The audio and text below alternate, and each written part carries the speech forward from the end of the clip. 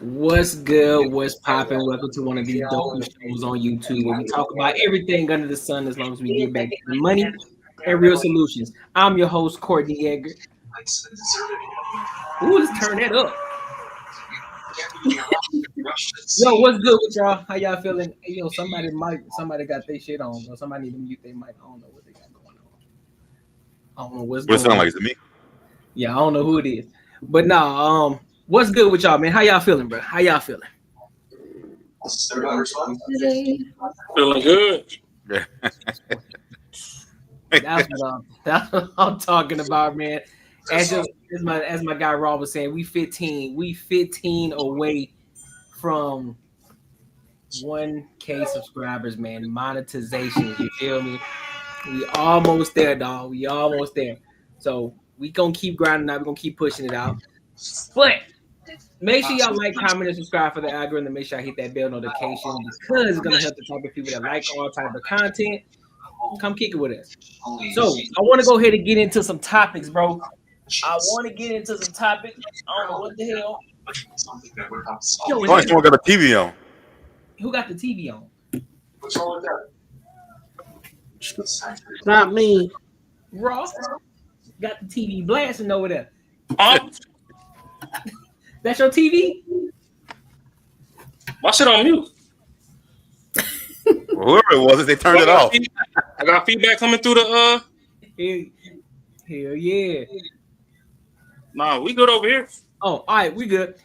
But no, man, y'all straight though. Y'all feeling good? Y'all ready to kick this show off, man? Hell yeah. Let's get to it.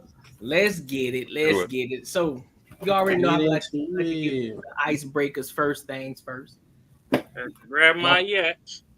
And this first topic, man, I found on X, formerly known as Twitter. And for some reason, a lot of people are starting to trip of working 40-hour weeks now. 40 hour, exactly. 40-hour weeks. People really did tripping out here. I ain't gonna tell you who. I ain't gonna tell you. I already know who it is. I ain't gonna tell you what demographic, but we gonna get there. So let's go ahead. I know that ain't the strong independent. I know that ain't the strong independent. Yeah, I'll go. It's got to be the Asians, man. It's got to be the Asians. Whoa. What we sipping tonight? Oh, this is just regular soda. I'm on my health kick. Oh, I'm sipping energy drink because y'all be messing over me, dog.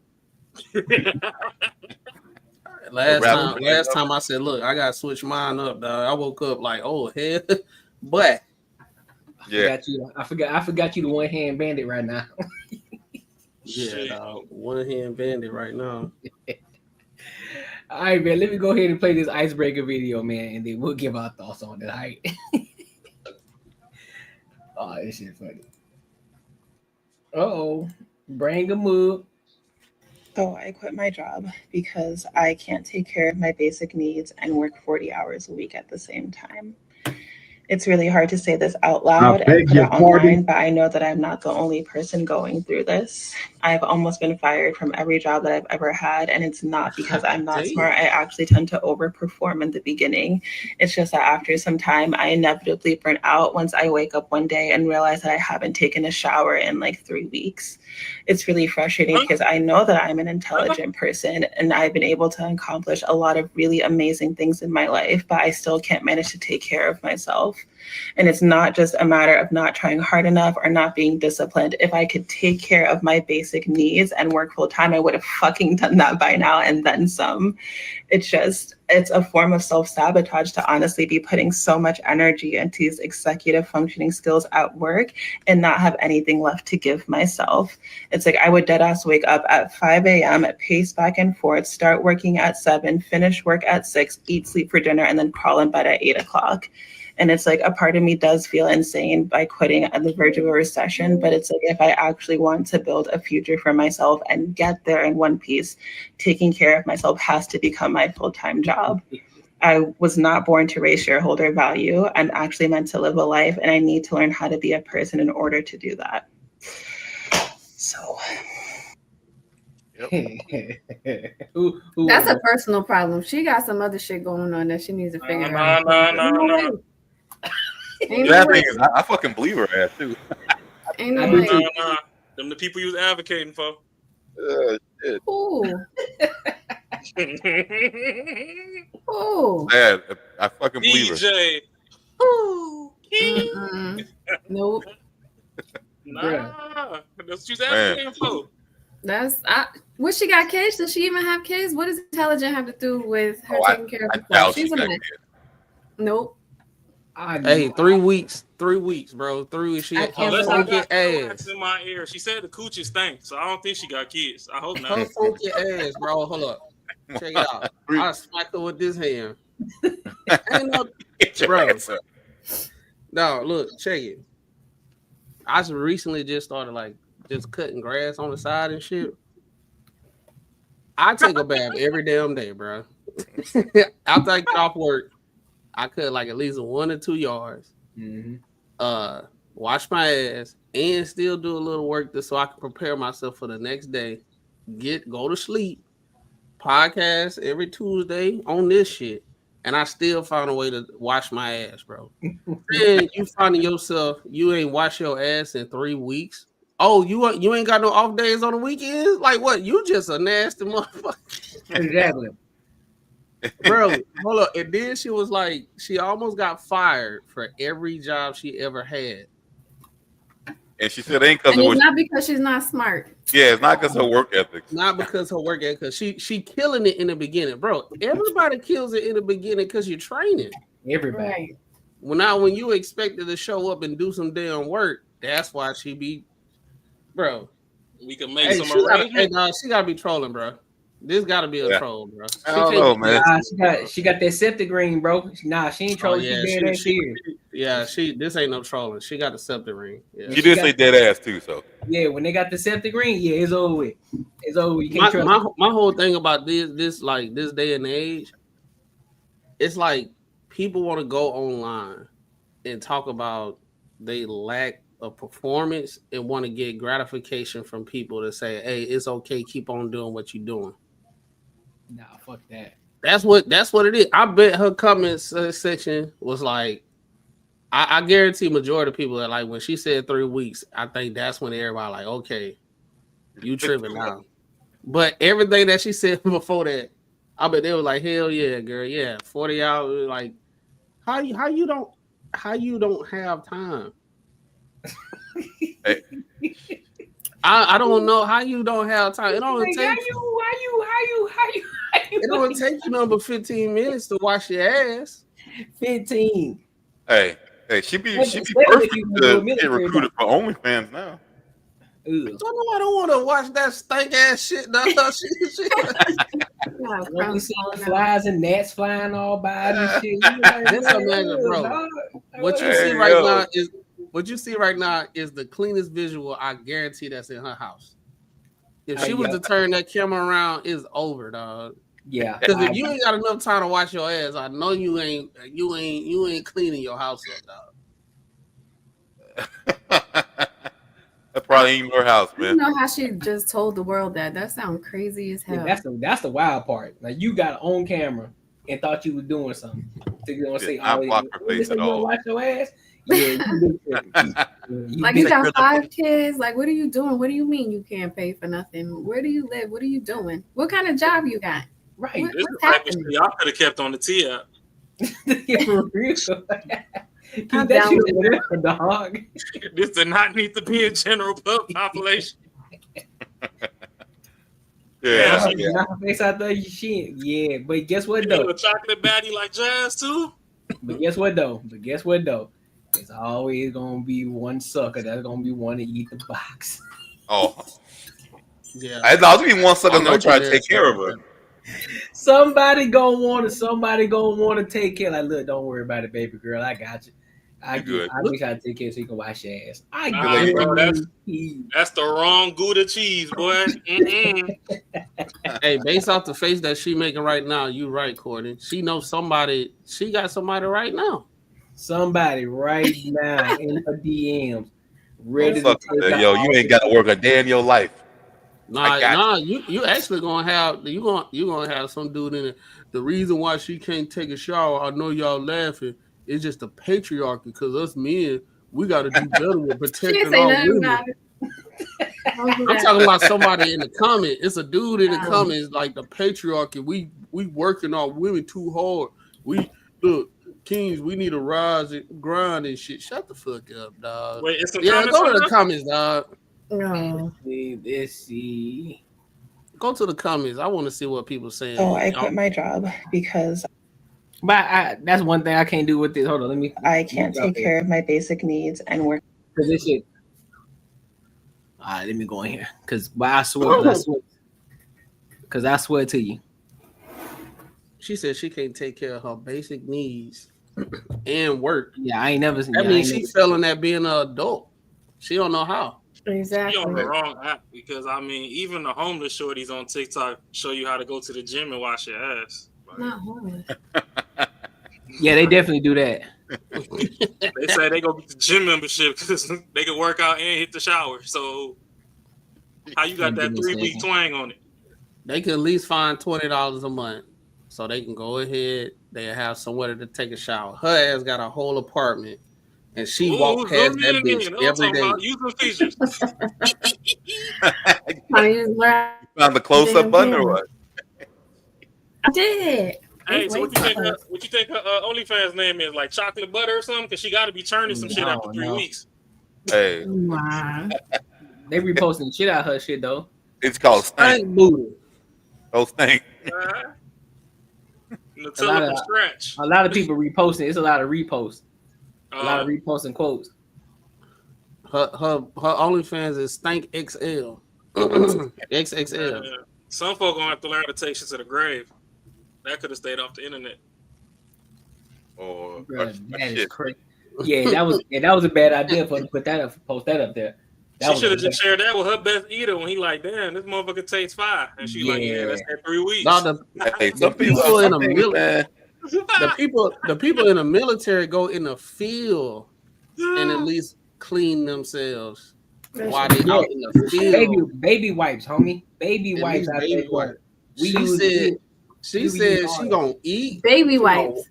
Oh, look, listen. When you out in the field, you can't. There ain't no shower. You can't use it. So what you gotta do? An emergency situation. Nah, trust me. It ain't gonna happen. You think it is? It ain't gonna happen like that. Drill sergeant's gonna be on your head. You're gonna get some water, and you gonna get some goddamn baby wipes. That water gonna come in handy in that canteen that you got. That bit about this big. That canteen about this big. Got the water in it. Hey, listen. You're gonna get creative in that bit with some baby wipes and everything. Listen, wipe it that shit. You gonna have to, cause you out in the woods. You got nowhere to go. That's ain't nothing worse to smell than baby wipe and booty. My thing is, bro, but no, it's non-scented though. It was non-scented though. It ain't scented. It's non-scented. So my thing is, she ate. She walked around. She did all that on a day-to-day basis. She actually sat down on the toilet next to the damn shower and looked at that bitch and said, I could do it, but you know what?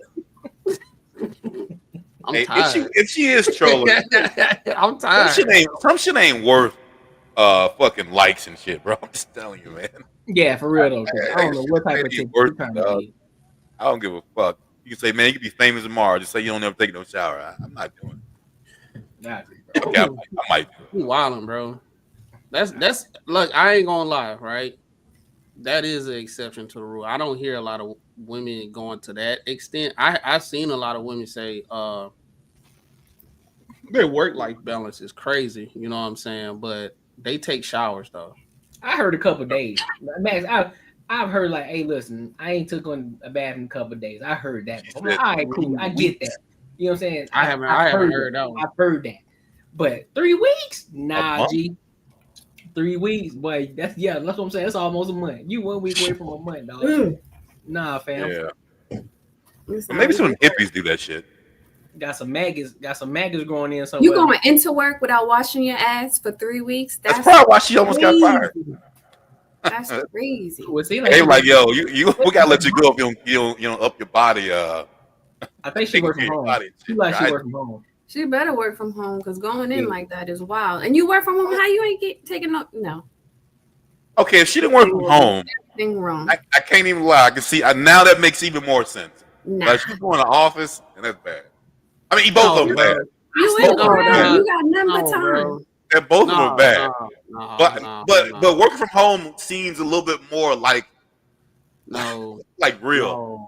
No, bro. No, dog. I see. You gotta be around nobody. See, it's always just like what he said. Is always gonna be a simp that's gonna try to look out. Ain't no damn way. I'm not saying I agree with this shit at all. Like you can literally have you can work 9 to 5. You can work 9 to 5 working from home. Roll out the bed at 8:58. Right? You got enough time to get up because if you was to go into the office, you would have had to wake up an hour early or an hour and a half early so you can take a shower and shit.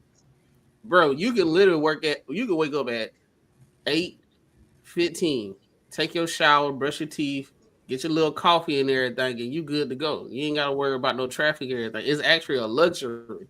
So you mean tell me you rolling out of bed at 8:59 and ain't washed your ass, and now you sitting here talking about charts and everything to people, and they just they can smell the funk through the goddamn screen. Stop it. Because they can smell you. If they can smell you, get breaks and lunches. You could go shower on your break. Facts. No way. No, get your ass up in the morning and take a damn shower. It's like, I guess I'm coming from a place of like discipline. Yeah. Like, why wait? Why? I mean, if you took a shower the night before, okay, take a shower during your break or whatever. But like, if you ain't took a bath in 3 weeks, though, yeah, you straight bugging on that. Working from home, and you got weekends off. Ain't no excuse, dog. I agree. Any final thoughts, man? Hell no. Let's get off that Stank shit. All right, man. Make sure y'all like, comment, subscribe for the algorithm. We can practice you all up and just move on. We moving on. Make sure I hit that bell notification, bro. So look, I want to go to the next icebreaker tonight. This one here is talking about insane. We got another insane situation. We got, I guess is looking at them here, probably about 5, maybe 5 or 6. Parents putting gold teeth in a 5-year-old's mouth for school, for his first day of school. Sure, his daddy did it. First day of school. You think his dad did it? I don't know. I don't know. I'm definitely trolling right now, but I wouldn't call it no troll. I don't know, dog. Well, let's go ahead and get into it, bro. Make sure y'all like, comment, subscribe.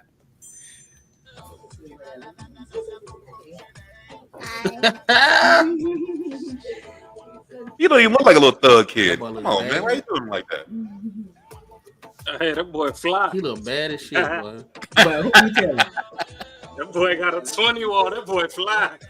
Hey. Mama trying to make him bad. He look like it's your boy Grover from that Magnolia. Still know, man. He got that. Why got that man looking like that shit look like it's real. Like they don't look like no caps. That shit's like in his gums. Hey, bro. Damn. I mean, that's cool. That's his baby teeth. They gonna fall out anyway. Yeah. Right. So that's a waste of money. God damn. Yeah, that's a big waste of money. No, it's not. Wait. The gold is yours. The gold is yours. You can melt it down and make a ring after that. Nah, man. Like that. Them bitches fake. It ain't even real gold, dog. And the parents gotta go to jail for poisoning. Yeah, it's a no for me. The dentist that signed up to do that gotta go. So them gotta be real. Well, but no matter how you spin it, it's a no for me. I think we would do it. Hey, I'm gonna tell you real shit. Like when I was younger, they used to put those silver caps on your mouth, like that. Some motherfuckers used to not like let their shit go bad so get those silver caps. All them kids that was stealing candy and shit though. They had factories. That's why they had the silver. Them badass kids. You already knew, and they were bad too, boy. You already know who it was. This right here, he just a little Nala soldier. Know what I mean? He down by the bayou, baby. Know what I mean? He got that 20 wall gold, man. He like a little innocent little kid too, man. Yeah, he look like he's nice. That shit out right now. That little boy said, "What's that, little brother? Let me get through that, boy. Let me finna go to school. You heard me? Finna go to school. You heard me? Look, say love. Yeah, I see you in that little pink dress. You heard?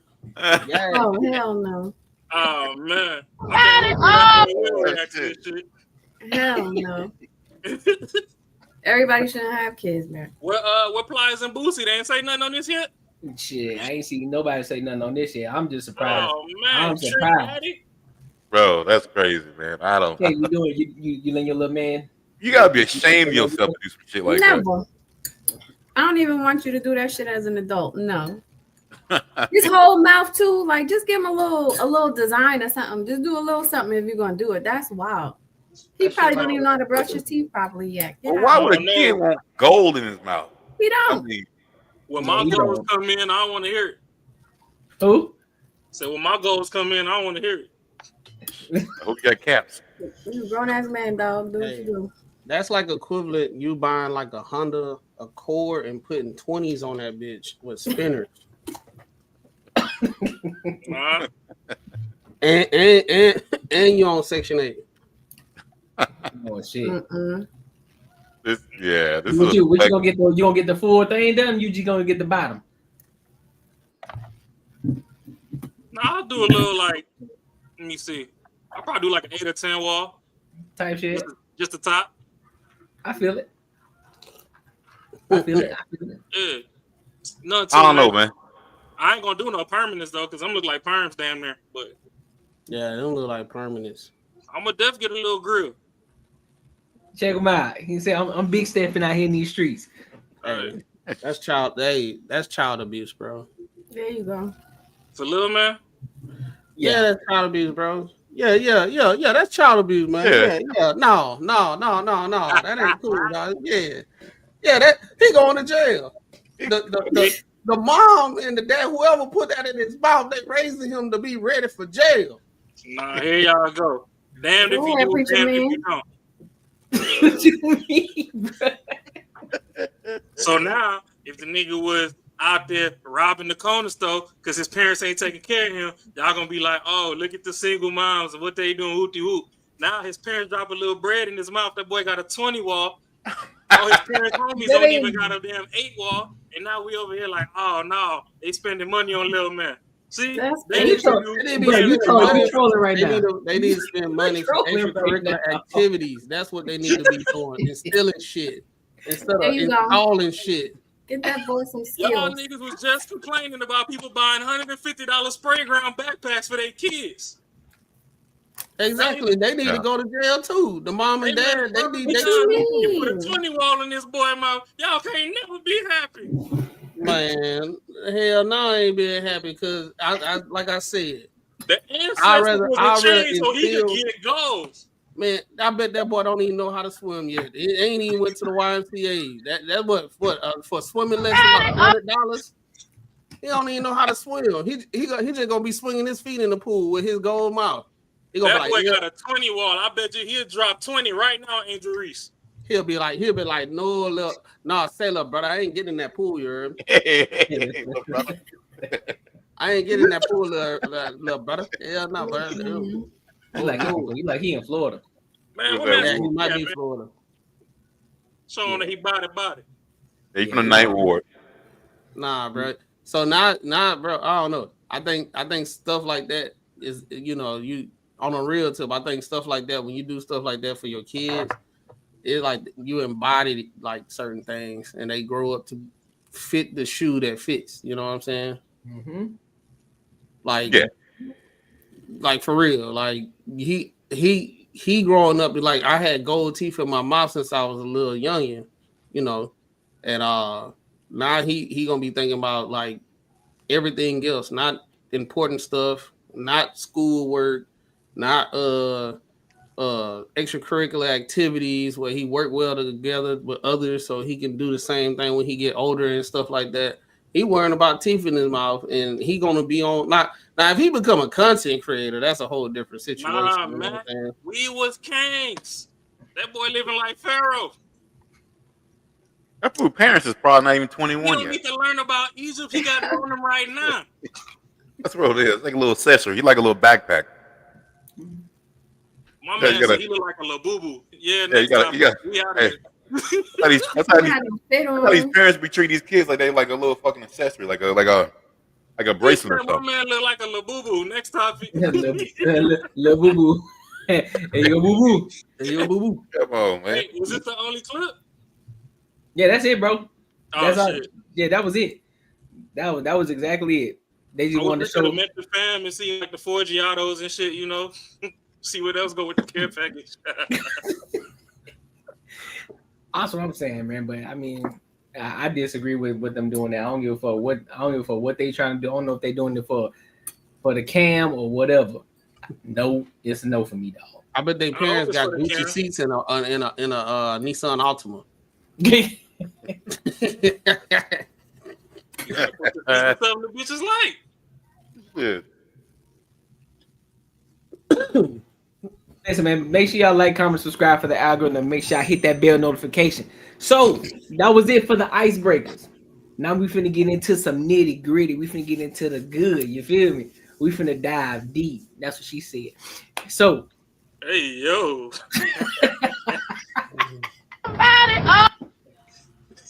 diving deep. So look, let's go ahead and get into this next topic, bro. A 14-year-old has shot what? their parents. Somebody said intelligent people shower once every 3 weeks. It got a question mark on it. Yeah, there's a question. Oh, okay. I'm tripping. There's a question mark on it. Yeah. I'm tripping, dog. Okay. Yeah, you big tripping. Hey, I got the wrench now. You was gonna have to get on up out of here with your stank ass too. But look, so yeah, 14-year-old shoots parents in the home and then walks to church and calls 911. So yeah, we finna get into this. We finna get into that. It's in Jacksonville. They walked in church and then called the police? Walked to church and called 911. So yeah. I'm gonna go on mute. So let's go ahead and get into it and we'll give our thoughts, all right? New details about a Clay County teen accused of killing their parents in their Middberg home. Tonight, the 14-year-old's best friend is speaking with News 4 Jax. Family member also shared this photo of David Lee and Brandy Smith with us. Their 14-year-old son, Trevor Lee, is now charged with 2 counts of second-degree murder. Their home sits near Silver Point and County Road 220. News 4 Jax reporter Alicia Hatcher went to the neighborhood where it happened and spoke with the teen's friend. One of Trevor's closest friends, Kyrie Beeman, met us right outside of the Lee family home. He says he's known Trevor since elementary school and he just saw him Friday. He also says he spoke with him over the phone around 12:30 this morning, and the conversation they had, he'll never forget. He told me that he loved me, and he told me that he was just calling to tell me goodnight. The best friend of a teen now accused of murder replays the last conversation they had before learning the shocking news. Crime scene tape lined a Middberg neighborhood Monday morning after a chilling 911 call from a 14-year-old boy. Our 911 communications center received a call from a young man who stated he had just killed his parents. He stated that deputies could find his parents at the house and that he had walked just over a mile away to a church. Deputies responded and arrested 14-year-old Trevor Lee. When deputies got to the home, they found David Lee and Brandy Smith shot and killed inside. Preliminary investigation, and we're still very early in this investigation, it appears that there was some sort of domestic argument last night between Trevor Lee and his parents, and that this shooting culminated from that argument. When we arrived on scene, a family member was there but declined to speak. But one person did open up, someone who didn't just know the family, he considered them his own. They were probably the best or one of the best families I knew. They were funny and they treated me very well. They told me all the time that they loved me like a son and they treated me as such. Kyrie says it's still hard to believe, but he hopes people remember Trevor for more than just what happened. he's not a bad person just because he made one bad decision. Shit. He's done so much for everyone I know, and I don't want him just to be known as a killer or a murderer, and that he was a great kid, a great son. Coming up on News for Jax at 6, we'll share the moment Kyrie says he will always cherish that he shared with the Lee family. For now, reporting, Alicia Hatcher, Channel 4, the local station. I know you lying to me. Well, anybody who got the thought? Who want to go first? Oh, that's crazy, man. Based on his friend, shit, it don't seem like motherfuckers be going out shooting their parents. I mean, look like a well put together young man. I mean, that's just crazy. That's just crazy, bro. I don't know, like, what the hell he's on these kids' head now, man. They shooting their parents over some bullshit or fights. I mean, did the parents die? Yeah, absolutely. Absolutely. Yeah, absolutely. Oh, he murdered. Upper room. Yeah, he's definitely sleeping there. Why you think he walked to church? Huh? I said, why you think he walked to church? Shit, I ain't no tell. He probably realized what he did. He had to ask for forgiveness, so he turned himself in. This is why we got to teach children how to manage their emotions and have conversations with them, because you can't just get into an argument. Here y'all go. Here you go. They were a good family. People need to understand how to deal with emotions. Because I agree. If he's really a good kid and he has a good history, and they get into one argument and he's all upset and he goes and finds a gun and kills his parents, that's his go-to. That's wild. Hide the leather, be gone forever. They should have whooped that kid ass with that belt, and he would have never felt like that was something he could ever do. All this talk. Them niggas talk too much. That's the problem. People retaliate from getting whooped too. I mean, not as much. Was he black? Huh? Was the kid black? Mixed. Hey, you know what I noticed, bro? Because the dad was white, mom was black. Back in the day, it seemed like they're in a nice neighborhood. Back in the day, we used to have this thing where we'd be like, we'll hear something on the news, and you didn't like you listening to it, and you can like be like, okay, that's some black shit, that's some white shit, you know. Right now it's kind of blurred because everybody doing gentle parenting, but at the same time, you can't instill gentle parenting on all children. All children are different. They respond different. Some people, hey, what's happening, Will? Some children need more, attention than others. Like I got a nephew, all you gotta do is talk to him and he just stopped. But I know some other children around his age, nah, bro, they gotta get that issue. And I think he one of the ones that needed that issue in the beginning, not right now. It has to be like already understood in the beginning. Because right now it's getting to the point where the kids these days, everything is trauma. Right. Any hardship is trauma. You going through a difficult time in class or somebody roasting your ass today. Learn how to roast back. You need a roast back. But now it's like, oh my God. Like I don't know if this is like a topic. I don't know if this is a topic later on, but like what's that lady name? She was talking about Martin. Oh yeah. Yeah. She talking about Martin. If the chick was talking about like Martin, the show Martin, she was like, it was very colorist of Martin, how he was like roasting Pam and everything. Yeah. But he never once talked about about the woman colored. So she would be like, if she was a kid, she'll look at the situation and look at the thing like she's a victim because she watching Martin and he roasting the shit out of Pam, but Pam was roasting the shit out of him too. So it's like everybody's just so sensitive now because we just want to instill everybody need a safe place. No. That's because y'all niggas talk too much. That's what I'm saying. I'm saying like some kids need that issue early. Yeah, some do. If he would have coughed up his name a couple of times, he would have never did no dumb shit like this. I talked to my mama one time, right? And I out of nowhere, she was like Pootie Tang. All I did was look up and I had a foot on my chest. When we was kids, you couldn't even point a Nerf gun at your parents. You was finna get knocked the fuck out. No, you can't even talk in the same room. You went and got a real blick. Fuck out of here with that shit, man. So you talking about feelings too? Shit, man. We weren't allowed to have feelings when we were young. Feelings. Get your ass to do that. Our children need a safe place. They should be able to express how their emotions and like, bro. Man, you know this word one time already. You know the shit that they saying is some bullshit. They don't know nothing. Right. Oh, I understand how you feel. You feel like the shit unfair, but there's way more that you don't know. So shut the fuck up and listen to what I got to say. And then when you get older, you'll be like, okay, I understand the reason why my mom said that shit or my dad said that shit. I ain't know no better. Right? That ain't got money for bus fare can't tell me what the fuck is fair. I pay for you to eat. Shut the fuck up and go sit your ass down. Yeah, man. No one has consequences anymore. That's what scared the shit out of me is consequences. That part. That's because they don't get punished. Raising fucking timeout babies. Niggas don't need no something. timeout. Yeah. Y'all giving them too much time to think. Ain't that how Columbine happened? Wasn't that nigga grounded when he ordered all that shit? And then the parents these days, they don't even want to discipline their kids.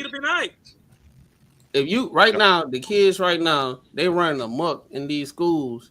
And if you take a kid phone because they're not supposed to be on it, the parents will come up and be asking the teacher, do you pay the bill to this phone?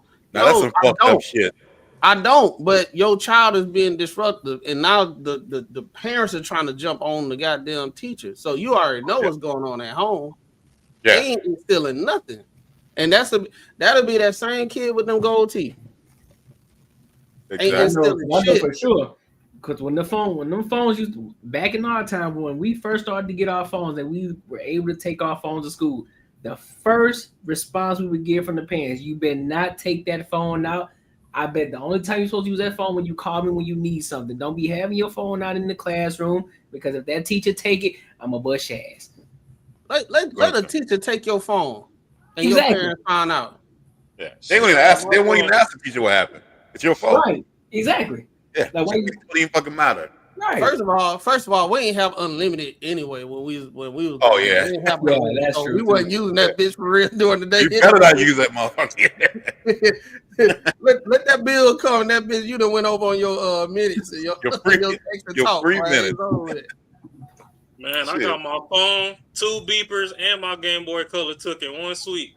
So just thank the Lord that I'm on the pod with y'all. Not the beeper. The beeper. The fucking beeper that was never turned on. Oh, that was me. 2 Motorola beepers. I had a clear one and a black one. Chill, you old. I had that teal green one, baby. Hey, we ain't doing that. A beeper? Hey. A beeper? Hey, all you do is turn it off, turn it on. Like, damn, someone hit me up. Oh, that is a good question. How did they get? Did they say how the kid got the gun? No, it didn't say how he got the gun. But I'm pretty sure they didn't have it in the safe space. I'm pretty sure he was trying to hide it. Pretty sure the dad never told him about gun safety. Nobody. He just had it somewhere, and the son knew where it was, and he went and got it. Because he's rooting his tooting his bad. Now you can't even trust none of these kids, bro. Like when you go to sleep. That's crazy. My daughter is 13. I ain't gonna hold you. I'm mad that when they did the whole story, they put this motherfucker on TV like, who's that Pokemon? You done caught 2 bodies. Why we hiding the picture? You ain't no minor no more. You done did a major crime. Exactly. What the fuck we hiding you from? You finna get life, bro. You done for. Cause I don't know about y'all, but if I catch 2 bodies, I'm getting ghosts. Yeah, he went and told on himself at that. My like, boy, what's going on? He was singing church hymnals in his head from the house to the church. They got to church and called them people. Mm-hmm. I really want to know if he knows like what he's got to look forward to now. I don't think they even grasp what they got to look forward to. They don't. That's the problem. It's just darn Gucci game. Out of anger, crazy. Yeah. I think they really think through that time someone's gonna side to him and say, "Oh, you know what? I understand why you did it. It ain't gonna be that bad. You're a kid." Fuck. He didn't understand, bro. You're going under the fucking jail. All I know is in the hood, you catch a body by accident, and motherfuckers, you don't see them for 3, 4, 5 months. Right. By accident. That boy went to the church and My said, boy "Yo, you know what?" And went straight to pastor. fuck out of here, man. Lock that boy up. Yeah. He got to go to jail. He probably thought that too. He probably gonna get a little slap on the wrist because he's 14. Like, yeah, I'm only gonna get charged as a minor. I'm not gonna get charged as an adult. Shit, that's a double murder. He probably even think about none of that. Yeah, he probably didn't think about none of that. Advocating like, motherfucker, you next. Like, you done for. So yeah. And I bet they was arguing over some dumb shit. I'm pretty sure. Some shit like they told him he can't do something, and he feel like he got a voice, and he right. That's y'all don't want to be grounding them kids. Johnny, put your PlayStation on my bed now. Come over going and got the blick. Said, fuck out of here. Hey, like that. What that Mike Epps? Mike Roblox tonight, Dad. And Mike Epps. Timmy, go to bed. You're dead, Mom's dead. You freaking out of here. Freaking out of here, man. Freaking out of here. Yeah, he got like your boy Ari Spears, he came in. Dude, what the fuck? Your little talking, this is your space. This is your space. You can't do that. He's like, yo, you don't get us in troubles. He says that you gonna. All right, man. Well, these real people, they got real families. Condolences to the family. I don't mean to laugh. I'm just from the hood. I got my PTSD and shit like this. I ain't gonna say it's comedy, but I can't really take shit like this serious when we tell y'all the prerequisites of shit leading up to this to not happen, and y'all totally ignore it. Y'all don't want to spank kids. Y'all don't want to discipline them. Y'all don't want nobody else talking to them. Y'all done got rid of fucking community because your neighbor can't talk to your kids even if they see them doing something wrong. Yep. You'll catch your fucking neighbor kid breaking into your car and you can't tell them nothing, or if they gonna act like you the criminal. So, hey, keep these kids of social media.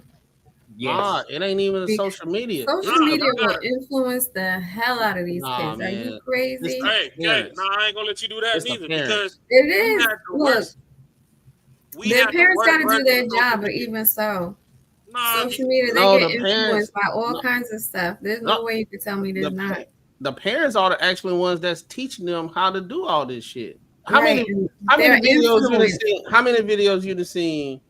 You got like a mother in a grocery store, it's anywhere that's eating, that they flashing out on workers, throwing shit, arguing with the person in the that's working there over some food. You talking about parents? Parents, yeah. The kid right there. They're learning all this shit. The dad uncontrollable because it's not always the parents either. They got to do their part, but you can't tell me that social media hasn't influenced you in any way. It has. They're definitely going to be influencing the children, and social media has been a problem for a lot of kids, even younger than 14. So there's so many different layers to social media. How it's I agree with Kay to an extent because social media does. But here's the reason why, because we're only looking at it from a negative standpoint. It can have a positive effect as well. So yes, if you got one side, there's always a good side to it. So yeah, that it can have an effect on you. Now it's up to the parents to how much of an effect that it actually has. If you're already putting that, because you know the difference between a kid who lives and dies by the tablet versus a kid who just does it when everything else is not going on right now, when they're not outside playing, when they're not studying or whatever the case may be, and they just got that little time, that 30-45 minutes of learning on the tablet, being like, hey, you up off of that now. So it's a difference between it. So it can have an effect on you positively or negatively. It's up to the parents. I think it'll show in your everyday life. Like you'll see it. Like, you will see it. There's no way it won't come out. You might ignore it, but you fucking see this shit. It's the parents, because you gotta look at it like this. In today's society, right? Nobody has a rubric. Nobody has morals that is associated with a higher being. Like everybody is spiritual. Everybody is looking at stars. Everybody doing their zodiac sign. But if I ain't saying you got to be religious and everything, but we seeing the tide turn. Okay, social media does have influence. We was in the middle of the social media area and everything. But in my household, my dad and my mom always taught me, hey, the right shit that's going on is in this house. When you go out there, it's gonna be a whole bunch of people doing a whole bunch of stuff that ain't right. Do not follow them, right? So that's where you learn discernment. If you say, hey, it's social media and all that type of stuff, that means the parents are letting it happen and letting social media run the kid, or they letting these establishments like the schools and everything teaching your kids how to think. Fact. There are some kids that you could talk to and teach till they blue in the face, and there are some children that just want to be rebellious. They're going to go completely against everything that you ever told them just because they want to experiment, just because they want to feel like they have freedom, just because they want to try and have their own control. And I'm not saying that the parents are completely off, right? But there are some kids that you can't just blame the parents for. Do you think that's majority or the small minority? I feel like most children are rebellious in one way or another. So you and think, I feel like there's a lot of parents who aren't having the proper conversation. I'm not talking about if they most rebellious. I'm saying if they had stability within the household where they was exercising repercussions and consequences to their actions, and they was being held accountable in the household, do you think majority of the kids that's rebellious would have that discernment rather than just out there and let social media do whatever you do? If they're raised in a healthy environment, then you would assume, or you would like to think that they would be well-mannered and well-rounded children. Majority would. But the majority of households are not that way. Exactly. That's my whole point. That was my whole point of the conversation. A lot of these parents are not doing that. So that's the reason why I'm putting more onus on the parents, other than just kids are going to be kids and just they're going to be rebellious. All kids. But I'm not agreeing that it's always the parents. That's all. I ain't gonna hold you, bro. Even in the well-rounded home, there is still instances where you gonna test the limits. Right. I'm just saying. It might not be trying to kill people. I'm one of them too. Yeah, my parents taught me discernment. My parents taught me, and Clem, you know this. But there's still some of us that we still tested those waters until it's like, all right, bet. So they told me not to do it, but I had to test the waters for myself. But you were not here for the awesome people though. You just did regular growing pain stuff that whatever. That's what we're talking about. We're not talking about you just gonna be rebellious. Oh, you stole some chocolate. Oh, you went over somebody's house and when you were supposed to. No, we're talking about real deal stuff that's shaping you for the rest of your damn life. Like you don't even have the concept of like, shit, I'm about to go smoke some damn crack, or I'm about to go shoot somebody, or I'm about to go rob this store or some shit like that. Yeah. Right now that shit cool because the parents ain't doing nothing. So a lot of these kids are getting guns. A lot of these kids that's because y'all motherfuckers chasing therapy and all this extra cornball shit. Therapy is not cornball shit. Don't do that. Don't do that. Some people need it. If I brought you here, I could send you back. Bring them motherfucking mamas back. I went to a lot of schools with metal detectors in the front of that bitch, and it was guns all through there. That bitch ain't never get shot up, not named once. Hey, we all remember this line right here. What William just said. Remember this line? You jump out the Marines, you gonna jump to shit all the time. All right, all the time. Yeah, rebellious say yep. And this entire Glock 9s and ARs all in lockers in school. None of them bitches got shot up. But then you get all these other schools from other areas in all these neighborhoods are supposed to be healthy and good for you and upper class, middle class, whatever. And them motherfucking kids putting belt to ass because the parents ain't putting no belt on theirs. Man, miss me with that shit, man. You go to the projects back when I was growing up, the whole project stomp a mud hole through your ass. You bring attention through there. So you knew better. Y'all want to be out with friends. Y'all want to be friends. That's real shit right for there. 15 minutes and think about yourself. Nah, he thinking about how he gonna DDT your ass. Hey man, I don't know what school y'all went to. The schools I went to, I ain't have no problems on either side of that fence. Either side of that fence. At the private schools, wasn't nobody shooting shit up because everybody was respectable enough. Of course they did their thing just like normal kids would do. Ain't nobody shooting up no schools. Same thing as going to public school when we went to Scarborough, when we went to Shaw High School and Bland. Nobody shooting up no school. They were fighting, You know, they were fighting, but it wasn't That's no what I'm saying. nobody All was the shooting hood up. schools, them motherfuckers come from toxic backgrounds. If they got beef, they settle that shit. Yeah. Way the fuck out somewhere else. Yeah, they fight. Them niggas be fighting in the hallway and shit like that. Other than that, it wasn't nothing crazy. This motherfucker made a peanut butter and jelly sandwich before he fucking walked back to the church. Niggas and became best friends after that. Like that shit wild as hell back then. Like, man, come on, man. He said, remember, we can't embarrass. We can't. Yeah, exactly. Yep. Can't embarrass our families. That was one of the biggest and look. Don't be embarrassing me out here. When you out here in public, don't be embarrassing me. Yeah, he know. That's the big homie. He from New York. He from Harlem. He know.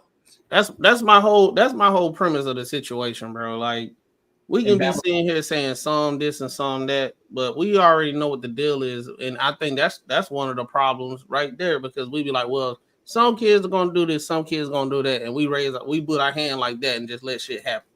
No, bro, we gotta be active. We gotta like really be in our kids' lives, have a rubric, have a standard in the household, just like what we seeing right now. It's like what I've noticed is a lot of people when they grew up, they didn't like some of the stuff that their parents did, even though they turned out real good. They said, I'm not gonna do that.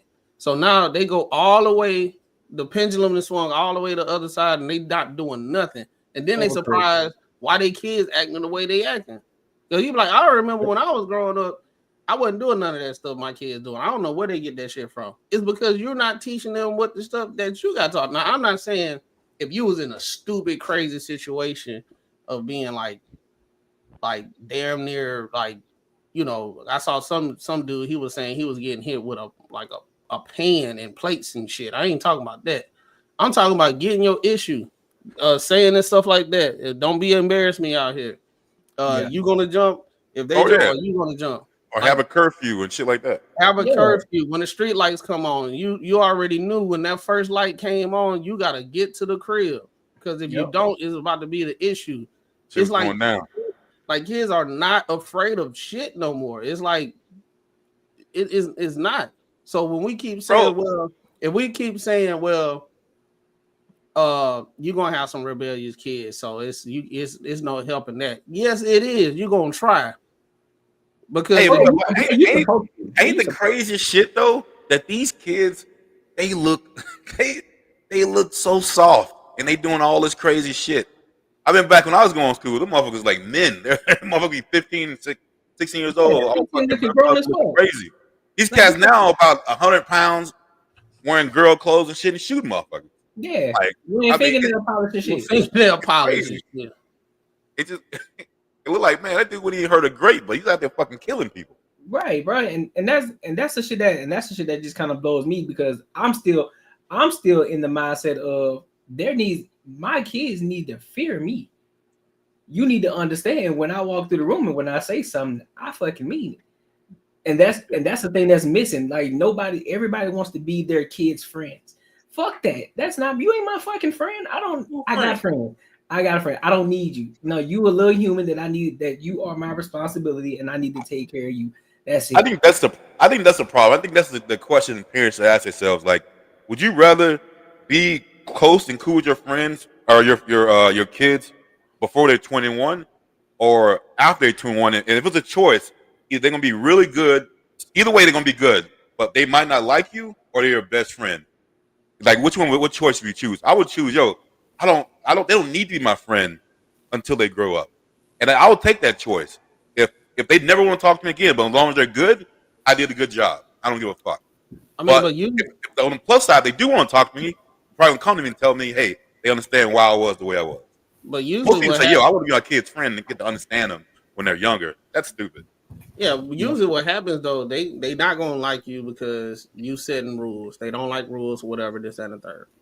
But you do it anyway, and then when they get older, they start appreciating the things that you taught. They appreciate that they're gonna see how different you are compared to most. They're gonna see how they're gonna be like, damn, I am more disciplined. I do have more discernment. I'm seeing these people crashing out doing dumb shit and fucking up. If that was me, I wouldn't have did that. And that's the reason why, and then they'll start appreciating, they'll have that time, they think, because I did the same thing. My dad was I wouldn't say strict, but he ruled the house with an iron fist. Like it was like fear. But at the same time, he was cool, calm, collective. Now, his only rule is don't disobey. Once you disobey, it's over with. Right? I think it was, be honest with you, your dad probably seemed like he was almost like mine. Like it was more honest, more on respect level too. It was like I don't want my dad to be disappointed in me. Exactly. So like I didn't do half the shit that everybody else was doing. Yeah, exactly. Because my dad, boy, that was strict, boy. Boy, nah, the Courtney dad, boy, he was strict though. Now, he was cool. That's the thing. Same thing. My dad, cool, though. He wasn't no crazy. Cool though. You know what I'm saying? But he'll have his moments. You know, where you like, hey man, look, I can't mess with dad today. You know what I mean? So he'll have that moment. But overall, you know what I'm saying? Cool, goofy as hell. You know, chill as hell. And then the things that he said, the kind of boundaries he set for me, like, look, you will never drink. You will never have a drink with me until you get your own house.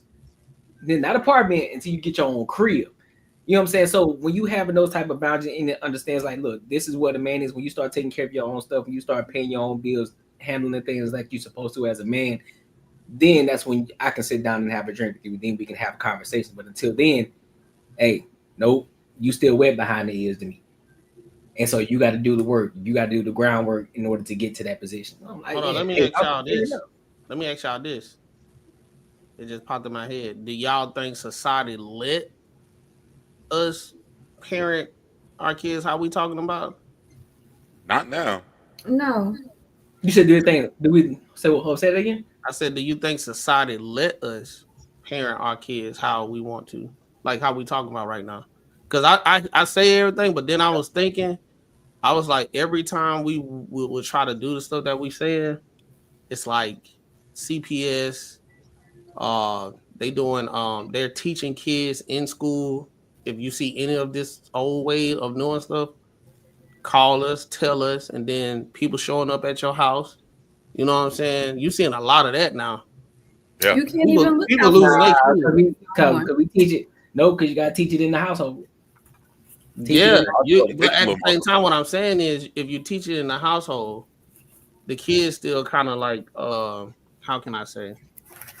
You know how cops, like, you know, kids be scared to talk to cops, but cops are trained in a way to talk to kids to get information out of them. Yeah. Like that shit happens for real in school. Yeah, I mean, yeah, it happens in school, but I think that all that can be solved at home by having that conversation at home. Yeah, but if your kid's an asshole and they go to teachers say, my mom or my dad is beating on me, then CPS is coming. But but again, that's the thing though. So that's why you got to have the conversation with your kid at home.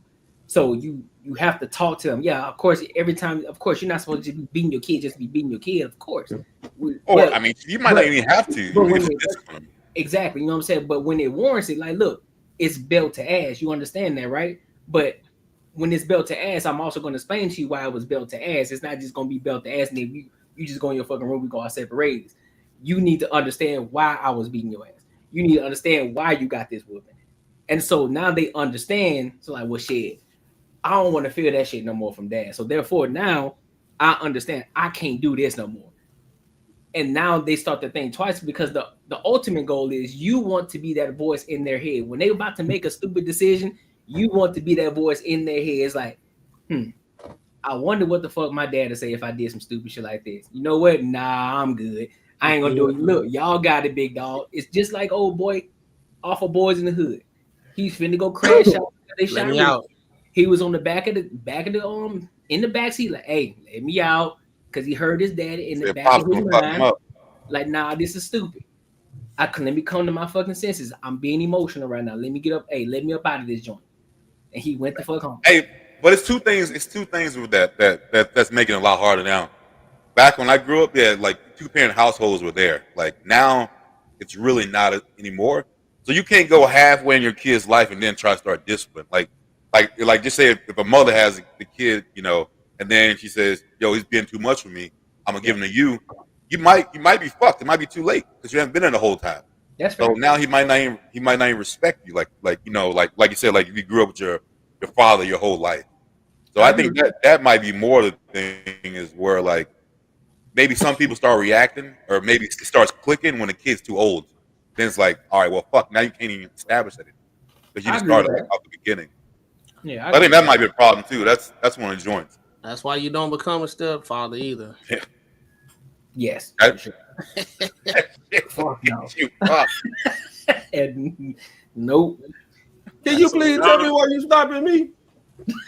So y'all really worried about people that didn't ask y'all about whether or not y'all could clap buns, or whether or not y'all can raise your seed? Like y'all asking society for permission? That shit, nope, ain't nobody asking that. That's for sure. If my kid fucking up in the middle of the mall, I'm gonna beat his ass in the middle of the mall. I don't give a fuck. And I wish a motherfucker would try and get on that phone. I'll beat your ass too. What's wrong with y'all? You want my kid kicking in your front door? Either my kid can grow up and kick your fucking front door in and run through your house, or I can squash it right here, right now. This the problem with y'all motherfuckers. That's a fact. Want to call CPS and all this, and then you send them off to some retarded ass motherfucker house. Then they grow up and become a statistic, and you talking about we don't know where society went wrong. Mind your goddamn business if you ain't got no structure. Mind your fucking business, Cash. Shit, or help out. Like, nah, he was fucking up over there. Look, look. He was over there fucking up. Whoop his ass. That's shit, me. Hey, that's me. Whoop his ass. He was over there stealing shit. Whoop his ass. I put this motherfucker's mama through the headboard. Box spring on flat. And this kid got here. He this nigga go, man. This nigga talking about putting mama's head through the goddamn dresser, man. He was created aggressively. Oh, damn. He was created aggressively.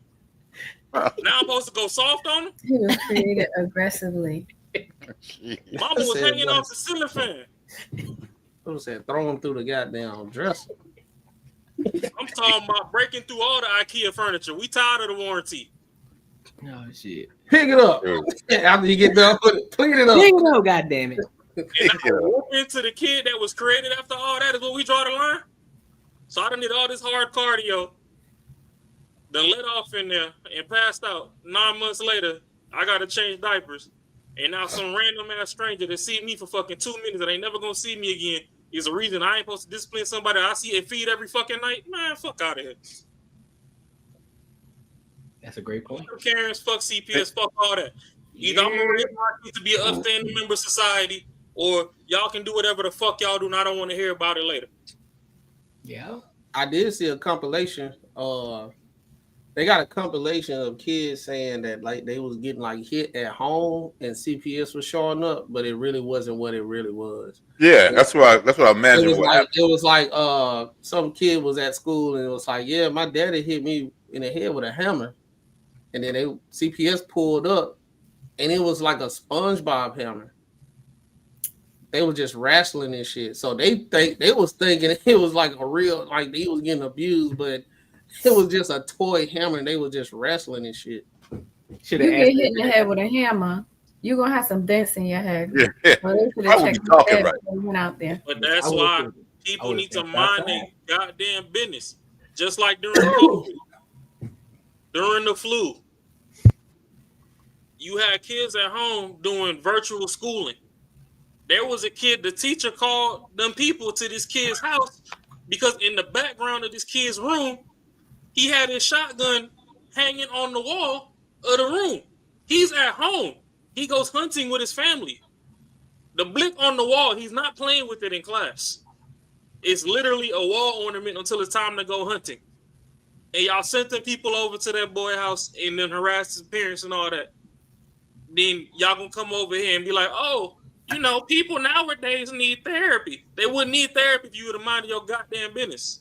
I would have closed the door. I would start slowly closing the door. Like, hey, listen, you start to hear screams, just know it's belt the ass in here. Have a good day, officer. Yeah, I'm finna go. I'm finna be on their ass. It wasn't the kid's fault. The same way we screaming right now, it's like the level up sign behind you is a Glock 9. That somebody called like, oh, hey, Courtney got a gun on the wall in his house. You over here on the table facing us on the panel. That ain't got shit to do with what's going on. I'm like, it ain't on the wall, that's for sure. Yeah, but that's ain't on the wall. That's for sure. But I mean, you know how them people from the other side is, man. Like, once they train their kids, they don't fucking worry about no damn safe or nothing no more. Yeah. Which is why another reason I think that this kid ain't had no training. I agree. He probably just seen the shit out and was like, "Oh, you know what? Fuck this. I already shot my daddy with the Nerf gun. Let me see what this do." And now he seen that Kool-Aid pour out and was like, "Oh shit, Pastor, you say you got that one room I can stare at the wall and talk to you real quick? Let me holler at you." Then Pastor heard it and was like, "Hey, you know, son, the Lord said some things we gonna just have to share with them people. I can't take this one with me." He made all the popo is crazy. He's crazy. Like shit. Insane. Any other final thoughts? Yeah, whoop them kids. I agree. Quit watching Hustle and Flow talking about whoop that trick. Whoop them kids. Make them look like this after you're done with it. He gets called on you. Oh shit! What happened to you? What happened to you, little Timmy? Well, I talked back to my mom and hey, Paul. Little Timmy. Paul put the hands on me. Paul put the hands on me because I talked to Mima a certain way. That was very, very rude. I talked to Mima. I say, yeah. That's. Hey man, we drinking that. I won't say keep both parents in the household, but I mean, like they both work. Energy drink. I'm not a sponsor, so yeah, we can't sponsor yet. But I guess most of y'all will know what this top look like. When you see the top, you know what it is. But you know what I'm saying, for purposes, because they ain't paying that, so can't get no free promotion over here. You know what I'm saying? Give them some free shit, bro. We good. Start with the free shit. Nah, we want to get paid. We want to get paid. Hey, we want to start somewhere though. Man, facts. Man, make sure y'all like, comment, subscribe for the algorithm. Make sure I hit that bell notification. So listen, I'm glad you brought Clem. I'm glad you brought that other topic up with the March situation because actually that was going to be the next topic that I had kind of threw in later. And so Ari Lennox. You already know we in this time of life where a lot of people get offended by jokes that people made in the past and people clowning on each other. And this in particular one is the classic show, Martin, when Martin and Pam is always going back and forth at each other, call it BDB. And same thing, Pam always going back at Martin as well. But apparently, it's always got to be. You know what? I ain't going to say it because K on the Pam. I ain't going to say it. Thank you for the respect. What that boy Martin say? Bam, there we go right there. We just get on film. Get on up But let's go ahead and see what Ari Lennox got to say, and then we're gonna dive into it. All right. Make sure y'all like, comment, subscribe, man.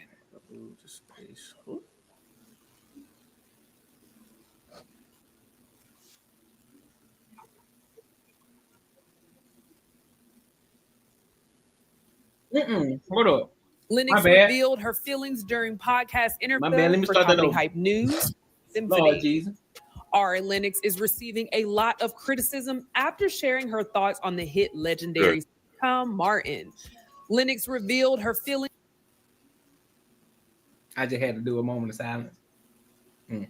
Hold on. Do this one too. Ooh-wee. From the full episode was shared online. Fans of the show were quick to jump in and defend the sitcom. The thing that pissed me off about Martin was how much he would go on Pam. Like, I know, and this is coming from a girl who I love me a good, joking ass movie. And no, you don't. Even when the joking movie is like, damn, that was fucked up. I'm not too woke or something is what I'm trying to say. I'm honestly not. I'm problematic. I'm pretty problematic, low key. But my point is that there are some things where I draw the line and it just bothered me. Or I don't know. It's Pam was so fucking beautiful and so fine, and I just feel like growing up as a chocolate girl.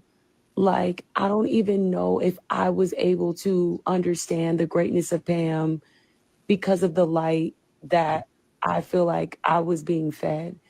You know what I'm saying? Like, just like What always the going fuck? on Pam. Like, that's all I remember.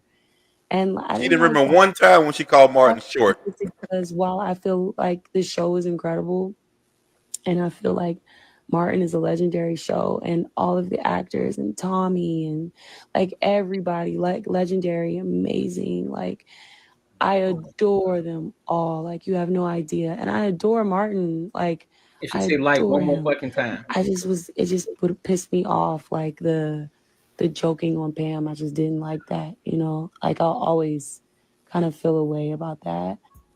As fans of the popular series know, Martin and Pam would constantly trade insults at one another.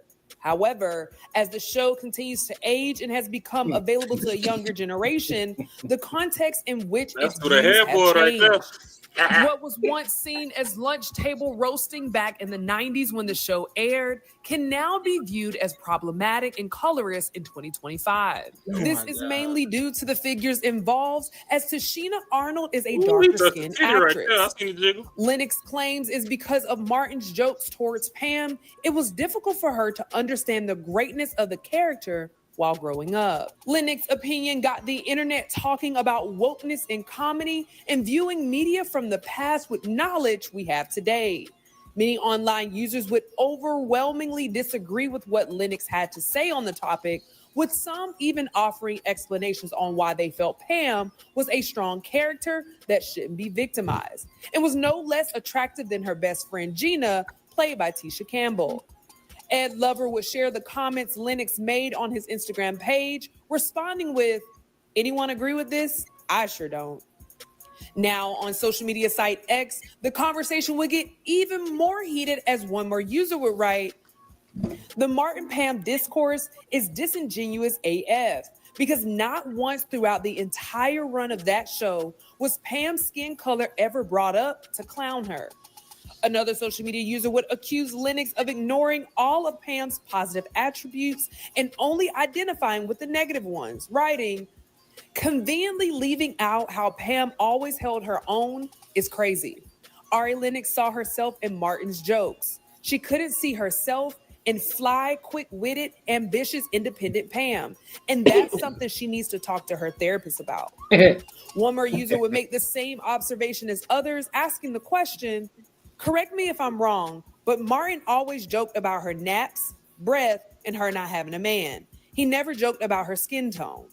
Now, in defense of Ari Lennox, one social media user who would have the opposite opinion as most on the internet would say, "The reaction people are having to Ari Lennox saying that about Martin is absolutely how it is to be a dark-skinned woman. Yep. You bring up what factually happened because we know why Pam was treated the way she was on that show. But everyone tells you that's not the reason and to shut the F up." One user would offer another explanation for Martin's and Pam's constant arguments. Pam and Martin's beef was Pam not thinking he was good enough for her best friend, while Martin thought she was just jealous and miserable. Now, in the spirit of the show, one user wrote, "We all just told Ari Lennox to get to stepping in unison, and that's my type of carrying on." So, what do you guys think about Ari Lennox calling out the sitcom Martin for the constant jokes towards Pam? Do you agree? Do you think Martin's jokes towards Pam made it hard to see the greatness of the character? Were they rooted in colorism or was it just comedy? Let us know in the comments below. And be sure to stay up to date with the latest news and comedy by subscribing here to our YouTube channel. And if you enjoy content like this, okay, I'm gonna let you start us off. Therapy. Shut up.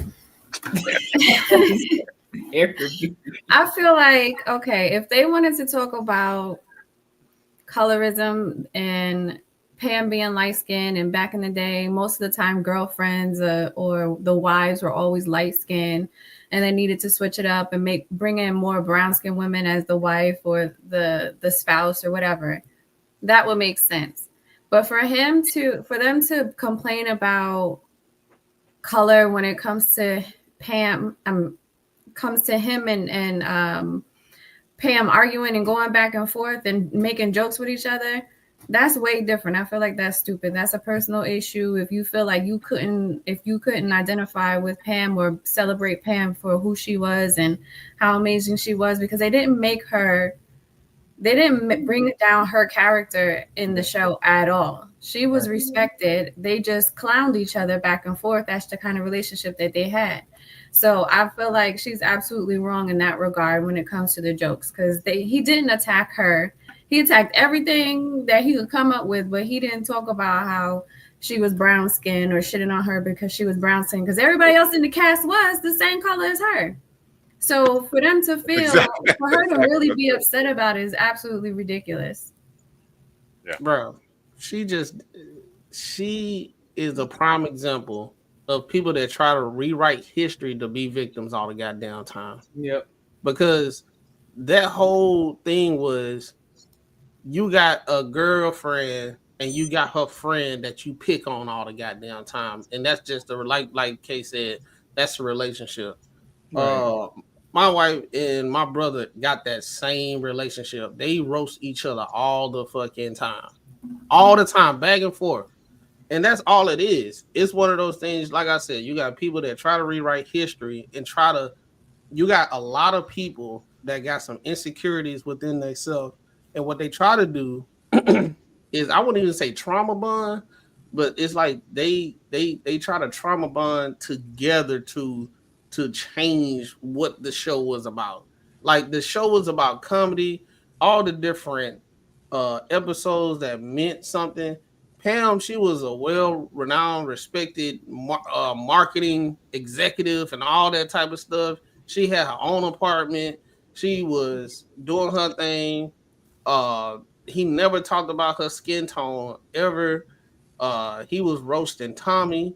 He was roasting everybody. Cole, you stupid. Like, you know what I'm saying? Everybody was getting roasted. They even had a situation where they had dude the bruh man kind of slow. You know what I'm saying? The fifth floor. Right? So I just think Ari just need to shut the fuck up and just go watch the damn show. I think, and another thing, I don't know how young she is.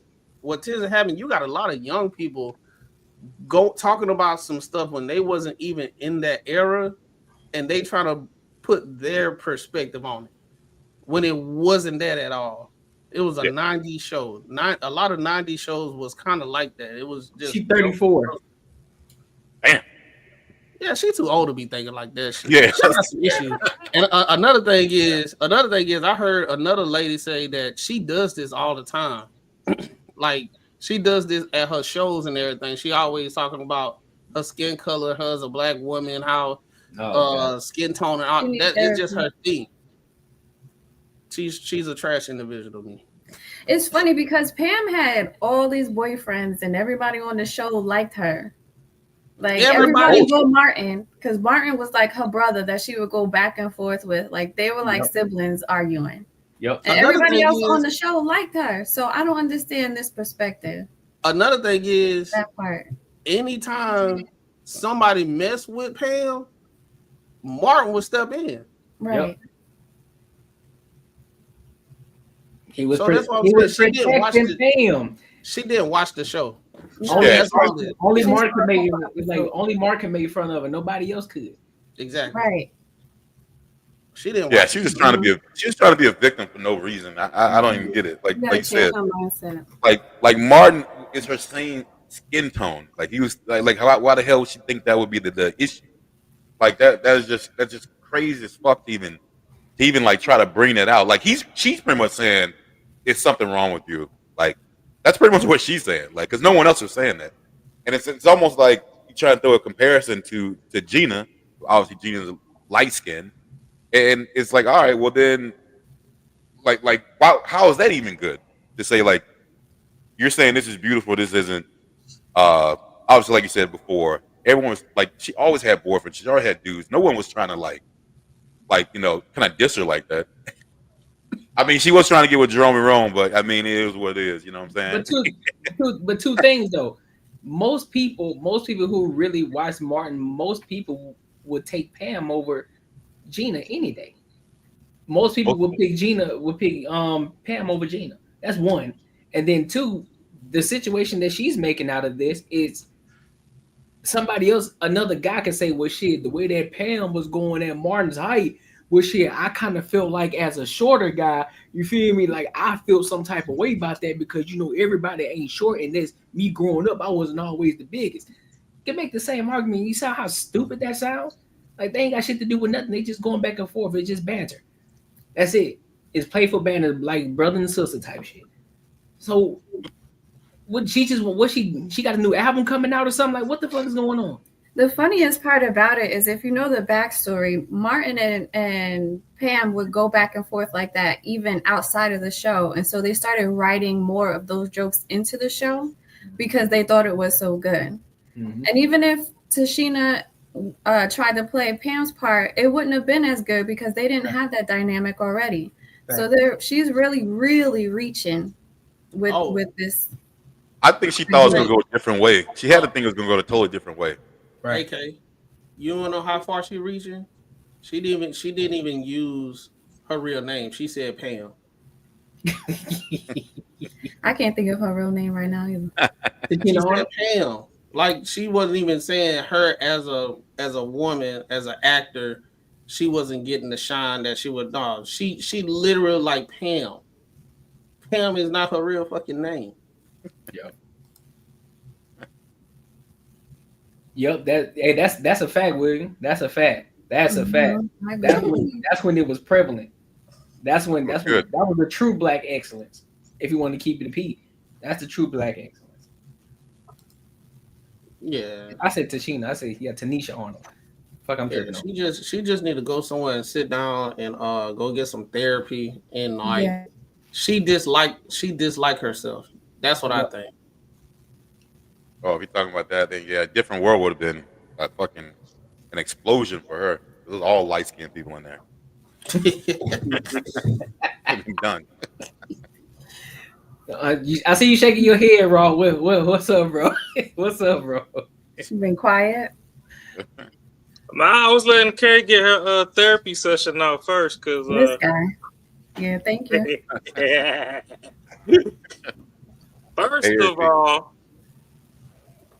when we look at these two pictures, we can see what the problem is. In modern day society, when the men tell y'all we want a natural woman, you see how she sweated out them edges up there?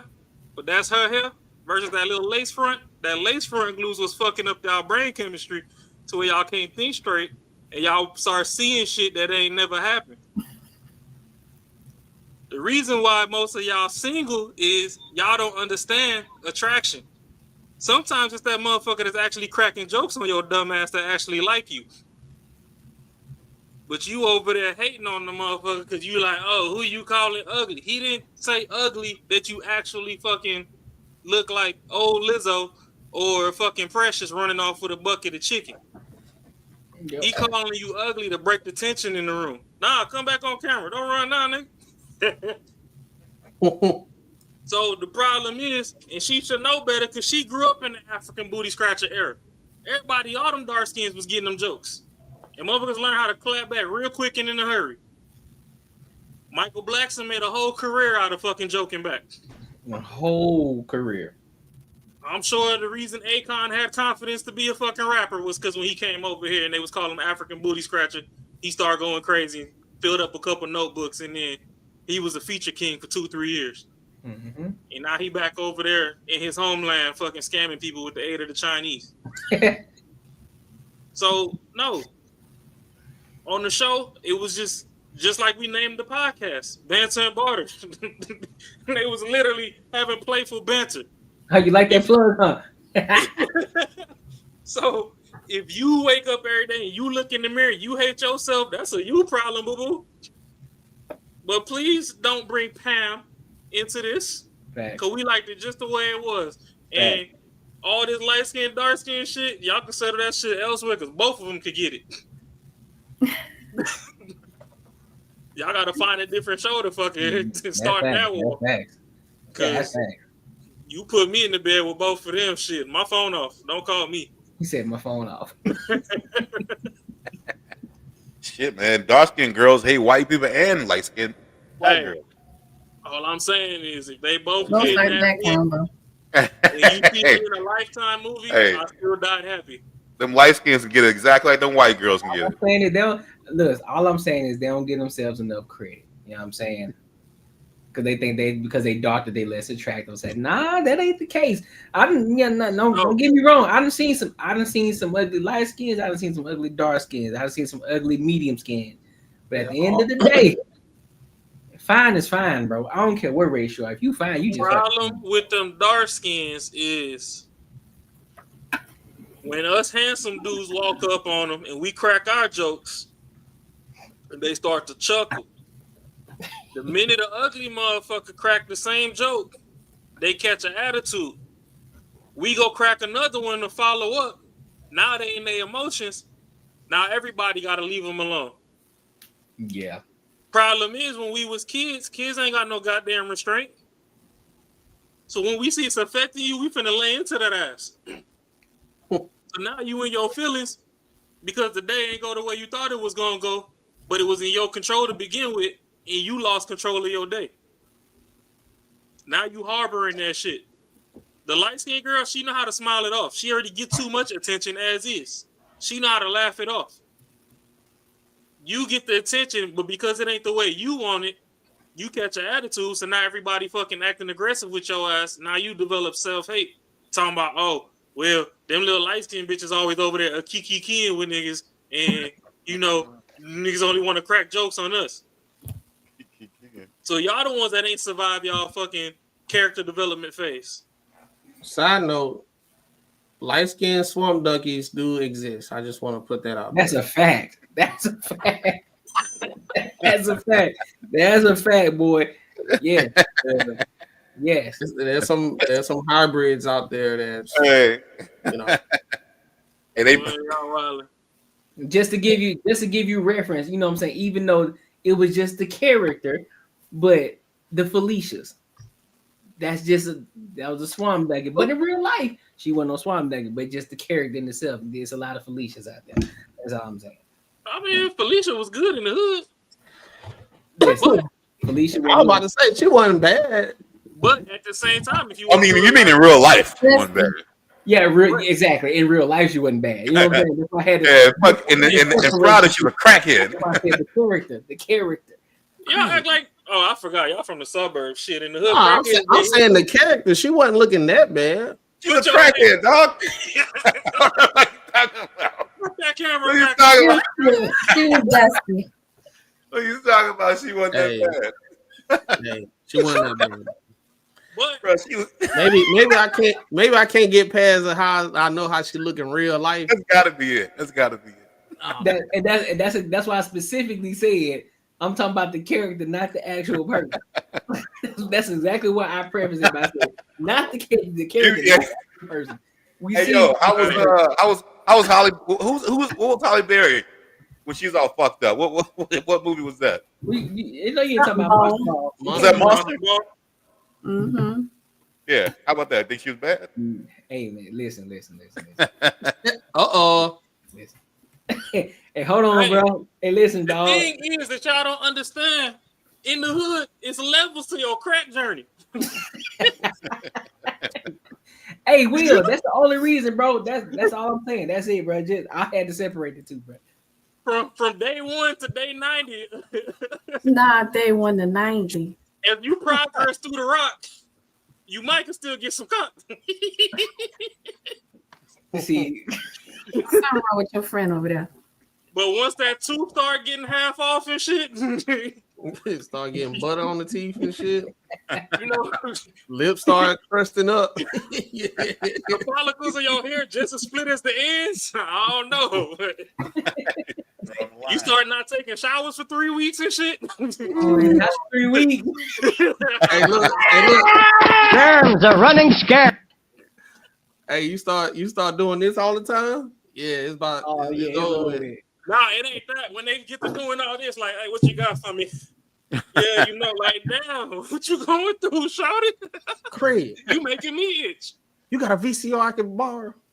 Hey. Hell no, you might pawn my shit. Hey, when they start grinding the teeth, bro, then you definitely got to stop.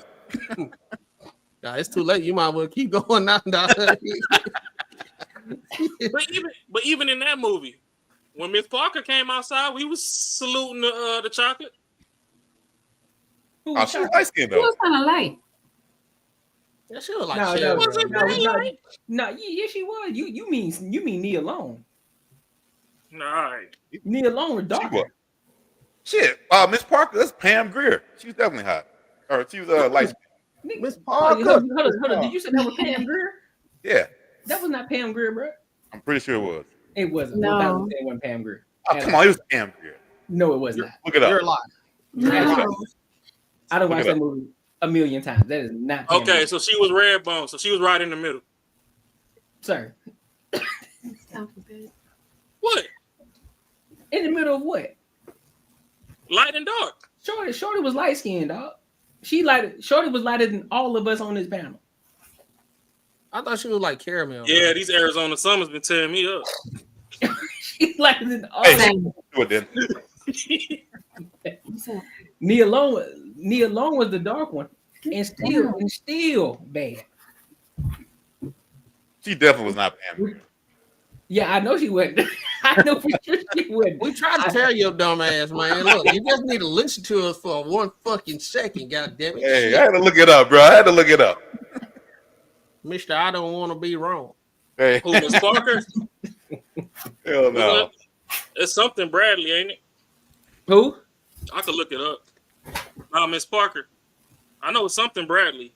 Yeah, but yeah, she definitely wasn't. Yeah, but she definitely wasn't dark skin though, or brown skin or caramel, whatever color y'all said. That We Oh, have to Kathleen. understand the history Oh, yeah, that behind the light skin is the colorism color. of this country. Yeah. Because we always look at light skin as the better skin tone. Because Because we have to remember the brown. leave me alone. Yeah, buddy. Brown, yes, sirski. She was like K color. Yes, it The sad part about it is just because light skin got that damn aesthetic to the eyes.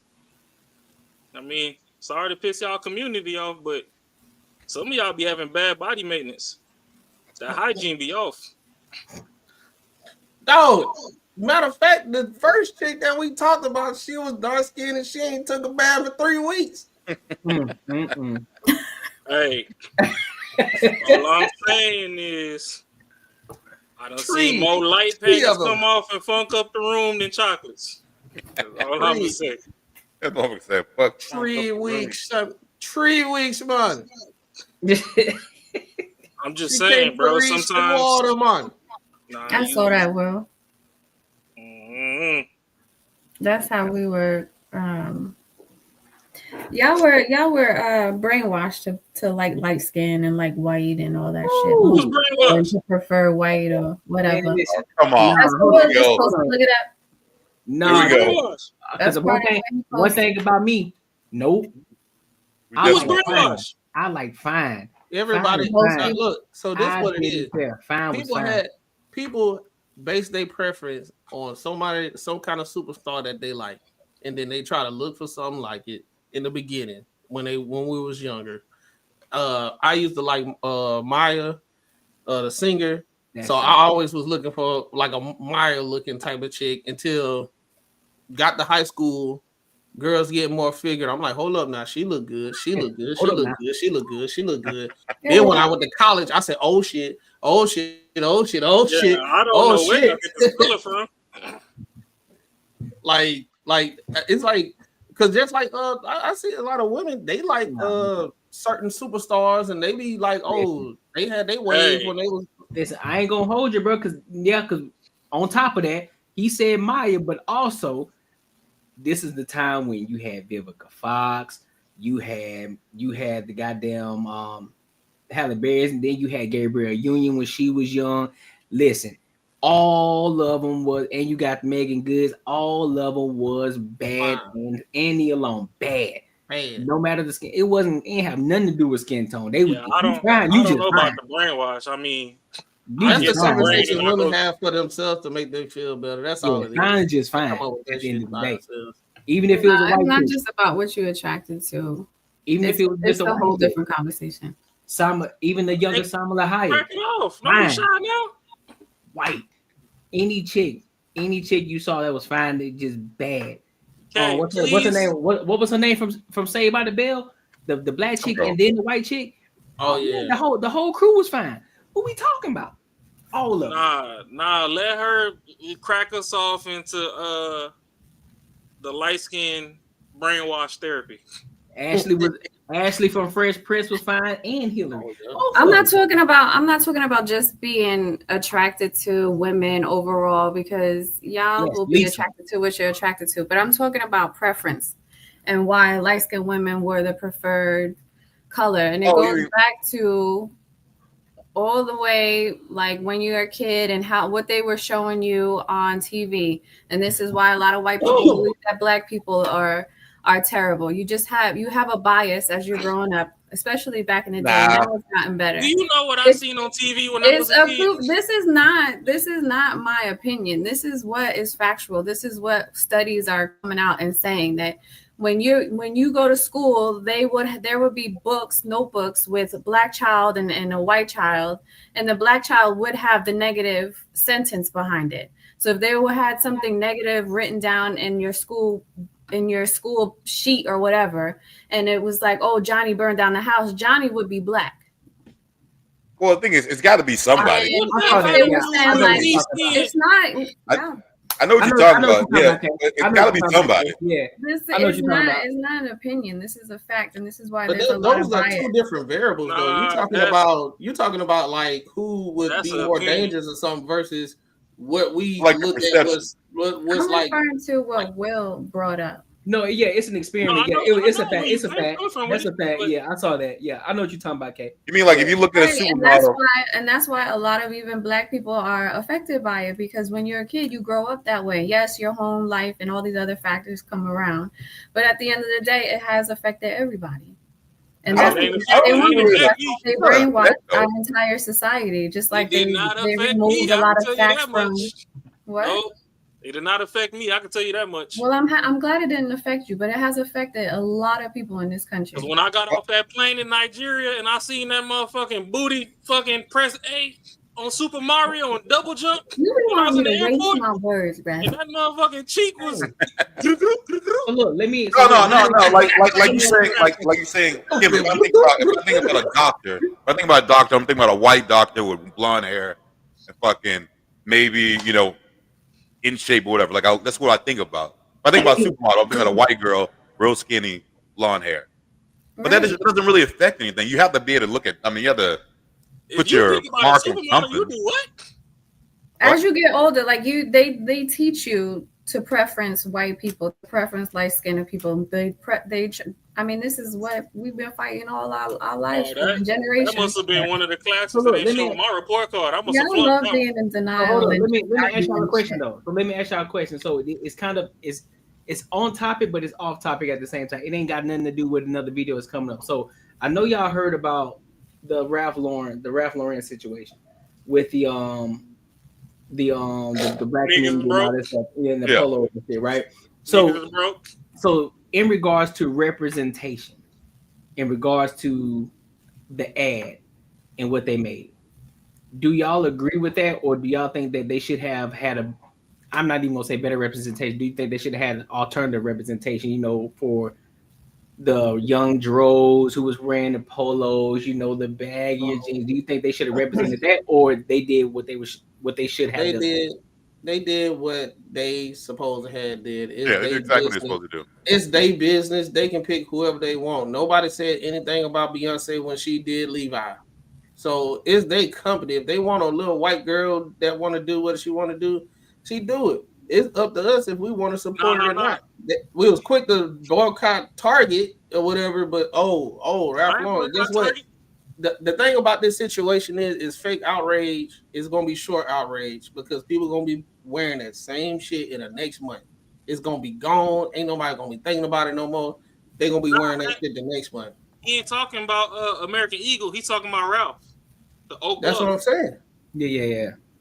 Hold on. That's what I'm saying. Oh, okay. I was just making sure, because it ain't my fault. Motherfuckers still want to just be broken, dingy 24/7. Like, there's a part of history where black people were real prestigious, Ralph decided to make a collection that paid homage to that, and y'all motherfuckers don't like it. Nigga, get the fuck on. I wouldn't mind being a part. I wouldn't mind creating an elitist group, being a part of a black elitist group. Why the fuck not? No, it's just fake outrage, bro. People be looking for this and yet another situation where people want to be offended for some reason. It's either we give black people representation and give them their flowers. Oh, there's something wrong with that. Oh, they don't have representation. Why we don't see more diversity in the situation? We got a problem with that. Oh, they making money off of black people and what they did and this, that, and third. We got a problem with that. We got Young Dro. We got all these different other celebrities that wear polo, Ralph Lauren, everything cool. Bro, it's like we don't. I don't know. Us as a collective, we just don't know. We just want to be offended or something. I agree. Yeah. I think what they did is great. It was a black designer who created that collection, and I think that's fabulous. But it would be easier on black people to support it and be on board with it if it was his own brand. And I think it goes back to, and I think where the upset is that now we're giving, they're representing us, but we're still pouring into the white dollar instead of pouring into ourselves. But at the same time, if he had his own collection and he put out his own brand, would black people even bother supporting that? And that's where there's kind of a disconnect. I think they want like with support. They want Polo to say, "Hey, I'm gonna sign this shit over to all black people. They will run this, and this will be all theirs." And they think that's when black people be happy. First of all, that's what we think. They want someone to give them something. Give someone some shit, and that's already built, already established, fucking a name brand. Someone should just let us have it, and then I think that's when we'll be happy. People that work at Coca-Cola, hey, y'all make y'all own type of Coke, man, because you know what I'm saying. Make y'all own. Let's keep it going, goddamn. Because I think it's so easy to say. The thing is, and this is coming from a person who also started their own business. A lot of people say it's so easy to start your own business. It's not as easy as you think it is, because there's so much back end work that you gotta do on the back end. People just look at it as, oh yeah, you get your LLC, then you get to working. That's cool, but there's still a lot of back end shit that you gotta do and you gotta take care of on a consistent basis. And then once you start to scale up, you got more shit you gotta worry about. You got the employees you got to worry about. You got other miscellaneous things you gotta worry about. You gotta worry about the maintenance. You gotta worry about the upkeep of the brand. You gotta worry about the marketing. You gotta worry about customer service. You gotta worry about all of this shit that comes with it. Right, most people aren't built for that shit, bro. And so, and let's be honest. If you really want to break it down to the brass tacks of things, go buy a stock of Ralph Lauren. Continue to keep buying stocks. Guess what? You become an owner of Ralph Lauren. Guess what? You own the company. That's all I'm saying. My thing is, to case point, they talking about, oh, why we didn't give it to a black business, blah blah blah. It's 2020. It's 2025. Ralph Lauren is a black business. That nigga would not have survived this long without us. The same way when Tommy Hilfiger went to talking out the side of his neck, motherfuckers abandoned ship and he felt it in his pocket and fucking double back. Fact. We make shit cool. We went and found Polo and made that shit the shit. We went and found Pele Pele. We the ones that got cussed out and created FUBU. Everybody over here mad at Sydney Sweeney over some fucking jeans, and okay, then put some pressure on the black people to bring baby fat back. The booty look better than that anyway. She was trying to bring that back, actually. I don't care what they trying to do. Do it. Y'all don't want to see everybody watch Yu-Gi-Oh! Wasn't nobody complaining about Red Eyes Black Dragon and Blue Eyes White Dragon. Now they done put a Blue Eyes White Dragon in some jeans and everybody in an uproar because, oh my God, it's racist. That's y'all in y'all free time finding fucking undertones to fucking be mad at. You either gonna buy the jeans or you not. And that goes back to that experiment and that bias. Man, fuck that experiment. Go in your motherfucking closet right now. Everybody that was on them TikToks raging the fuck out. Go in your fucking closet right now and give me a sweep. If you don't own no American Eagle jeans in that motherfucking closet that just sits right now, shut the fuck up. How about that? If you wasn't supporting them before, don't be outraged about it. Half of y'all niggas was stealing from Walmart. That's why they ain't brought 24 hours back. But y'all want to go boycott Target. Close at 11 p.m. It's basically what Courtney was saying. Got a Majority of people contract that in Target for her hair care products. The shit was still in Target. She went and was in her fucking feelings because they said they was getting rid of DEI. They never said they was taking your shit off the shelf. Until today, the shit's still on the shelf. I was just in there last week. I just picked up some baggy jeans in Target last week. Because baggy jeans is finally come back. They got contracts. They still got to keep their shit on the shelf. Her shit's still on the shelf. Instead of y'all to go support the shit and buy it so that it can actually become a staple product in that store, y'all want to boycott and stay home. That sounds like some broke shit. If you ain't got gas money, just say that. That ain't no broke shit. No, majority of the people that be talking about this boycotting shit and all that stuff, they don't even, just like Courtney was saying. Just like Courtney was saying, majority of these people ain't never started nothing, ain't gonna do shit. All they do is online and just complain about shit all the time. They don't go out here and start shit. They just want to say, oh, this was blah, blah, blah, blah, blah, blah, this, that, and third, but they ain't finna go start nothing. That's the thing, though. Niggas they not, but they be the first. They be the first ones that want to go boycott because they butthurt about some shit that they don't even give a fuck about in the first place because that ain't even on their mind until that situation happened, and then a month from now, it ain't gonna be on your mind no more anyway. Because they probably can't afford it, and they like I said, they ain't gonna start nothing anyway. So that's why I be like tired of this whole boycotting shit. Because like it's like I get if we want to come together and have a voice and we want to make a change and because we have some people that's trying to do it at a certain level and they can't and we're trying to uplift and push them, that's a whole different situation. But if we're not doing that and we just sitting on our ass and we just gonna buy the shit anyway, fuck we boycotting for? People still wearing Balenciaga. I'm not finna boycott.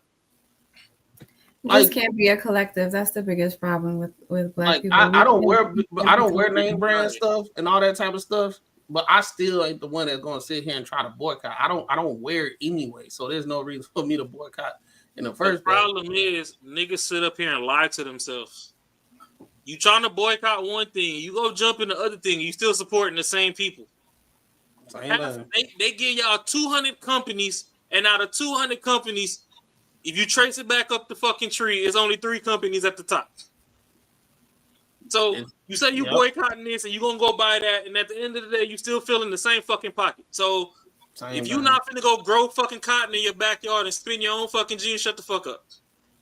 You ain't doing shit. I ain't go buy Coca-Cola, but I'm gonna buy Cola. Like nigga, that's the same. They're in the same company. No, I ain't gonna do Coca-Cola, but I'm gonna buy Monster and Coca-Cola own Monster. Goddamn. Hey, I know that for sure. Goddamn. Yeah. Oh yeah. You know that for sure. That's I know it for sure, bro. Yeah, they gonna say that. Oh, we not buying Coca-Cola, but we gonna go buy Nestle fucking Pure Life water. And then you look at the shit globally, and then all of the shit is under the fucking umbrella of Unilever. I'm not gonna eat Snickers. I only eat Cadbury. You still feeding the same pockets. Shut the fuck up.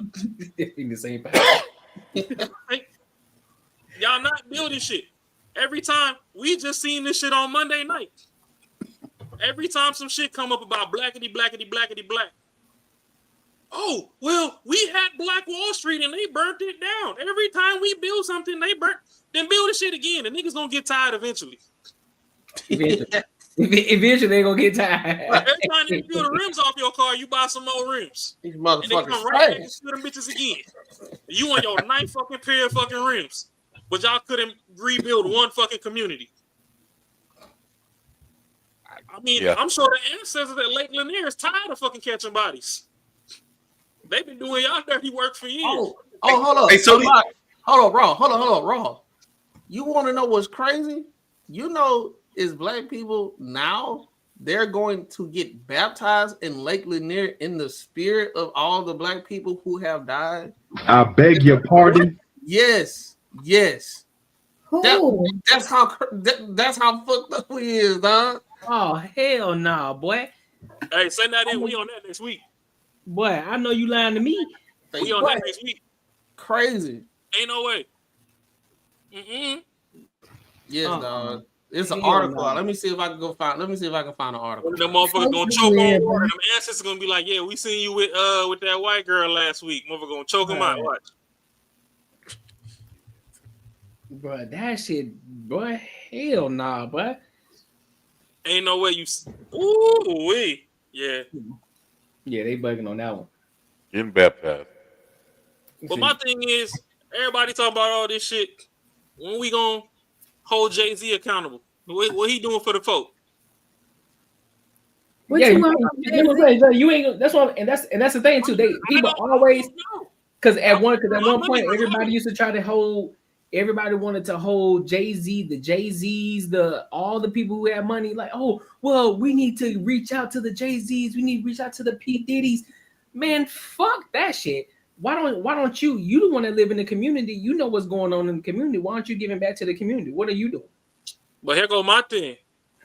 You got the Rockefellers, the Rothschild, all these other people that accumulated some shit and shit done burnt down and they accumulated it again. Why is y'all spirit so broken? I don't know. I just see motherfuckers want a handout. That's all I see. I don't see anything else. I mean, well, you know a lot of them. We ain't even asking, bro. We're not even asking for nothing. We just boycotting, bro. Just like there's no action after the boycott. It's just we showed them. That's but true. You doing this right? So here go where identity politics go south.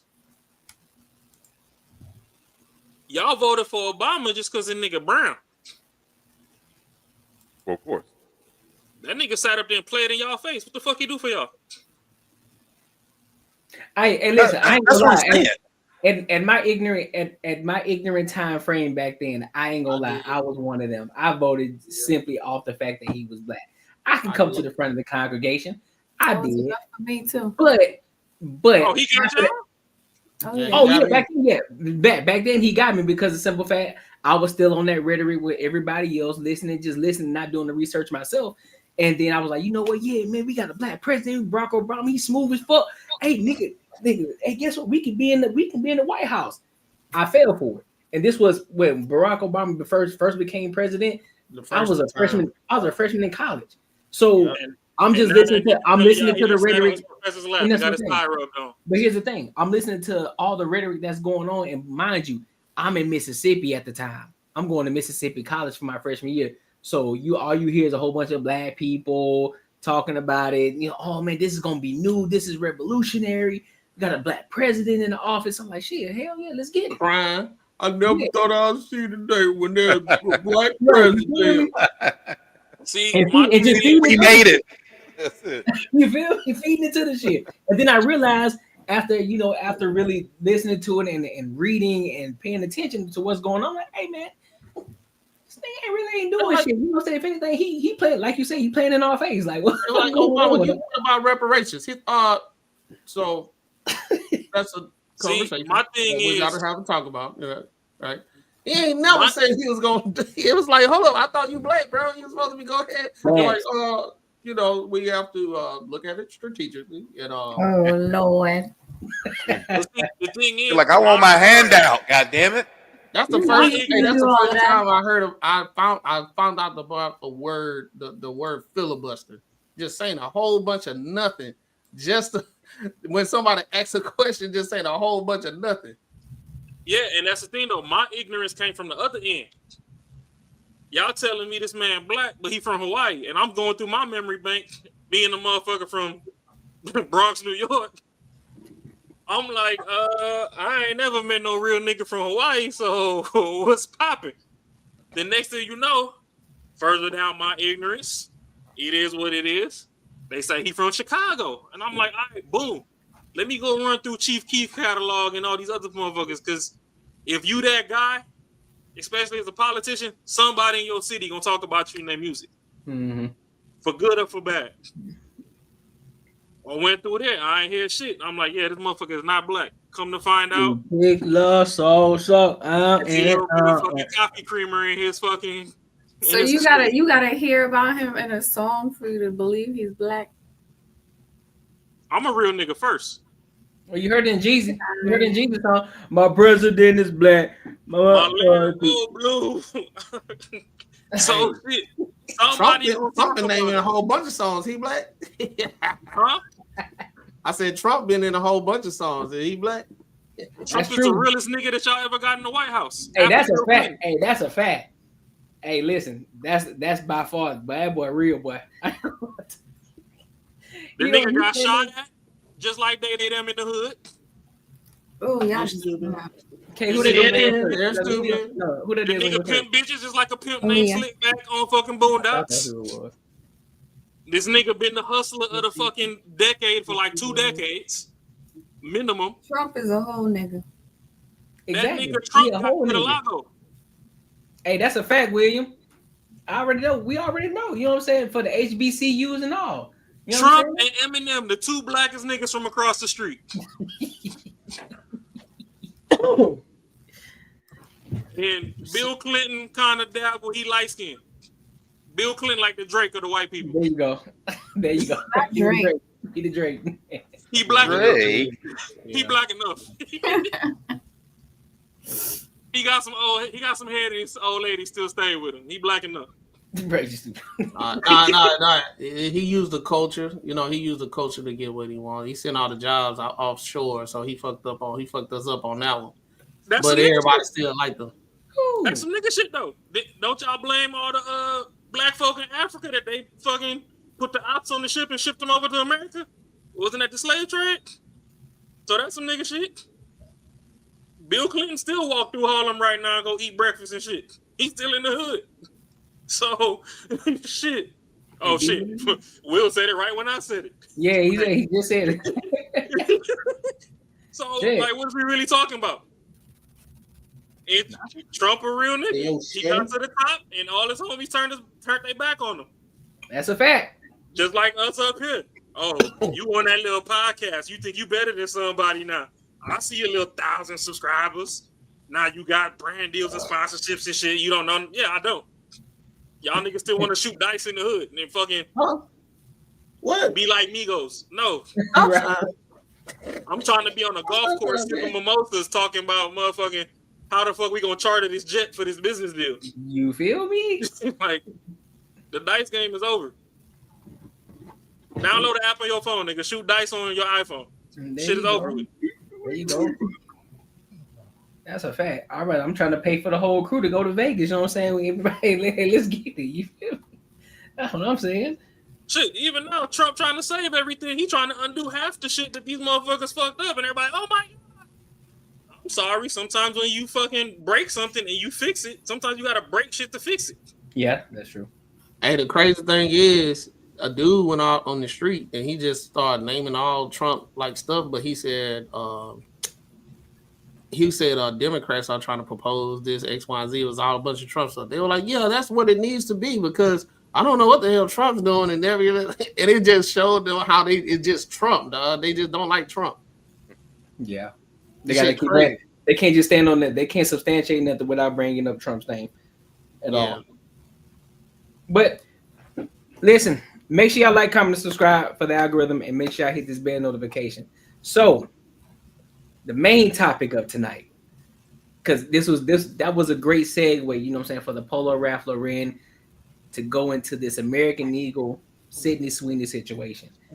It's been one of the hottest topics of this entire week, and a lot of people are in an uproar, mainly the leftists, mainly the wombats, mainly the out of shape, obese individuals who, you know, who feeling some type of way about the situation. Swamp donkeys.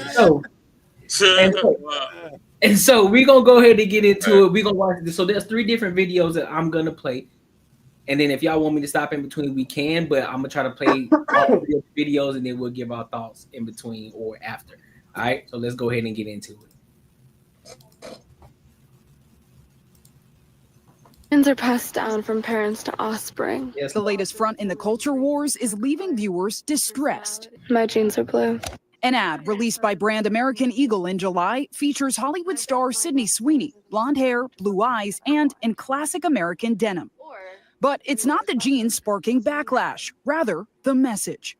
Sydney Sweeney has great genes. While American Eagle says proceeds from the limited release Sydney jean will go towards a mental health nonprofit, the campaign's language struck a dissonant chord with some viewers. Those Sydney Sweeney American Eagle ads are weird. Like, Wombat alert. Wombat. So I'm just gonna casually listen. That's the song y'all keep talking about? I'm just gonna casually stop it. I ain't gonna even say no. I'm just gonna casually stop it. But y'all see it. Fascist weird. Oh, you can tell who's the one that's pissed off. Nazi propaganda weird. Let's talk about that American Eagle Sydney Sweeney ad and eugenicist dog Well, whistles. The backlash swift. My jeans are superior, and by that I mean white. With even some celebrities taking aim at the ad. Jeans are passed down from parents to offspring. American Eagle now responding to the controversy, posting on Friday in part, "Great jeans look good on everyone." But critics are also getting critiqued. The White House's communications director characterizing the backlash as, quote, cancel culture run amok, with Republican Senator Ted Cruz saying the criticism amounts to the crazy left coming out against beautiful women. Even Vice President J.D. Vance weighing in. My political advice to the Democrats is continue to tell everybody who thinks Sydney Sweeney is attractive is a Nazi. that appears to be their actual strategy. Why do you think this ad has resonated and perhaps stirred a little controversy from so many people? This one is driving attention for the wrong reasons, for controversy, for either being not clever enough, or on the opposite end of that spectrum, for being downright offensive, maybe even racist. Now, other brand ads are under scrutiny too. Dunkin' releasing a spot this week. This tan, genetics. The company's comment sections now filled with similar critiques. One user asking, why are ads so obsessed with genetics all of a sudden? And competing apparel brand Abercrombie & Fitch releasing their own campaign. I'm here with Abercrombie today on set in New York That girl in there. City. I'm having the best time ever. Some users saying, quote, I'm so glad Abercrombie is showing different sized pause it models. real quick. And Abercrombie. That's crazy. Your genetics really gotta hate you if you a big back and your back still look like an ironing board. We can hit play. They put this out here. That's where crazy. everyone has great genes. NBC News reached out to American Eagle, Sydney Sweeney's team, Dunkin', and Abercrombie for comment, but did not immediately hear back. What would you recommend to a brand navigating a comms crisis like this? I don't know that this Why brand should he look thinks like it is a Ted crisis. Gohan? What's I up with all believe these this brand aimed its target and is hitting it. For now, the denim drama remains far from zipped up. Brands need to understand they are not going to be able to put this work out without it being scrutinized. The internet is your scrutiny. Sinclair Samoa, NBC News. We thank you for watching, and remember, stay updated on Let me play it. So let me play this other video. If you need help understanding the controversy behind the American Eagle and Sydney Sweeney collaboration, I got you. In order to understand what makes it controversial, we need to understand what makes Sydney Sweeney's jeans so great. Is it that they're blue? Or is it that these American popularized style of pants are being worn by a white woman with blonde hair, blue eyes, as she is being considered a sex symbol and sexualized all throughout the commercials? Very subtly. First of all, she ain't no blonde. All right, let's move on. The homophone of Jean and Jean, the advertisement phrasing and spokesperson placement hint to a practice, a scientific movement started by Sir Francis Galton called eugenics. Eugenics was not just practiced by 1930s Germany, but it was also a U.S. standard from 1907 to 1979, in which we wanted ideal candidates to have babies, opposed to those that were considered unfit for reproduction, such as immigrants, people of color. Hold up. So, like two things though. So somebody's got to be on the goddamn commercial. Will anybody be the right person, or are you gonna pick out everything about someone who gets in there? Another thing is they gotta be fat. Yeah, you gotta be fat and black. If they fat is good. If they skinny is bad. And this whole thing about the whole genes thing, like genetics, everybody fucking talks about genetics. Hold on, y'all offending K right now. They're not fat. They're thick. Yeah, okay. Yeah, now that girl's Okay. fat. No. Yeah. They thick. You big bone. Yeah. Big bone. Yeah, let's go with big bone.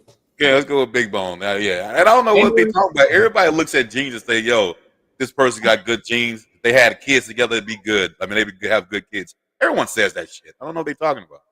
But you can go. No, hold on. Let me. No. All right. Where Courtney go? Come back. My bad. I don't know what the hell just happened. My bad, y'all. No. I'm about to fight the internet company. No, my fault. That was on me. My thing is, who cares, bro? Like, you got this much time. You got this much time to because of commercial of a white chick. You come up with all this stuff, and it's not going to affect your life at all. Only thing it's going to affect is because you mad because you had some skinny white chick up here, and it's like you feel as though it's. I think it's the same thing with old girl that was doing that the Martin situation. They see stuff like that and they're insecure about themselves, and now they pissed off, and now they want to go say, "Hey, that's bad. That white girl, get her off. Get a big boned person or a black woman up there or a diversity. Put some diversity. Everybody but white people. Put that up there, and everything will be all right." From a primitive male perspective, you want to know the real facts? All them motherfucking jeans look the same on the floor. That's a fact. Yeah. All I'm finna do is peel the bitch up out of them. I don't give a fuck about the jeans. So what are we talking about? Kill them all. Yeah. They all look the same at the foot of the bed while I'm getting some head. Jeans. I'm trying to get in those jeans. But even in the part where they said like the genes, like genetics, even they say, hey, you put two good looking white people together, they probably make good looking babies. Who gives a fuck? Yeah. Like I don't give it. Like I wouldn't. That doesn't bother me. Like even the fucking world small coming amount. to an end, dog. The world coming to an end because two white people with good genes they made a baby. So now we got to be afraid for our life now. Yeah. That should not be said. That should not be said. And I'm pretty sure every fucking human being, whoever wants kids, I'm not going to get a job. Down. I'm not going to get no job. I ain't going to get no loan. I ain't going to be able to continue to pay my mortgage on my house because white people said they look good in jeans. Are we done playing the video? You finna go deeper, pause. No, we finna go deeper. No Diddy. But right. I'll wait then. I'll wait to say what I was going to say. I was going to ask you to do something, but I'll wait.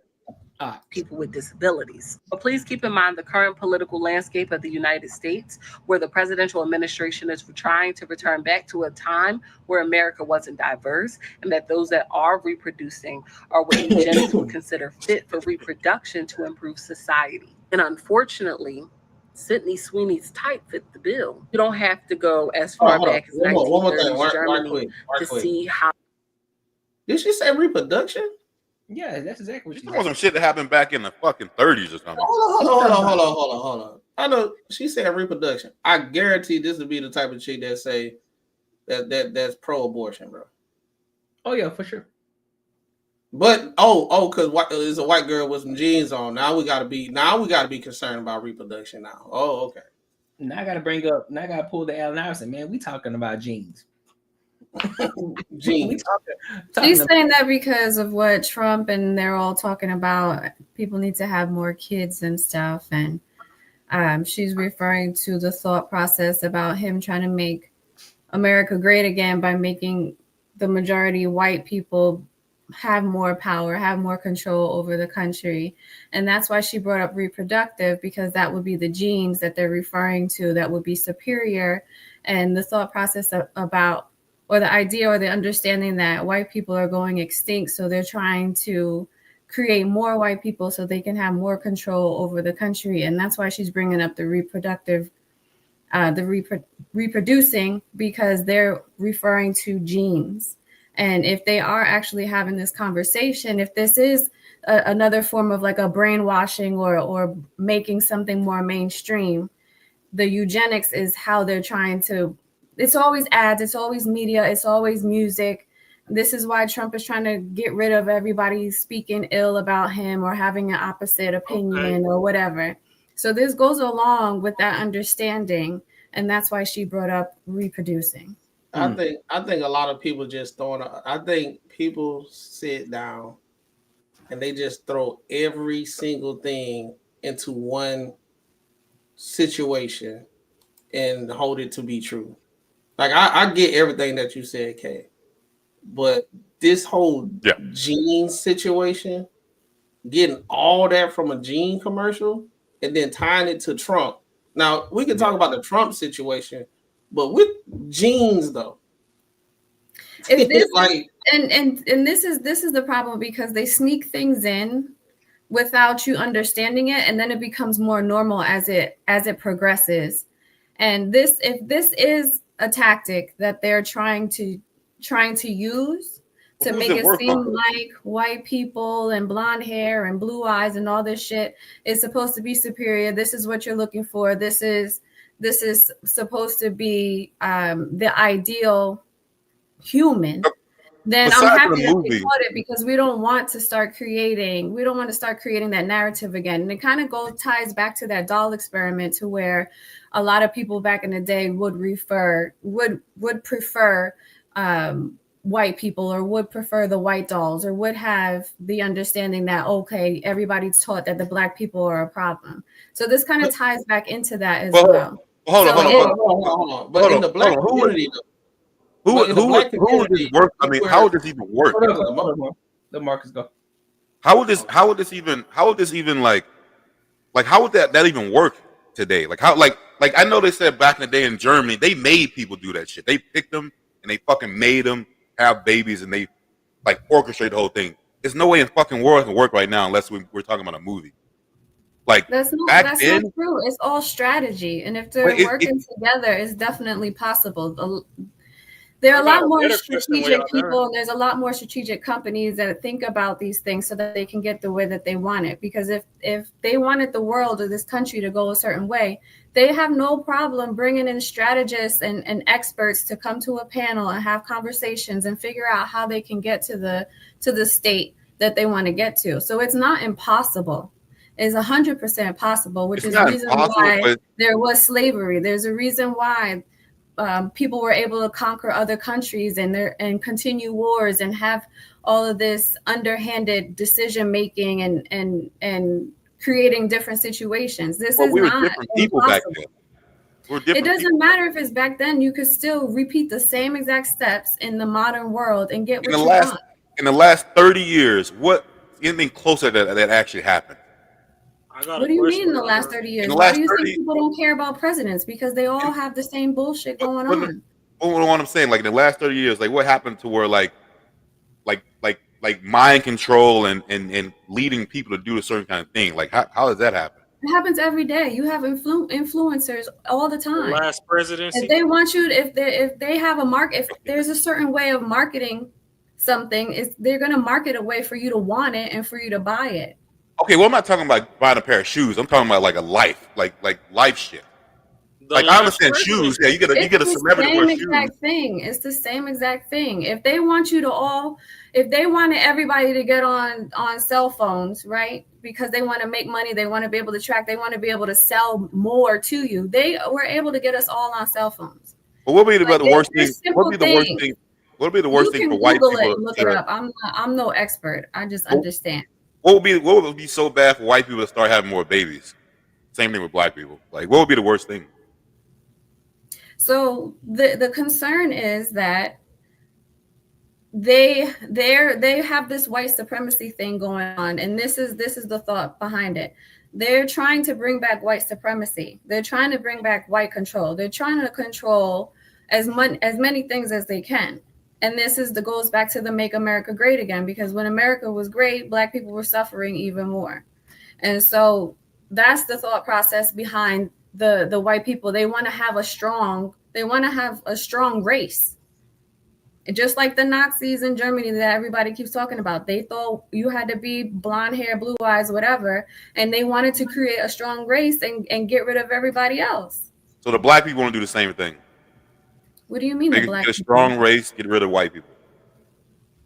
I don't see. If anything, I see that more trying to happen. But I mean, the problem How do you see that The trying to problem happen? with this whole So hold on, you trying to say that we're not trying to do it, but they are trying to do it?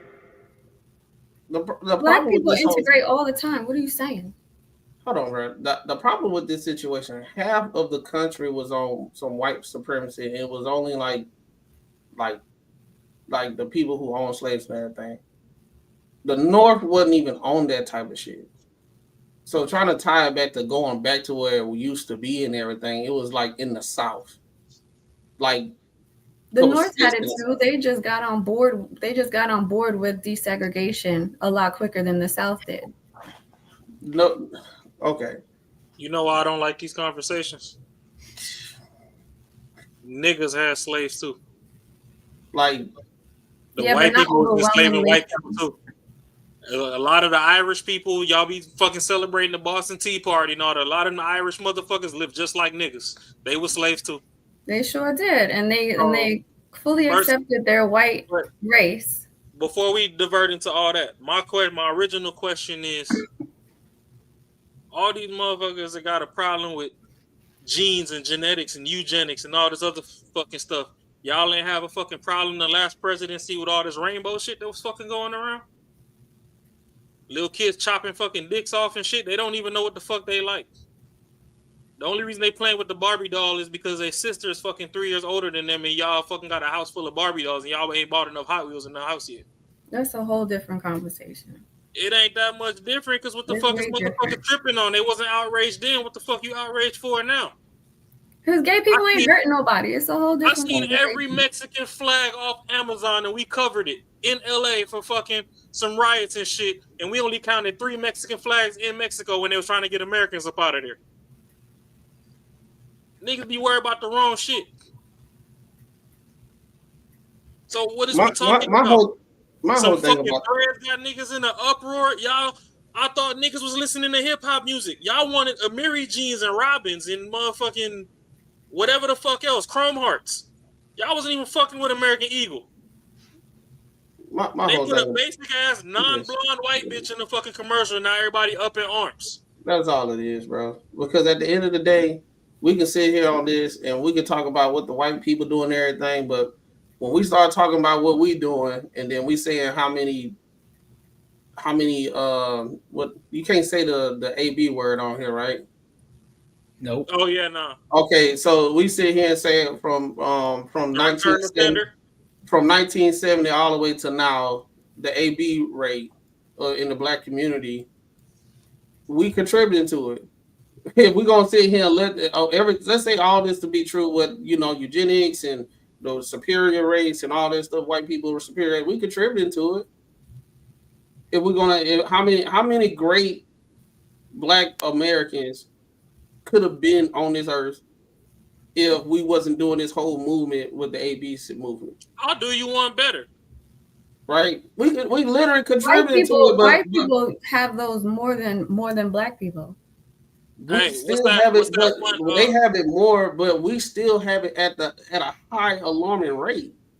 Like the birth rate in New York right now, the AB rate is higher than the birth rate amongst black people. Hey, one thing though, Courtney, what's that kid name that we was trying to all defend that ran off with the white bitch? He just signed his deal to the football or whatever. Travis Kelce, was that his name? Travis Hunter. Oh, Travis Hunter? Travis Hunter? Yeah. Oh, okay, so when he run off with a white bitch, ain't nobody wrong. When half the NBA run off with a white bitch, ain't nothing wrong. Fucking, if a motherfucker in Major League Baseball or something run off with a white bitch, ain't nothing wrong. Now a bitch getting some jeans and it's wrong. Here's my thing though. Let's get the brass tacks here, because a lot of these motherfuckers is broke. Y'all bitches serving us pussy out of rainbow jeans. Y'all serving us pussy out of Sheen. Y'all getting $4.99 Sheen deals and serving us damn coochie out of that. Y'all got a whole outfit that fit in the motherfucking cap that look like it came out of a toy dispenser machine, and the shit look like it's the size of the sock, and it's magically one size fit all. And everybody from Miley Cyrus to Lizzo don't squeeze their little ass off in that shit, and then y'all peel that little coochie up out that motherfucker. Ain't none of y'all been in fucking American Eagle. So what is we talking about? I'm trying to figure out why ain't nobody that's being conveyed. I'm trying to figure out why nobody didn't address this picture. That's like all these I niggas put with this these picture up for a reason. $150 spray ground backpacks for their kids, and you mad because they giving out fucking cheap backpacks for the back to school fucking drive in the parking lot. Y'all wasn't finna send y'all kids to school with that backpack, no way. Y'all got them all spray grounds. I'm trying to say she got good genes. All I'm saying is, I see this picture right here though. I don't see no uproar about this picture right here. Because they're not, because the message of eugenics is not there. Y'all are completely missing the point. But that's the thing though. It doesn't have to be because. What you mean the message? Because what they're saying is the message behind what the message that they're interpreting from that commercial, referring to genes, and even though there's a nice play on it, they understand that there's different tactics that will create an understanding and bring people together in a way that could negatively impact us. The reason why Beyonce is not a good comparison is because she's not talking about eugenics. She's not trying to sell you her genes and talking about how her genes are superior or how her genes are better. So there's no message there. So this is not a comparison. Black people don't want got that message though. Yes, she has a jean outfit on, but it's not. She doesn't have that same message. It's the messaging that they're getting from the commercial. That's the problem. So you said it earlier, subliminal messages. This could be sending a subliminal message as well. This is not sending us a subliminal message but that's my thing. How do we not know that? Because she has blonde hair all the time. She has different colors of hair. She has gone through red hair, brown hair, blonde hair, different layers of blonde hair. That's not her natural self. Hey, y'all. It doesn't matter. She's an entertainer. She doesn't. Hold up. But also, Sydney Sweeney, they saying blonde hair, blue eyes, but Sydney Sweeney ain't even a blonde. She is a blonde. She's a blonde. It's a dark blonde. No. Look at her roots. She's a brunette. She's not a brunette. It's a dark colored blonde color. She is not biologically a blonde. Nobody cares about the biological. It's the message.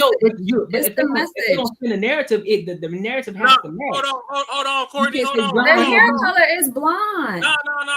We ain't gonna look at Beyonce on the screen with blonde hair and then talk about the blonde don't matter because that's what the hell we driving. It's the message. Y'all are not understanding. It's the message. No. Beyonce isn't trying to tell everybody to go get blonde hair. I got it, y'all. Okay. I got it. Okay. Courtney, I got it. Ratchet ass bitches in the hood that look like fucking Black and Miles and come to them parties and be twerking with that stank ass 3-week-old watch coochie ass twerking on us in the club. Ain't fucking getting the damn. Nah, dog. Hey, cool. Hey, y'all. Kay is 100. She is 100% right, bro. Yeah, no. You wanna know why she right? You want to know why she right? And you know the reason why we not. You want to know the reason why we not getting it, and some people are. Is because whatever that message that they're interpreting the subliminal message is working on them. It's making them feel like, oh, we got to be scared because one day we're going to be inferior. They trying to go blah blah. Other people are looking at the situation like, okay, whatever. We doing our own thing, and we ain't even really worrying about that shit because it's not going to work on us. We're going to keep on going forward and thriving. But what tends to happen is a lot of us in the Black community got the boogeyman complex, which is white people. They finna come back. They're gonna take over. We're gonna go back to slavery. We about to do this. It's eugenics and this, that, and the third. From my understanding, Black people always been together at like at least 80 to 90% since we've been here. Like straight up.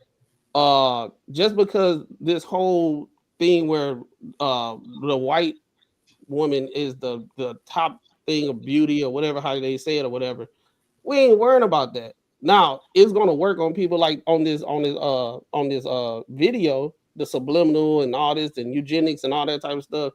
Everybody else, we're gonna be doing our own damn thing. We ain't worrying about no white chick on the damn on jeans and she thinking she's superior. If she thinks she's superior and we got all these women that's educated and all that type of stuff, like why are we sitting here tripping if we the most educated and we always talking about we do this and we do that, we the one the backbone of the country.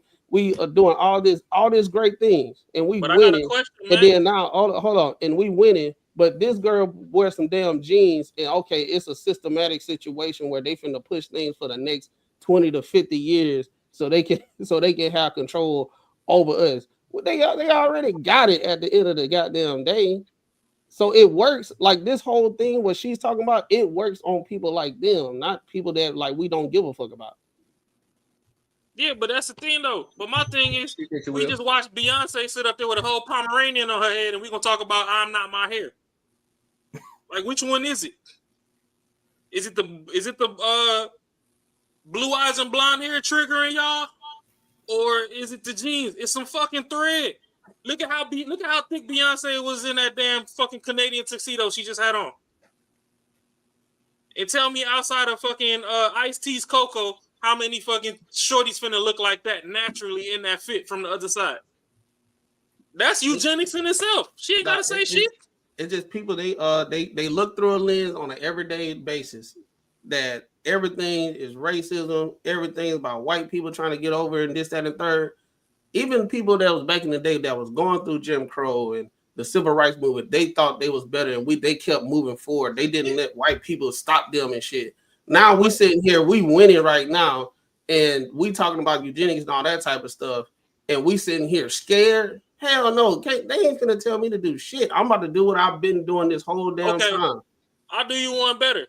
So we took over fucking True Religion.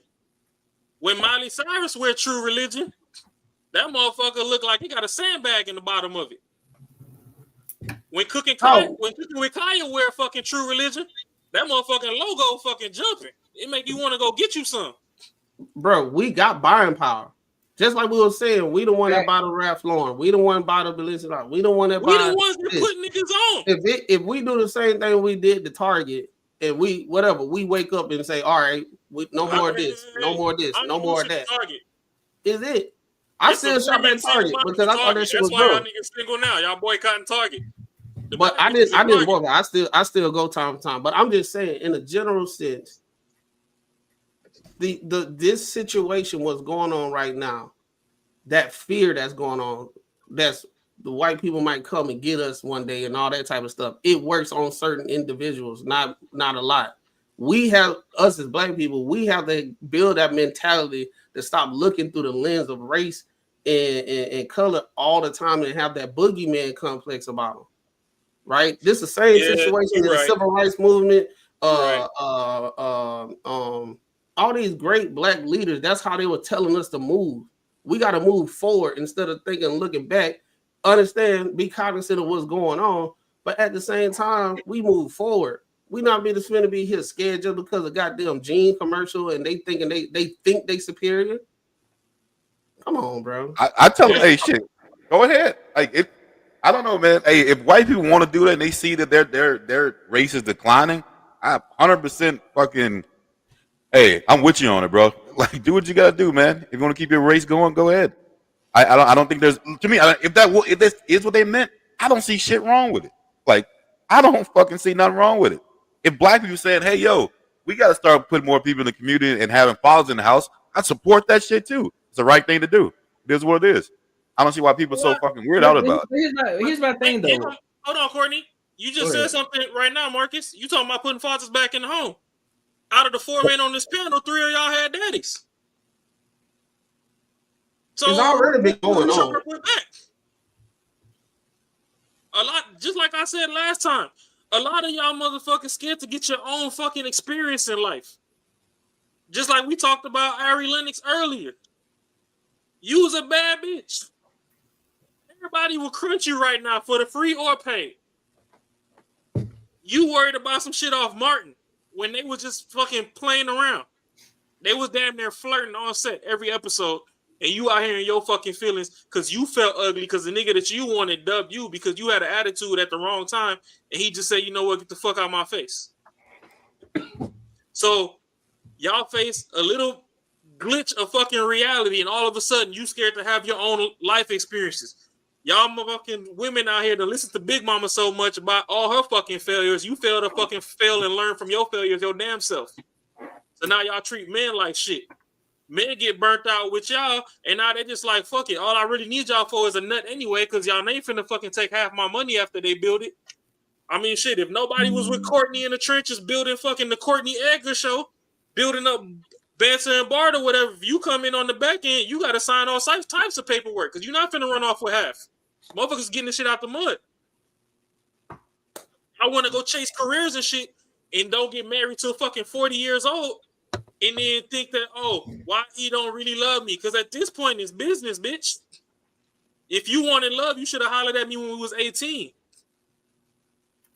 Now that I got a mansion, 3 Maybachs and shit, you want to come and just lay up in the house. No, fuck you, bitch. You finna work too. Because all y'all women going out there talking about, oh, hey, if I get a man, we have kids, then we just gonna go get a nanny. Okay, so if you get the nanny, I'm gonna fuck the nanny. I pay for it. The fuck? You supposed to be at home fucking cleaning and cooking and shit, but you want to hire some help. But then if I go touch on the help, now I got the problem. She's doing the feminine duties. We done told y'all that at the end of the day, men are primal.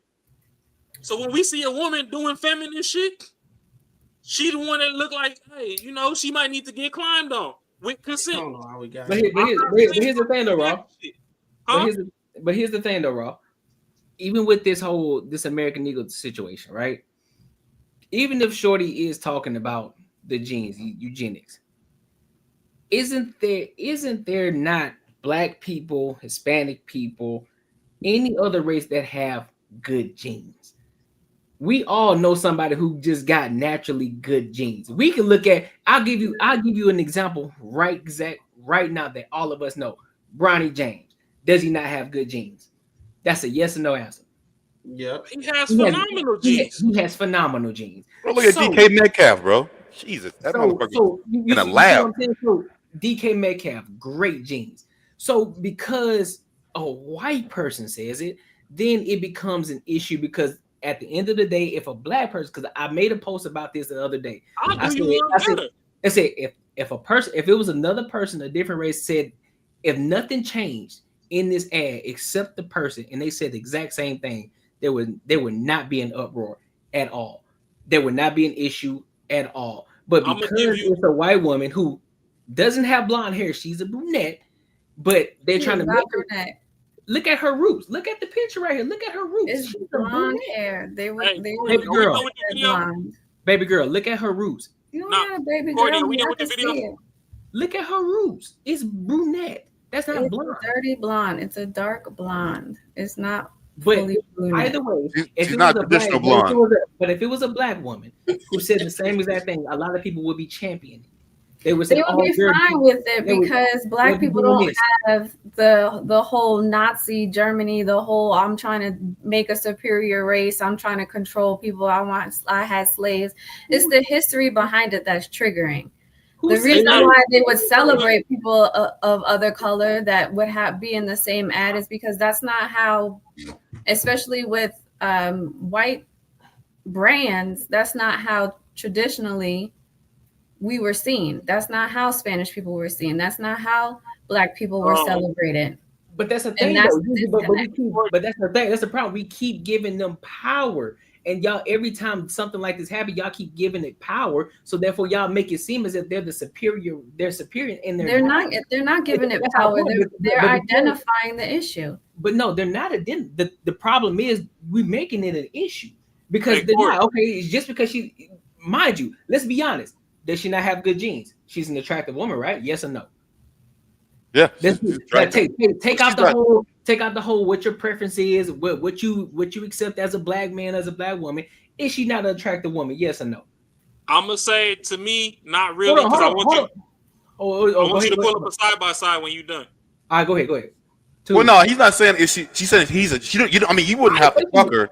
But she's attractive. I ain't say you got to knock her down. I ain't say you got. I said just off of eye test. Is she an attractive woman? Yes or no? Yeah. Yeah. She's a good looking girl. But Courtnee, what Kay is talking about the history of like eugenics and all that. That's what she's saying. I understand that too. I understand that. What I'm saying is I agree with you when we keep giving it credence as if that, like, if Black people just said fuck what they talking about, we never gave it no thought, and we just said what that bitch talking about and kept on going with our life. Yeah, I think in general, I'm gonna tell y'all one thing. We're doing this white people, but the white people never said it. They'll be like, oh, this shit ain't bothering. They not even moved by that shit. So this shit gonna be harder than what it really is. My thing is that's because these type of tactics are supposed to be subliminal. It's not supposed to be right in your face. So of course they're gonna, if they catch something like this, especially as sensitive as the whole race thing is right now, of course they're gonna call it out. Of course they're gonna create a conversation around it to try and stop it, or to try and bring this thought process. I'm sorry, to try to make everybody else be aware of what could be happening right here. I think if this was like a 4th or 5th ad and other companies were getting on board with this and this became, you know, sweeping across several brands, then it would be more accepted, or you might be more convinced that this might be what they're trying to do. But since it's just the very first ad and they jumped into it, there's a lot of back and forth about it because they're like, oh, no, she's just doing this, she's just doing that. And then it's like, well, if it's a black person, and if it's a Spanish person, you're not thinking into you're not getting the understanding and the entire gist of what they're trying to say. Okay, so I don't know, and to be completely clear, I don't know if this is what they were trying to push. I just understand what the messaging is. And don't vote for me, and y'all niggas voted for a motherfucker that used the N-word openly because he didn't even want y'all mixing with his kids. Why do we always have this selective ass bullshit ass fucking time to fucking just pick and choose and cherry pick when the fuck we want to apply history to some shit? Y'all don't want to rebuild fucking Black Wall Street, but y'all worried about a blue-eyed fucking temporarily blonde hair white bitch. People are working on stuff like that. There are black banks. There are black dollars. People are trying to create. Where the black dollars? Google because last time I checked, they were supposed to put Rosa Parks on the fucking $20 bill, and here we are, and I ain't see her black ass face on that bitch yet.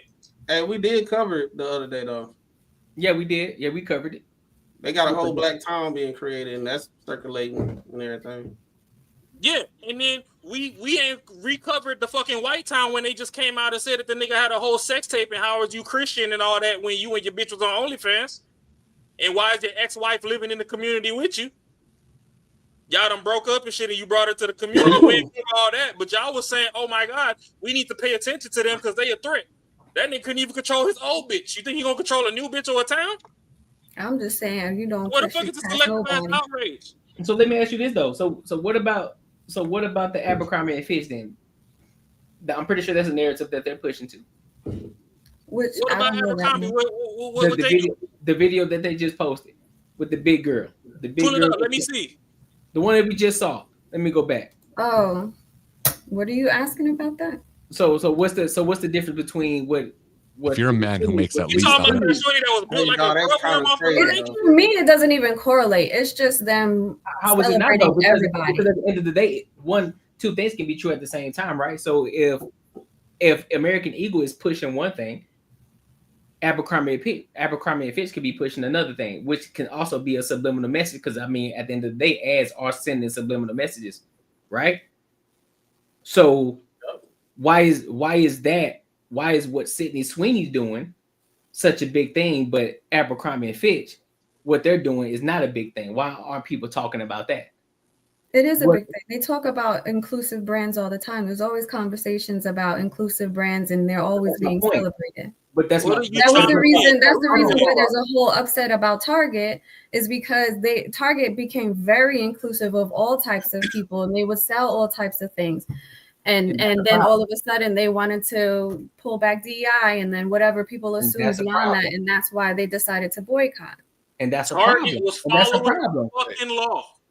And that's a Well, problem. they weren't following the law. It wasn't lawful. You weren't forced to. DEI was a national fucking mandate. Yeah, DEI was a law. You had to have it. If you didn't have it, if you didn't have it, you got deemed. Selling isn't in the law. Pulled back DEI. That's when Target was like, "Hey, you know what? Some of y'all shit." It wasn't a requirement to pull it back. Out of here. It was a requirement. It's not a requirement. It's not now. It was. To have DEI. Yes, it was. Yeah, it was very much so. That's why they were selling swimsuits and you could tuck your fucking nuts in and hide your fucking dick and look like a little bitch fucking He-Man and all around the swimming pool until that fucking presidency came and switched, and now they pulled that shit the fuck up out of there. Then Black Shorty got in her feelings talking about, oh my God, they pulling back DEI. and niggas prematurely was like, oh, let's boycott Target because they're not letting black fucking products in their store when the shit's still sitting on the fucking shelf right now. It wasn't about black products. Yeah, oh, okay. But now we supposed to believe that these jeans by some fucking blue-eyed, blonde-haired white bitch. Come on, man. The most fun you have with a woman is with her clothes off anyway. Why the fuck we give a fuck about the jeans? Let's watch this joint. Yeah, let's see. Yeah. We gonna get into it. Let's boycott some damn low-budget Section 8 fucking cotton sheets. Why you ain't sleeping on silk in 2025? Why I gotta get my skin scratched the fuck up every time I come over there to come see you and you my side piece? Got me over here. Let me play this video, Rob. Because you got 50 count fucking thread fucking cotton sheets. Shit got Hold on, Rob. Let me go ahead and play this one. Let me play this one. Kind of hijacking everything is part of a narrative of labeling people and not allowing nuance and context of what is actually happening here. So I'm not really interested in being inflammatory around the subject. Neither do I think that this particular campaign is a propaganda campaign for eugenics. But I am interested in thinking about the power of media and representation in our culture and what it means for somebody who engages with this ad who doesn't look like me. And as a marketer, I know that actually it is American Eagle's problem that is a reaction of their customer base, which is younger people and particularly younger girls. And as a marketer, I know it's a responsibility of the brand to understand their audience, to understand their worldview, the way that they form their associations, and connect with them, speak to them in a way that resonates. So it's absolutely... Well, let me respond to that.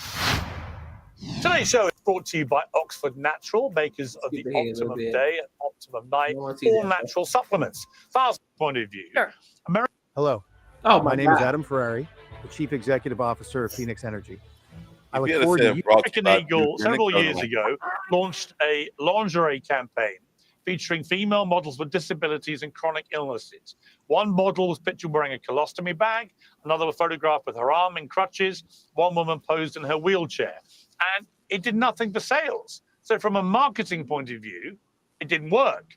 Now you have a hot woman who is none of those things, who is just a hot woman like the old advertising used to use all the time, along with hot men. I remember the Calvin Klein jean ads with men, topless, selling buckets of jeans.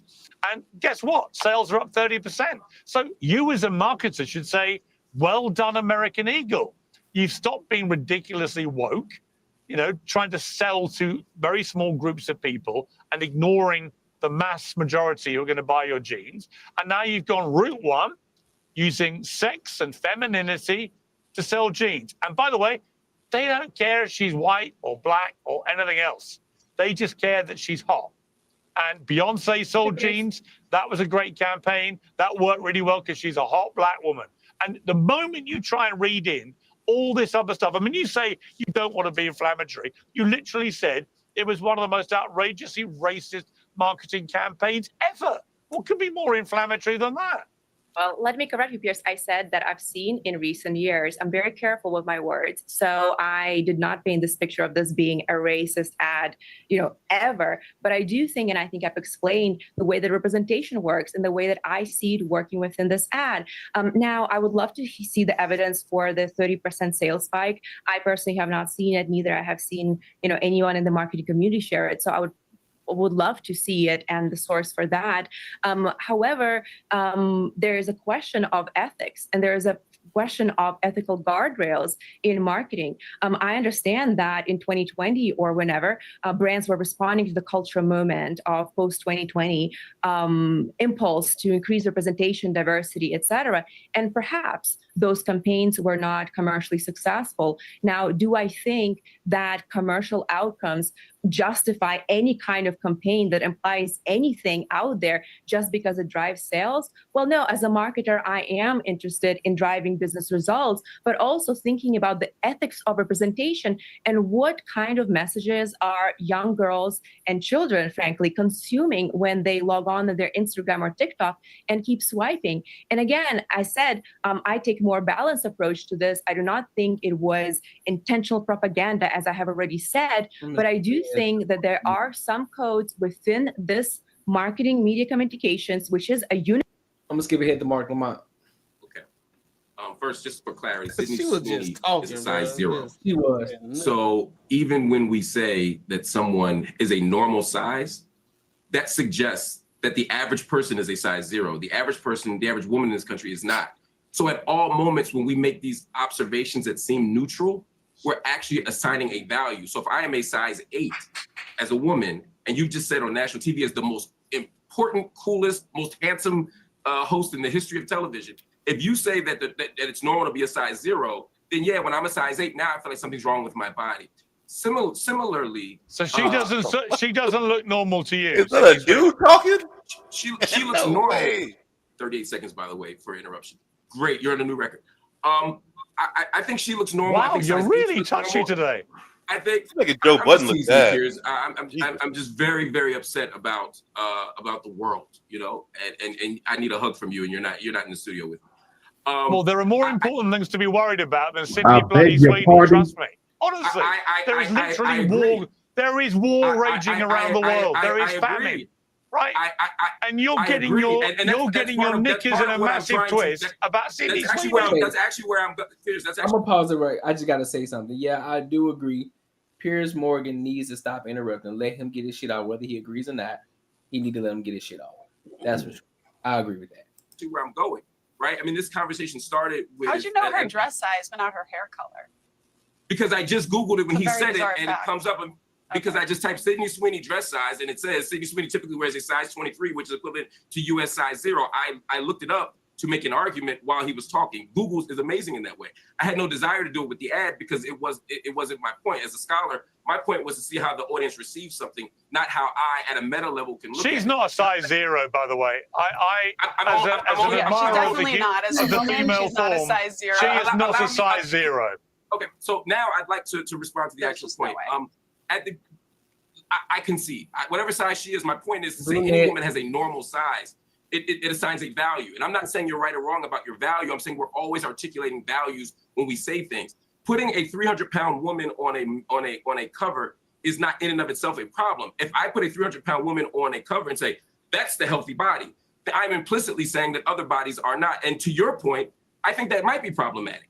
At the beginning of this conversation, Deborah, I think your name is Deborah, and forgive me for if I got your name wrong. I think you mentioned the river to the sea, right?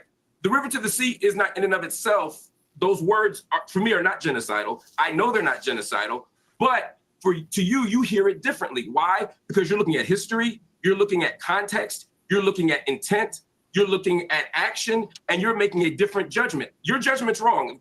That statement is absolutely not Gaza needs to be free. And no, it's not. It comes from the literal charter from the river to the sea. We must genocide all Jews. So no, I'm not looking at context. I'm looking at the literal Hamas charter and what these people that would be context. Deborah, okay, again, allow me to finish. I never interrupted you. The Hamas charter would be context. That's my point. You're not looking just at the words. You're looking at other pieces of evidence. That's called context. You're literally making my point. My point to you is words have meaning. Words don't mean nothing. Sorry, I will let you ask your question. And so do, listen to me, words do have meaning. And the meaning isn't just about literal decoding. It's also about the meanings that are encoded into words. It's about the history. It's about other factors. And I'm telling you, the same way you're telling me as a Jewish person, there are certain words, certain images, certain tropes that impact you because of the history of anti-Semitism. I'm telling you that same history of white supremacy that makes anti-Semitism so ugly also makes anti-Black racism so ugly. I didn't tell you I was offended by this argument. You keep saying, you said get a job and stop being offended. I think we all have jobs here, and I don't think any of us are offended per se. I wasn't speaking just to you. I was speaking to the people offended by this. If you have time to sit and make TikTok videos complaining about a woman in an ad, you probably don't have bigger things to care about. Like you said, there's much bigger problems. My work is easy because I use ClickUp. Here's how I keep track of all my tasks. I start by brain dumping everything I need to. I agree. All right, let me bring in Jedediah for the final word on this. Jedediah, it seems to me, if I was running a marketing campaign for a big company now involved in, I don't know, leisure or beauty or fashion, whatever, I would just be deliberately goading the woke left now in a smart, funny way. I would just do it. 100%. I would do it all the time. I would let them throw all their toys out of the stroller and then just increase sales and just laugh my head off, because this censorious, puritanical bullshit is over. I've written a book called Woke is Dead, which is coming out in October.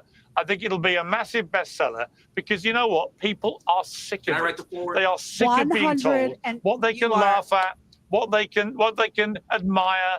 They're sick of being told they can't look at a beautiful white woman without being accused of being a Nazi. It's ridiculous.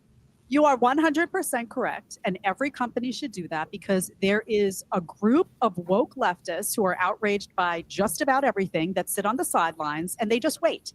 They wait for an opportunity, and then they jump, and they go completely insane, and the vast majority of the country does not feel that way. The vast majority of the country does not see everything through a lens of how they can be offended. They looked at the ad, they saw a young hot girl, they said, oh, she does have good genes. They laughed about it, they went and had a day. They went and had a normal day. They didn't get all rancid inside.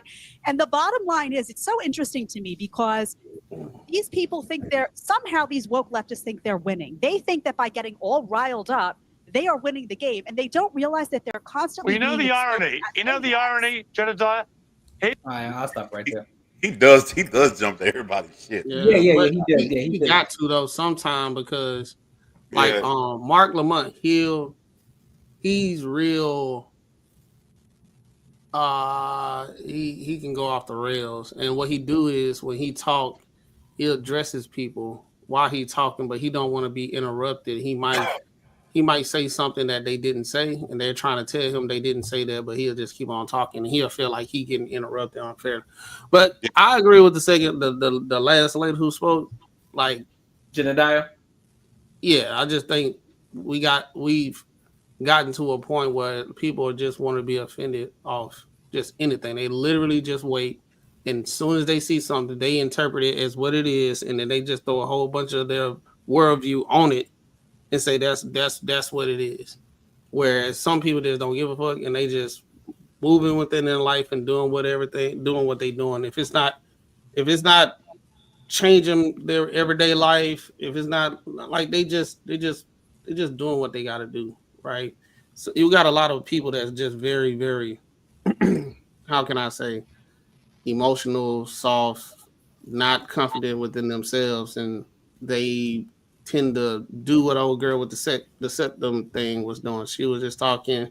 Mark Lamont Hill, I agree like half and half with him sometimes because he's a very intellectual person. But when it comes to stuff like that, like the woke stuff and all that type of stuff, like I think people just, it's like what it is. It's like a hobby now, like to try to find something to cling on to and just complain about, and do this have a hyper fixation of like being scared of what to come.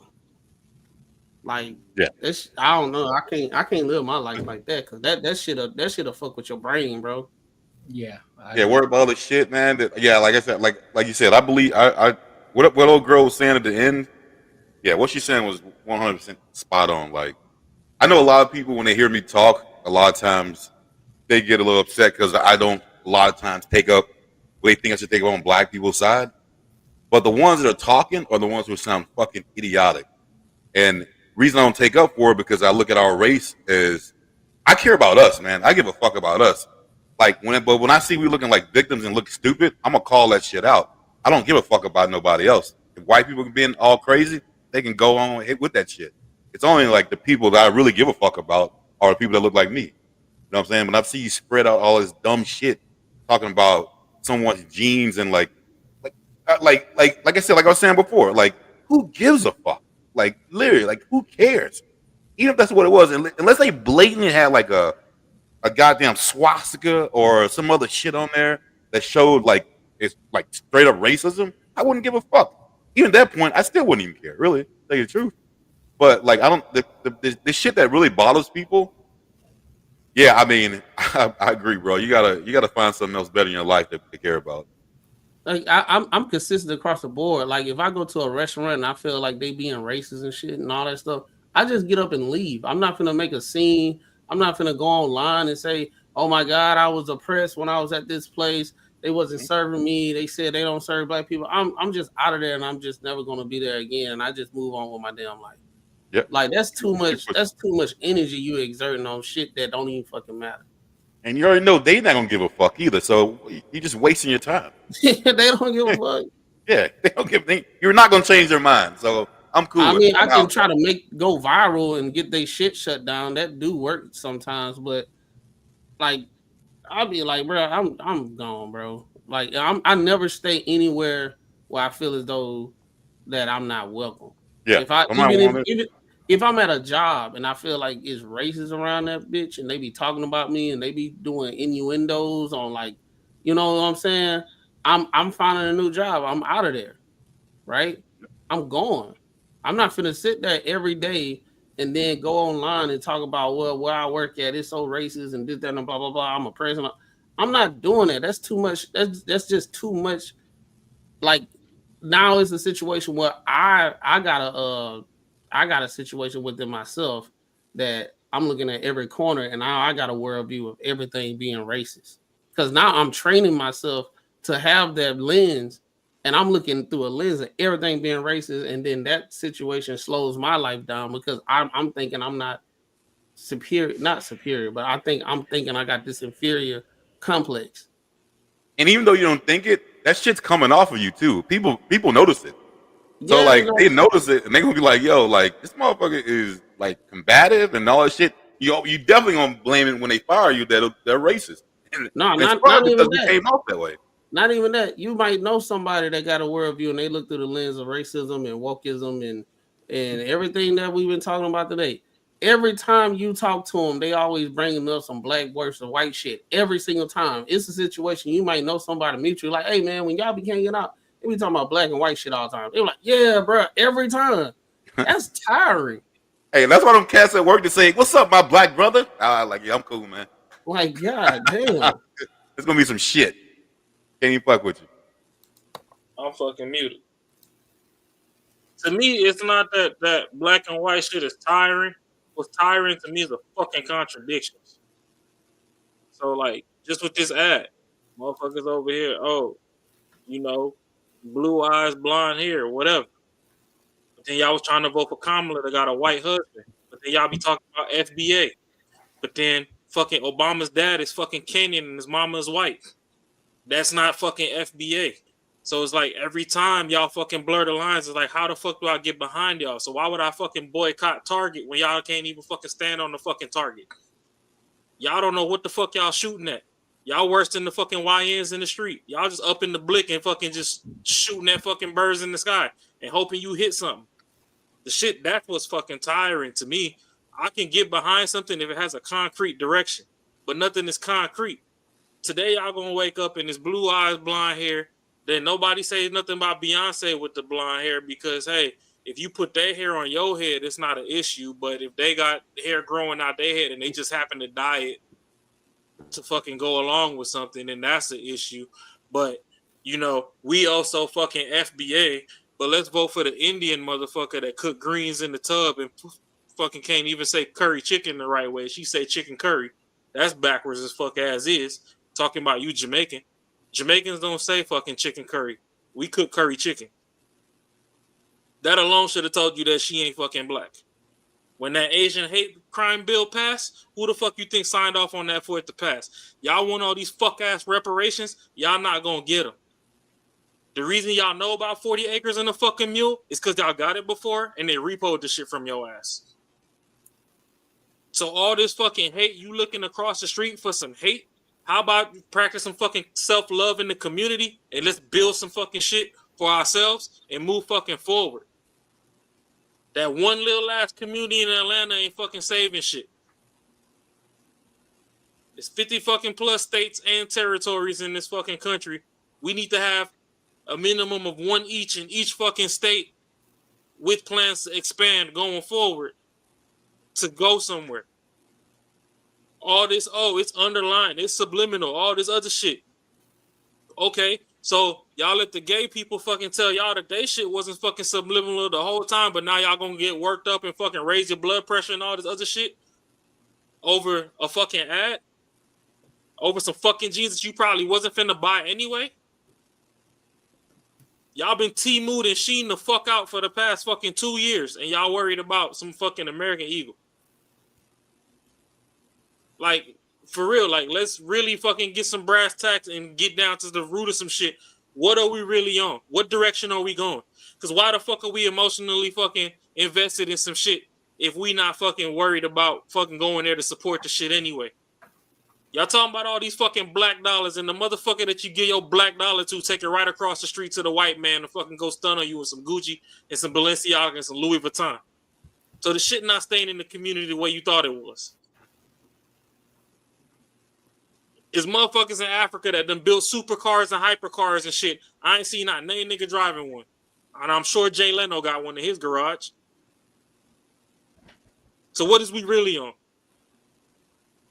All bullshit aside. Let me know so I know what the fuck to get behind. Because right now, y'all confusing this fucking exhausting. So I'm going to take my black ass back to Target and I'm going to buy some more shit. And I'm going to support the black girls' fucking hair care products in Target. Because Walmart is a little too ratchet for me. They got a whole Facebook group, the people of Walmart, and all them motherfuckers look like booger wolves and swamp donkeys. I'd rather take it to Walmart where at least when you say hi to a bitch, she smile and say hi back. I don't wear American Eagle. I worked at Aeropostale. All them motherfuckers was flamboyantly rainbow. I ain't have a problem with them. My paychecks cleared when they needed to clear. And I elevated from that. Y'all want all these men that's 6 feet, 6, this, 6, that, 6, whatever. Y'all want the mark of the beast. And then y'all be out here doing this dumbass shit in the streets. Everybody that posted a motherfucking video, when you come across this, go in your closet and show me that American Eagle in your fucking closet on that motherfucking hanger. If you ain't got none, what the fuck is you outraged for? You wasn't supporting them before the fucking ad, and you probably not supporting them now. Shut the fuck up. Let's bring back baby fat. Some shit that, you know, it really made them fucking butt cheeks look insubordinate in the motherfuckers. Made them booty cheeks look coupled. No Fat Albert jeans. You feel me? Let's bring back some FUBU and some platinum FUBU. If y'all really about that shit. From the flea market. I'm roasting you if you got that FUBU platinum, dog. Hey, fam, listen. Hold up. I went to the Arizona Diamondbacks game 2 weeks ago. I kid you not, bro. I wish I would have got a picture of it. I saw a dude with some FUBU. No, not FUBU. I'm sorry. Fat Albert jeans on the back pocket. I was like, dog, I have not seen some fucking Fat Albert jeans in so long. Where he get them from? Because on God, I'll wear them. On God, I'll wear them. Hey, I got all my Jabos in the closet. The only reason I don't wear them is because I done got too big. I done had all these fucking kids and shit. With the strap on them? Hell yeah. Shit, what size? Shit, let me go check. I'll tell you. I have to pull out the Jabot jeans on their head. Like, hey, what's good with it, big dog? I got all that shit. Hey, with the forces. My motherfucking Fat Farm fucking Adidas looking ass shoes just came apart like fucking 6 years ago. They probably still in the garage somewhere. I ain't gonna hold you. Oh shit. So, but it's like, for real though, like, what is we really talking about? Like, we worried about all this programming, whoop-de-whoop-de-whoop. Then we send our kids off to school. Motherfuckers don't even ask their kids how their school day was nowadays. So you don't know what the fuck your kid learning. But we worried about a commercial? Y'all niggas don't even go to the mall no more. Y'all on fucking the T app fucking trying to drag a nigga character through the mud instead of just meeting a nigga in traffic and seeing if you actually like him and if you mesh with him. Half of y'all dragging him through the mud. The other half is seeing this motherfucker get dragged through the mud and was like, oh, well, you said he packing fucking 12x6. I want that to hit me. He got the supersized monster can. I want that to slide up in me. So half of y'all fucking making the man look bad, and the other half was like, fuck it, if the dick big, I'll take what come with it. Cool. But a white bitch in a G commercial is where we draw the line? Like, we got bigger shit to worry about. Yeah. We raising kids that gotta compete with robots. China already ahead of the curve. China done bought up the whole fucking world. Y'all worried about white people, and Chinese people been on the slick for the past fucking 2 decades, inserting themselves everywhere on every fucking continent that exists on every fucking island. buying this shit up silently through fucking trade agreements. That's why they were trying to ban TikTok. So they Then feel I like was it's just on, I can't remember if it was on Mika's stream that had Kelly on it or on Kelly's stream earlier, but I was on the motherfucking stream and Jasmine Crockett brought us some statistic talking about, 13% of black voters in Texas. So I'm sorry, I must have been the one that fucking flunked math because y'all tell me that nationally black people is 13%, but then magically that same 13% is in Texas. But then every fucking black dude is out here running off with a white bitch. So the black population just didn't increase. So every time a black dude drop a seed off in a white chick, even though y'all say that, the child is supposed to follow the lineage of the father, so that child is magically fucking, so Drake is white? Because how the fuck we been 13% for the last fucking 2, 3, 4, 5 decades?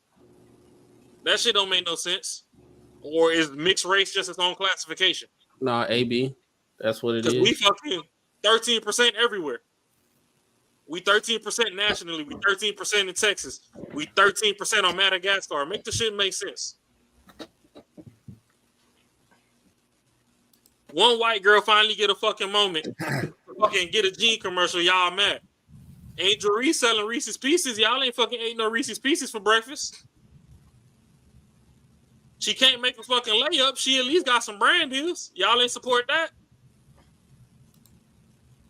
I ain't see y'all buy the box and post the shit unopened and just be like, oh, this is my collector's item. I'm going to sell it on eBay in fucking 30 years and just write me bounds on the bottom for the fuck of it.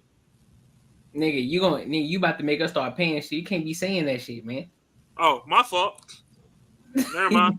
Y'all trying to make us pay for shit, man. Hey, listen, that's the last thing I'm gonna do. She trademarked it. Hey, so we can't be saying it now. Hell no. If she was making buckets, she wouldn't have to trademark it. But I digress. That's a good point. But look, man, make sure y'all hold up. Any final thoughts? Nope. All right, bet. Yeah, I got a final thought. Go to therapy. We need it.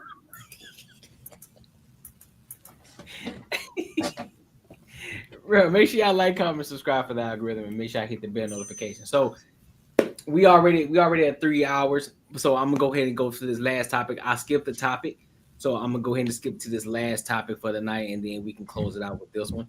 I had to do it just because he showed love to my platform as well, so therefore we're gonna show love back. Fatty, you know what I'm saying?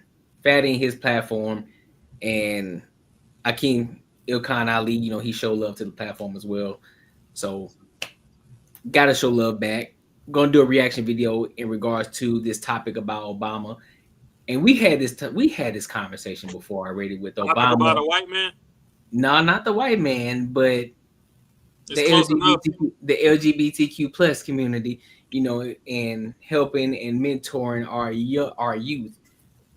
And so they had a conversation about it, and one of the guys that's SD that was on tonight's conversation, he's going at it with public offender, another guy who is a male feminist and pretty much going at a lot of these other women. Then Ilkhan Ali steps in and he just kind of goes off the rails a little bit. So I'm gonna play it and then we'll get into it. All right. Make sure y'all like, comment, subscribe. Yep, Andre, that thigh to thigh action, man. That thigh to thigh, that shit's crazy.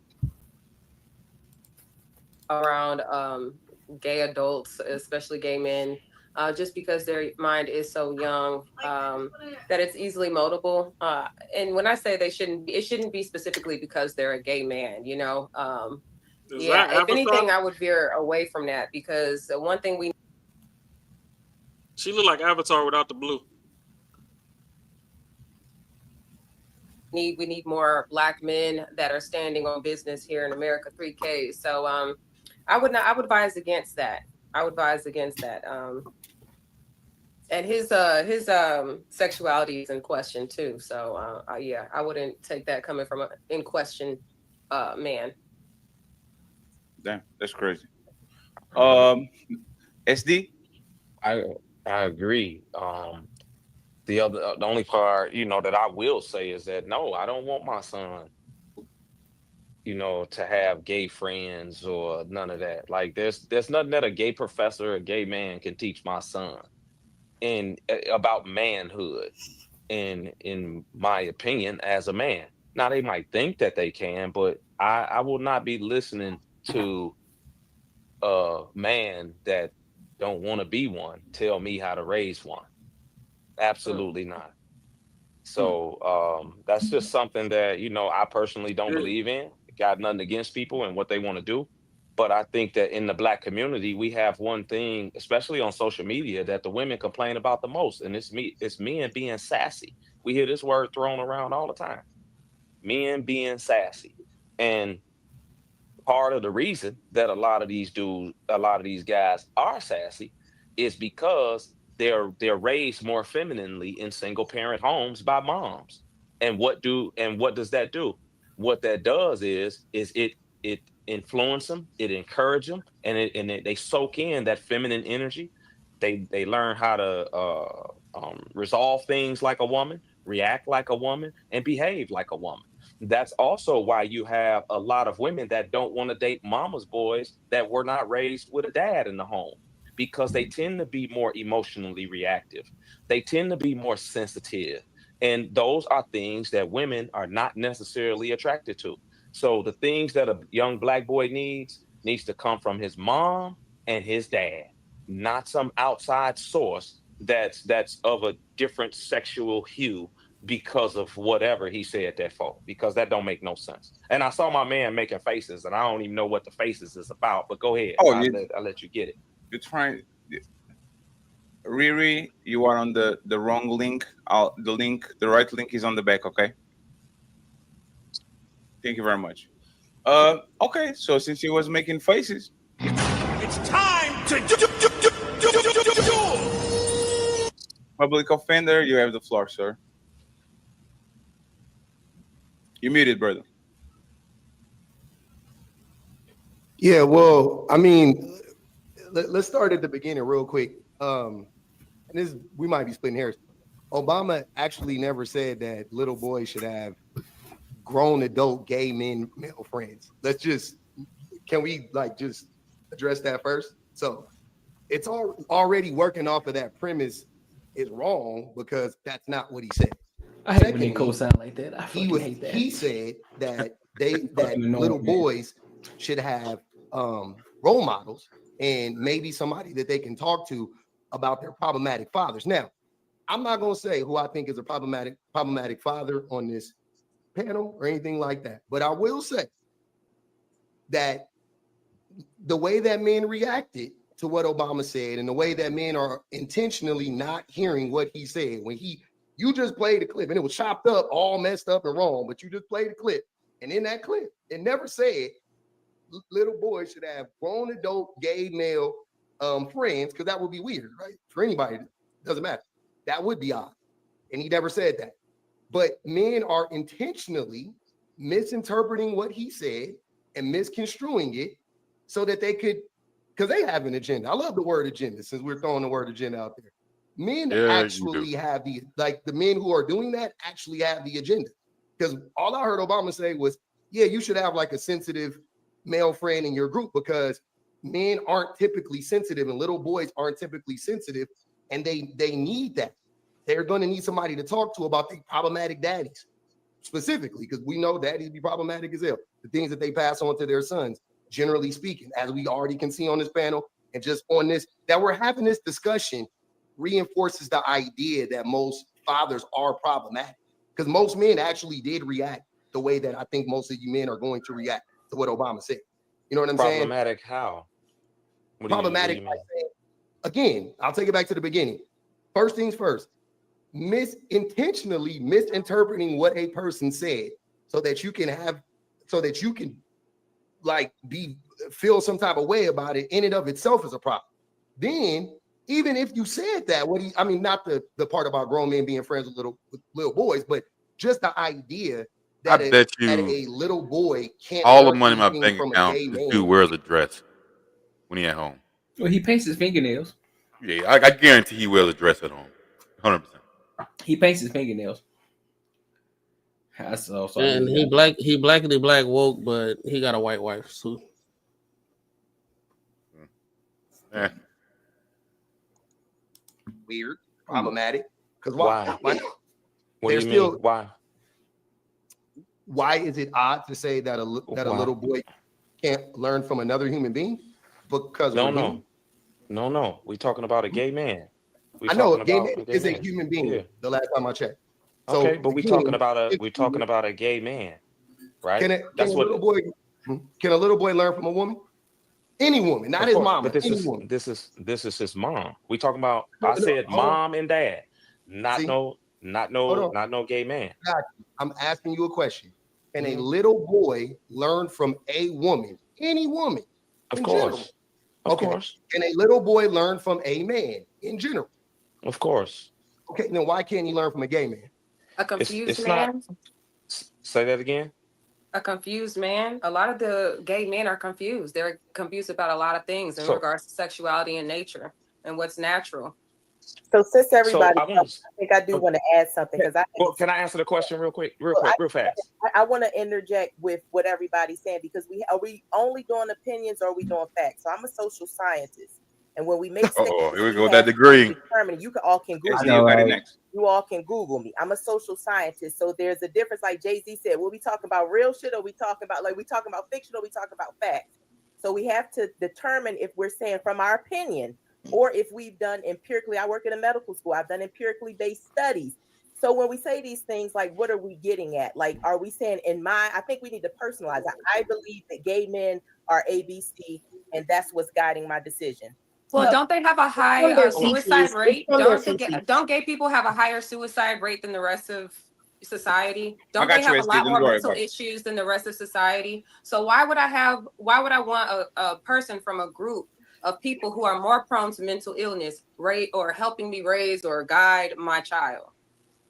Gay people in general and people in the LGBTQIA have a higher suicide rate because of heterosexual people. The way that cishet people treat them, it is a reaction to the way that they are victimized by cishet people. It is nobody gets treated worse than black people. Nobody gets treated worse than black people. It's not Oppression Olympics. The topic is about gay people. Iso, one second. Let SD go ahead because once again he's on short time, on borrowed time. I'll make sure everybody touches the microphone, okay? And actually, I see you can go next. Go ahead, SD.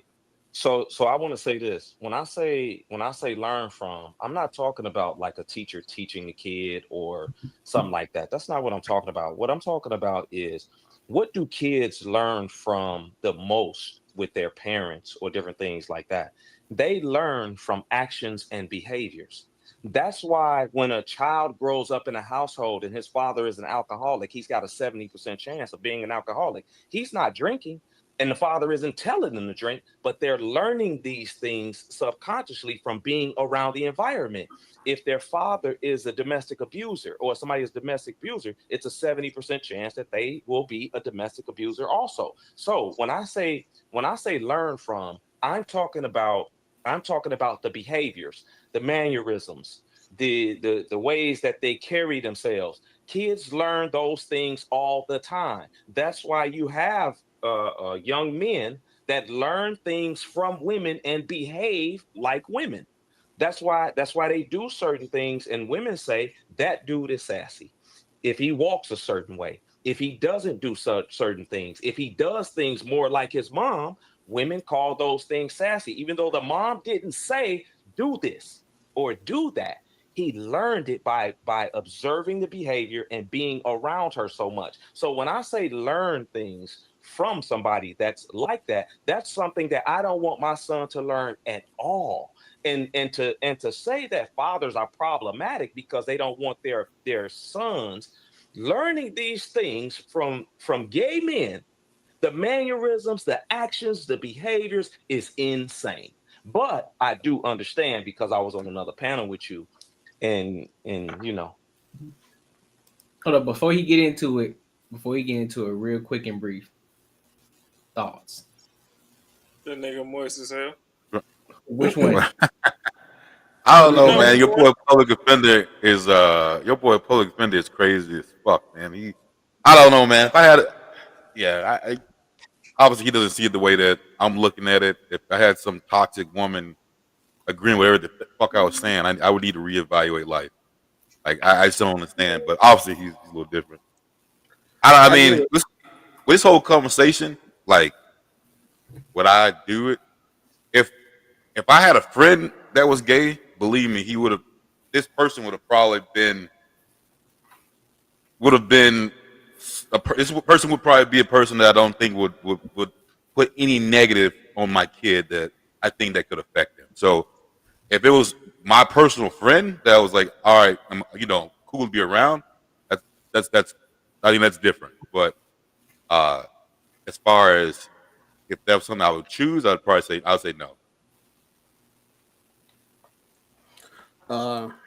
I get both. I get both sides. I get if somebody that you around and just so happen to be around and I don't know, whatever facet in life and they just so happen to be gay, you can learn some shit. I had a mentor that was gay. And he taught me a lot of stuff about like mind shift as far as business, how to think about the world, decision making, critical thinking, and just snapping into reality of what the world really is and all that type of stuff. So I can learn from that. But at the same time, I do understand what SD is talking about because I do have friends and frat brothers that have kids that they are not living. It's like joint custody, and they be with the mom for a while, and they be with him for a while, well, them for a while. And I have had conversations where they said they saw a lot of those mannerisms come out from their mom, putting their hand on their hip and kind of being sassy, talking a little sassy and stuff. And he got to be the one to get him up out of that because, hey, stop doing that. Men do this. We do it like this. Because if he keeps going and he says nothing, sending his son out to the world and he's supposed to be trying to find a woman or something like that, she going to look at him and say he's sassy and shit. So let me mention this real quick. Matt. So you mentioned that one of your mentors, he just so happened to be homosexual, right? Yeah. So is it the fact that he had great information and he just so happened to be homosexual? Or is it the fact that he's homosexual and he had great information? Nah, he was just so happened that's his lifestyle. But exactly. And so and I think that's the part that the public offender is missing, because what Obama was saying is, I think you should have somebody that is homosexual in your life because they give great information. I'm like, on your aspect of it, it's like, okay, he has great information, but he just so happened to be homosexual. That's two different things than what they trying to argue. No, the public offender is being disingenuous off the rip, because I heard what Obama said. Obama never said you need to be around a gay person, right?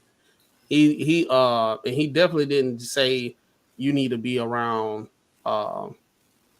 what he said, what a public offender said. He said something like somebody that's more emotional. Yep. Yeah, Obama didn't say that either. So it's like he being disingenuous what he's saying, but I can see what he's doing. So people who's watching this show, please, anybody that's not being objective and you only hear them do one side, do not listen to him. Thanks. He's one side. He's all about gay people and women. That's all. I didn't watch this man a bunch of times because he just so happened to be on the show. He only anytime we talk about men and their experiences and everything, is our fault for every goddamn thing. Right? Women are innocent, every single last woman. And he'll say statements like, it's not the women, it's the men. Right? And every single thing. Like, and you gonna hear, but public offender, another thing is, if you watching somebody, like body language is everything, right? So when old buddy was talking and everybody just looking at him and being real at SD, public offender that having to, like, he laughing like he at a comedy club and everything. He's not even listening because he already have a preconceived notion of like of what he's saying. It doesn't matter what he said, what SD was talking about, or what kind of context that he was providing. He just gonna fire back on just like being disingenuous. Like, right. I can't stand people that's like that though. But like, I think if you with somebody, I don't think you have to be around a gay guy to understand how to be more emotional. I agree. Right? Oh well, 100% I think they're in general, most men are emotionally intelligent. I think emotional intelligence looks different from how a man does it and how a woman does it, because men, we kind of look at things more from a logical perspective. So a lot of times, say for instance, if you're talking to your girl and she made you mad or something like that, it probably took about 3 times before you address it because you didn't overreact emotionally or whatever. And what you'll do is, all right, I'm gonna have to talk to her, but I understand how she is when I say something. So I'm gonna have to, hey babe, I got something to talk to you about. Please don't get mad. It's just something I just want to address to you. It's something men usually say that something along that line, and then they'll say what they say, and they make sure they choose their words, nicely, because they understand how they want, how they girl or their wife going, how they react.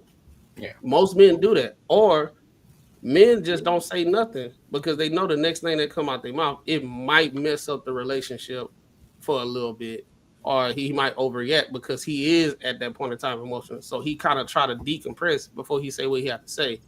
A lot of times women look at that as we're manipulating them, and we know that makes them mad when you don't talk. So I think men do practice emotional intelligence. But I think it just looks different how women and men do it. So that's the reason why we have a disagreement of like when women say, "Oh, men not emotionally intelligent," and this, that, the third.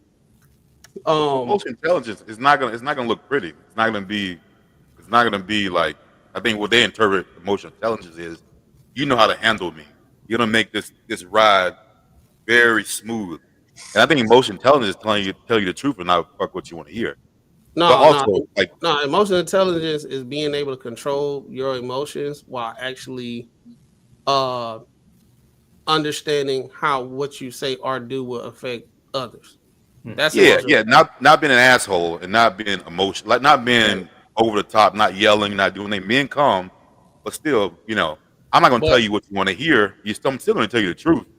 Exactly. But maybe I might address it at a certain time. But that truth, she's not gonna like either way. But so that's why I'm saying with old buddy, he's been disingenuous with the whole situation because like I said, I learned patience and emotional and stuff like that more from my dad, because my dad got a lot of patience, and I seen how he communicated with my mom.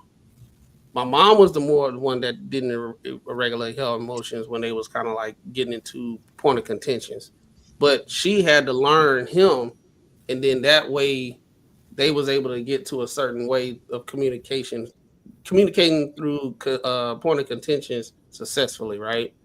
So I learned that from my dad. So I address things right then and there, but it's not going to be on no mean stuff or nothing like that. So I don't, and my dad ain't gay or homosexual. So it's like, you don't have to be a homo, because I know a whole bunch of homosexuals. Well, I don't know a whole bunch of them, but I have seen homosexuals that like just fly off the handle because they're very emotional. Most of them are. And they don't know how to express their emotions like that. I think Obama just so happened met one or a guy that just so happened to be emotionally regulated, but he just so happened to be gay. That's what I think. What Obama actually said? Huh? Are you able to? I wanted to know. I could pull it up. Obama actually said. Yeah, it wasn't. It's not as bad what a lot of people said, but not that long either. But yeah. I guess it's one of those things where people like kind of read in between the line, try to read in between the lines of what he was trying to do, because everything he's been doing for like the gay professor in college at a time when openly gay folks still weren't out of line. Need that to show empathy and kindness. And by the way, you need that person in your friend group, so that if you then have a boy who's gay or non-binary or whatever, they have somebody that they can go, okay, I'm not alone in this. Yeah. Right. I had a. If your kid was gay. So that's basically what he's saying. So I don't from that.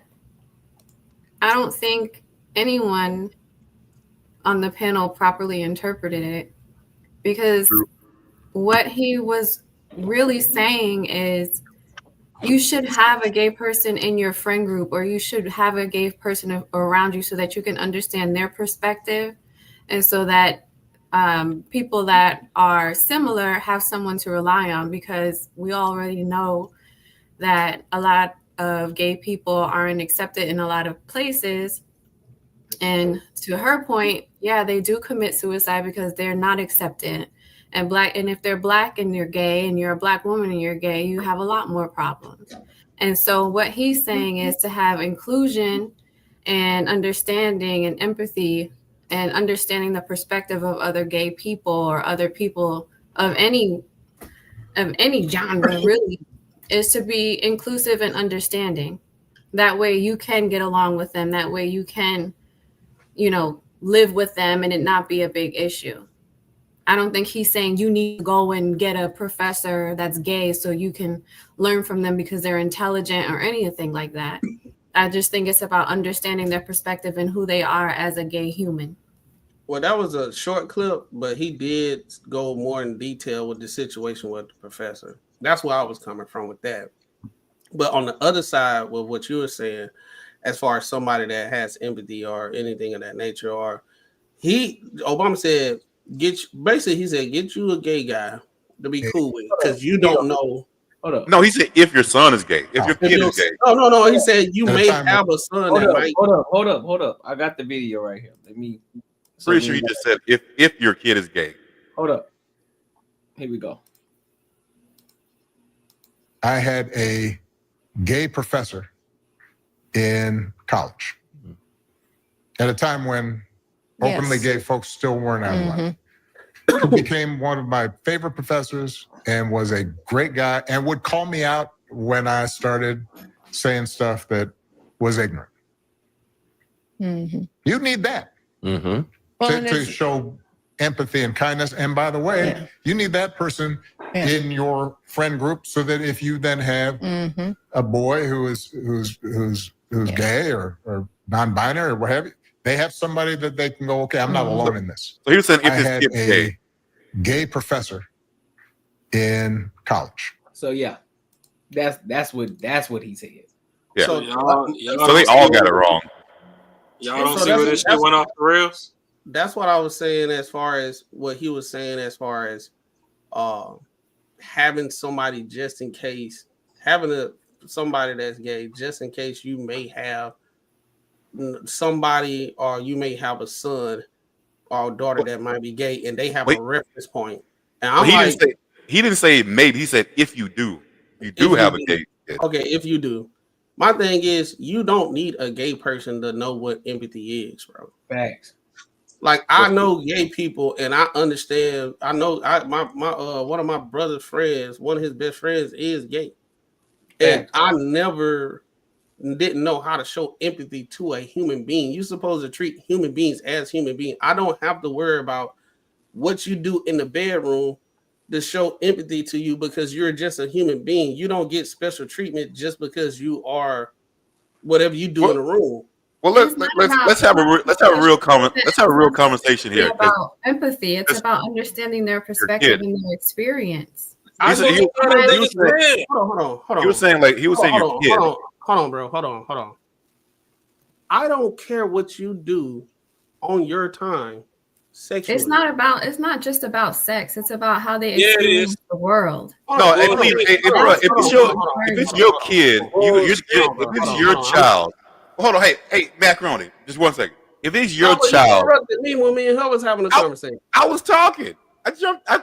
When she jumped in, I jumped in. Go ahead. All I'm saying, if we're talking about your kid, it ain't gonna be like somebody else's kid on the street. You're gonna be like, bro, you sure you're gay? Like, I mean, it would be a different conversation. It's not gonna be like I'm gonna treat somebody else's kid. Like, that's different. If it's my kid, it's gonna be one of those ones like, bro, it's gonna be a lot of talks, like for sure. So I can't come and say like I'll treat anyone with empathy if it's my kid. I'm probably not. My whole thing about this, K, is I was taught nobody owes you understanding. But at the same time, I'm going to treat you like a human being at the end of the day. I don't have to understand your day-to-day and this, that, and the third. If I'm treating you in such a way that's disingenuous, I'm treating you a bad way and all that type of stuff, I get that. But if I'm not sitting here talking about your lifestyle, this, that, and third, I'm not discounting your experience or this, that, and third. I'm not discounting nothing. I do not have to sit there and have to understand your day-to-day and how you perceive the world. I don't have to do that, because if I have to do that, I have to do that with everybody, and everybody does not do that. I don't do that with anybody on this panel. I don't do it with you. I don't do it with Raw. I base everything based off your character and how you move. I'm not gonna, now if we having a conversation and you saying your experiences and all that type of stuff, fine, cool. I can listen. But just because you are homosexual or gay doesn't mean I gotta sit here and have an understanding of your lifestyle and then intrigue me. I ain't gotta do that, but I'm gonna treat you like a human being, and I think that's what's missing right there at the point of time. Just because your lifestyle and what you do in the bed is different from what everybody else or me do, doesn't mean I have to hold you understanding. I just treat you like a human being. Dog, we gonna take this shot or what? Are we what we doing? We gonna watch the game? We finna do this, that, and third, blah blah. Okay, you don't like basketball? Cool. What you like doing? Oh, I like to go do this. All right, cool. We do that. But if I have to sit here and have a conversation, oh, he's gay. Oh man, intrigue me. How everything going? Oh, so this how you see the world? Okay, but I ain't gotta do all that. You're a human being. But Macron, you talking to a person though. But what Obama was saying is the reason you should have a gay kid is for understanding of your kid. That's what he was saying. No, that's not the whole thing. He was saying that because he was gay, Obama was saying things that was ignorant, and he had to put him on game. I'm saying like I'm not finna say anything ignorant. That's Obama's issue. Maybe he was just an ignorant person that didn't have. It didn't have to be purposeful. You know what I'm saying? It didn't have to be, on purpose that he was, intentionally being disrespectful. It could just be ignorant from his own understanding, his own thought process. So yeah, he would put him on to the perspective of a gay person, be like, yo, this is why this sounds crazy, or this is why you shouldn't say something like this, or this is why you're getting the response that you're getting from homosexuals, because this is not their experience. So when I'm saying understanding or getting their perspective, it's just so that you know how to operate with certain people. And no, you can be kind and respectful and be cool as shit with gay people and not have to understand every single aspect of what they deal with. But the more you understand and the more you're open to having a conversation about it, the more aligned that you can be and get along even better. Now, if you don't give a fuck, you don't give a fuck. And that's on you. And that's the type of relationship that you would have with that particular person. But that's all that he's coming across, especially if you are around, if you have a child or a gay cousin or whatever, and you care to understand and you care to know their perspective and how they move and operate in the world, so you can have compassion and deal and work with them through different situations. That's a great thing that you can have, is have somebody in your world that you can connect with in that regard. He's not saying that you have to understand, like y'all make it seem like it's a fucking chore. Like if you understand people, you understand people. And if you don't want to understand people, then you can move along and deal with whatever you want to deal with it, however you want to deal with it. But if somebody is offended by something that you're saying because you don't take the time, then you just have to deal with the outcome of that. We don't make it seem like a fucking chore. That's not what we do. We just accept people for who they are and move on at the end of the day. Yeah. You can bring something to my attention that, whatever, that's fine. Now, if it gets to the perspective, if my child is gay and everything, that's a whole different situation. But I'm speaking as us as two individuals. He might be gay. I'm not. Okay, cool. trying to have that understanding. It's not a chore. The situation is when people that live that lifestyle try to make it, we got to understand them.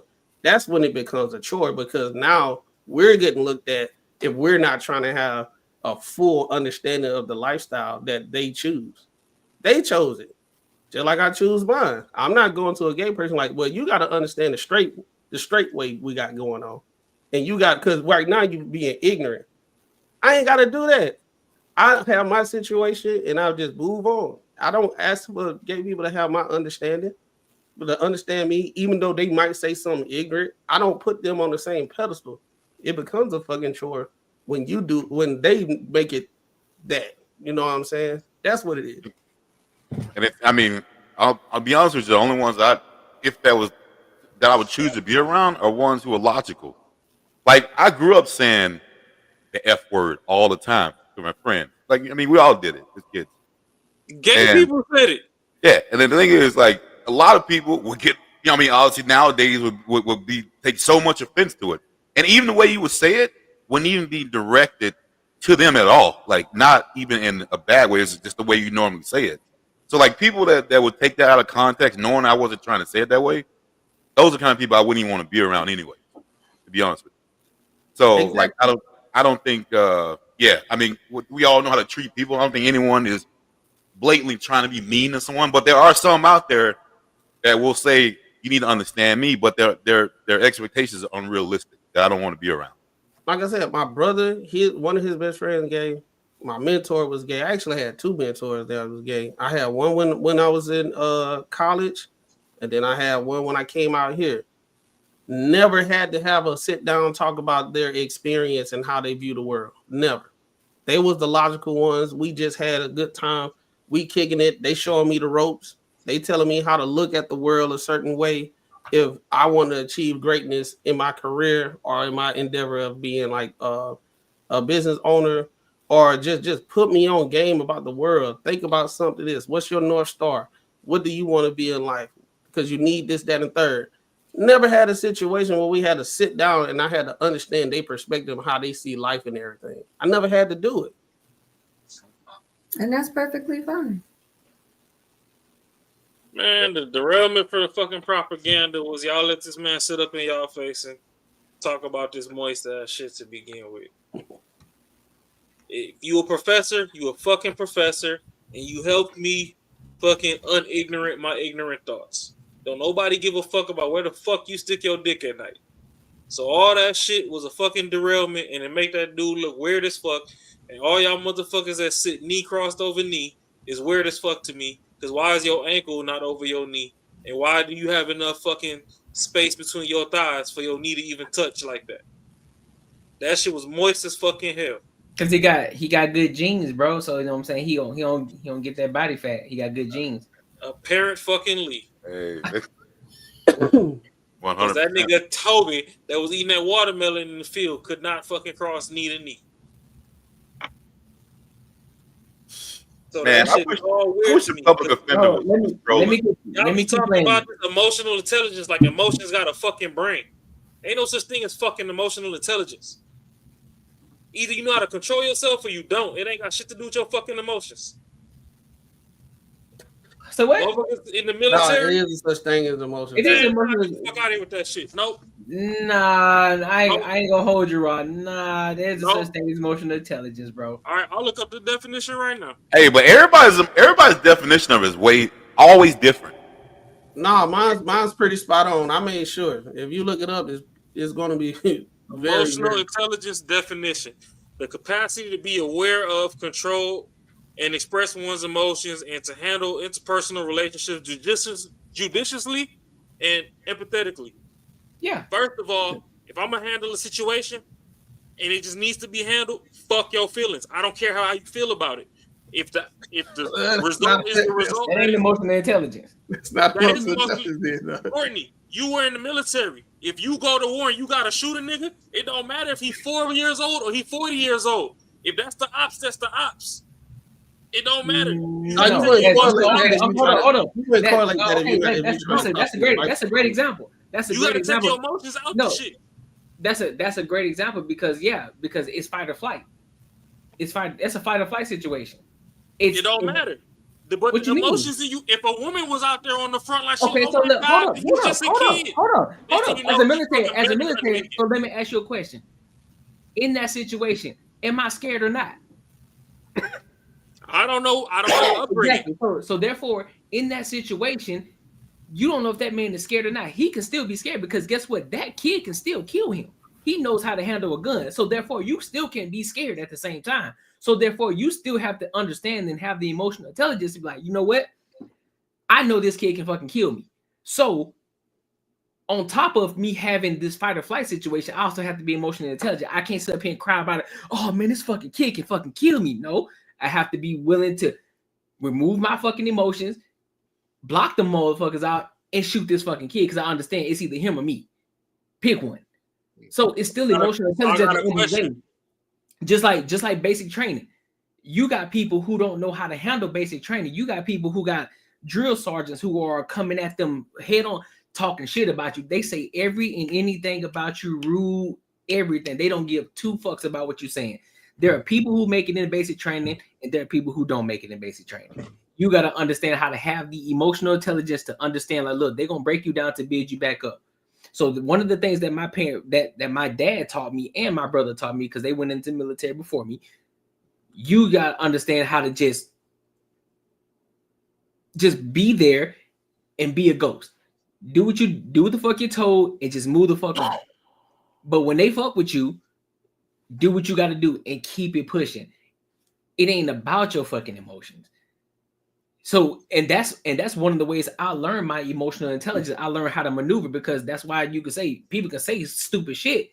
And so I learn self-control, emotional intelligence. So emotions ain't intelligent. You just learn self-control. Emotional intelligence.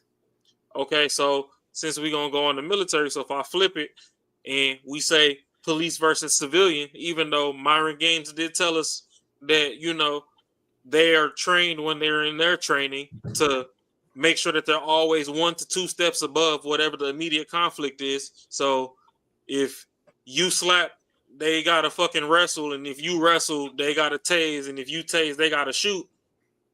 And then you get the one motherfucker that all you did was talk back and they shoot. Like, is that we just gonna blame it on their training, or we gonna say they weren't emotionally intelligent, or what we got going on there? You blame it on all. You blame it on all of that because guess what? Because you were trained. So because most people, because think about it, most individuals who come out of the military and go into the police force, they understand the conflict resolution. They understand that because they had it on a higher level than just the police force. So when you got some random Joe who just came off the block, and all of a sudden they feel as if, oh well, shit, I want to be a police officer because I want to make a fucking difference. They haven't practiced that. The police force don't teach that. They can say that shit all day. The police force don't teach that. In the military, they teach that because you have to go through real deal hardcore fucking training in order to understand emotional intelligence. Because once you are overseas, like I've been overseas, I've been in Iraq, I've been in Afghanistan, I've been in Baghdad, I've been in all of these places. You have to understand and have discernment and emotional intelligence. You can't act off your emotions. You got to be logical about everything that you fucking do. So you can't just go based off of, oh, look, this little kid looking at me, so I'm finna blast off in his ass. No, you have to be able to have conflict resolution. It's like, look, I'm gonna tell you once, back the fuck up. Okay, you ain't gonna back the fuck up. Therefore, I'm gonna pull the weapon out, I'm gonna shoot one in the air. If you keep coming, I'm gonna pop your ass. So that's 3 forms of conflict resolution before I actually put one in you. So I'm letting you know beforehand, before I actually put one in you, before it becomes a serious situation. I'll let you know. I'll give you 2 warnings before I put one in you. They don't teach that. They don't teach that in the police force. But those individuals who come from the military and go into the police force, they understand that. Unless they on the fucking spectrum. And they need to be. I mean, I get that, because we just had a Marine out here that shot some dude in traffic. Yeah, unless you know what I'm saying. And PTSD is a motherfucking thing in which I get benefits off of that as well, because I seen shit over there in Iraq as well. But you have to, but again, it's the severity of the PTSD is from person to person. It's different. So it just depends on the person. I still don't believe in emotional intelligence, just like I don't believe in that damn. I mean, well, I guess in extreme cases you can say some people need therapy, but the amount of people that's going to therapy don't need the shit. Motherfuckers need to man the fuck up, and all this moist ass shit is what's fucking people to fuck off. When it's real, when it's real life shit, yeah, has, PTSD it reflects. It has an issue, but when the PTSD that a lot of these other people talk about, that's not real shit. Oh yeah, my parents used to yell at me. I got PTSD. That's bullshit. Like man the fuck up or woman the fuck up. That's bullshit. They were yelling at you because you were saying some stupid shit. Because that's where I'm coming from with it. Yeah. Because the same way you've seen dead bodies overseas, I've seen dead bodies in the hood. That's PTSD. Yeah.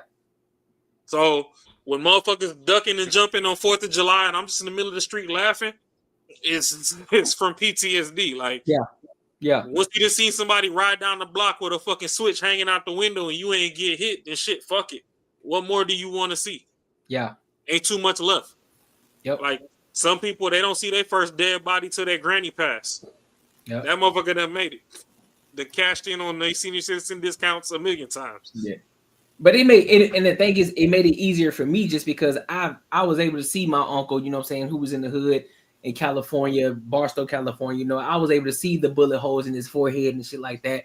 I saw all of that, you know, as a youngin', and then to grow up, see other people pass away on top of that. Because my uncle, he was an affiliated guy, and he was really heavy into the gang, kingpin type shit. Able to see that. And then going to the military and experience shit over there as well. So therefore, I wouldn't say I'm necessarily numb to it, but I understand how to maneuver around. It's like, all right, I'm not gonna go fucking ballistic. I don't need to be in no fucking straitjacket because I've seen this shit. I know how to operate. I know how to maneuver because I had the discernment and I understand the emotional intelligence. You know what I'm saying? It's like, all right, cool, shit happens. It is what it is. I just know what not to fucking do in order to put myself in these positions. Yeah, I mean, my thing is, y'all know how I am. I just don't like all the blurry, muddy fucking waters. Yeah. So I'm tired of fucking 32 definitions for fucking one thing. It's either you got self-control or you don't. So that's why, personally, when it comes to the definition of emotional intelligence, I don't believe in the shit because you leave too much fucking middle ground leeway for motherfuckers to run off with an excuse of, oh, I didn't like what he said or how he said it or whatever. No. Guess what? Fuck you. Facts is facts at the end of the day. You don't gotta like how I say it. If somebody else tell it to you some other way that's soft that you can fucking digest it, whoop-de fucking do. But at the end of the day, facts is facts. If you was finna get bodied, you was finna get bodied.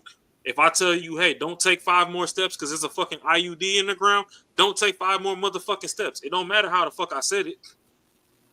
Yeah. Solve that shit when you make it back to fucking camp. Yeah. But right now, nigga, don't take 5 more fucking steps. We all finna fucking blow the fuck up.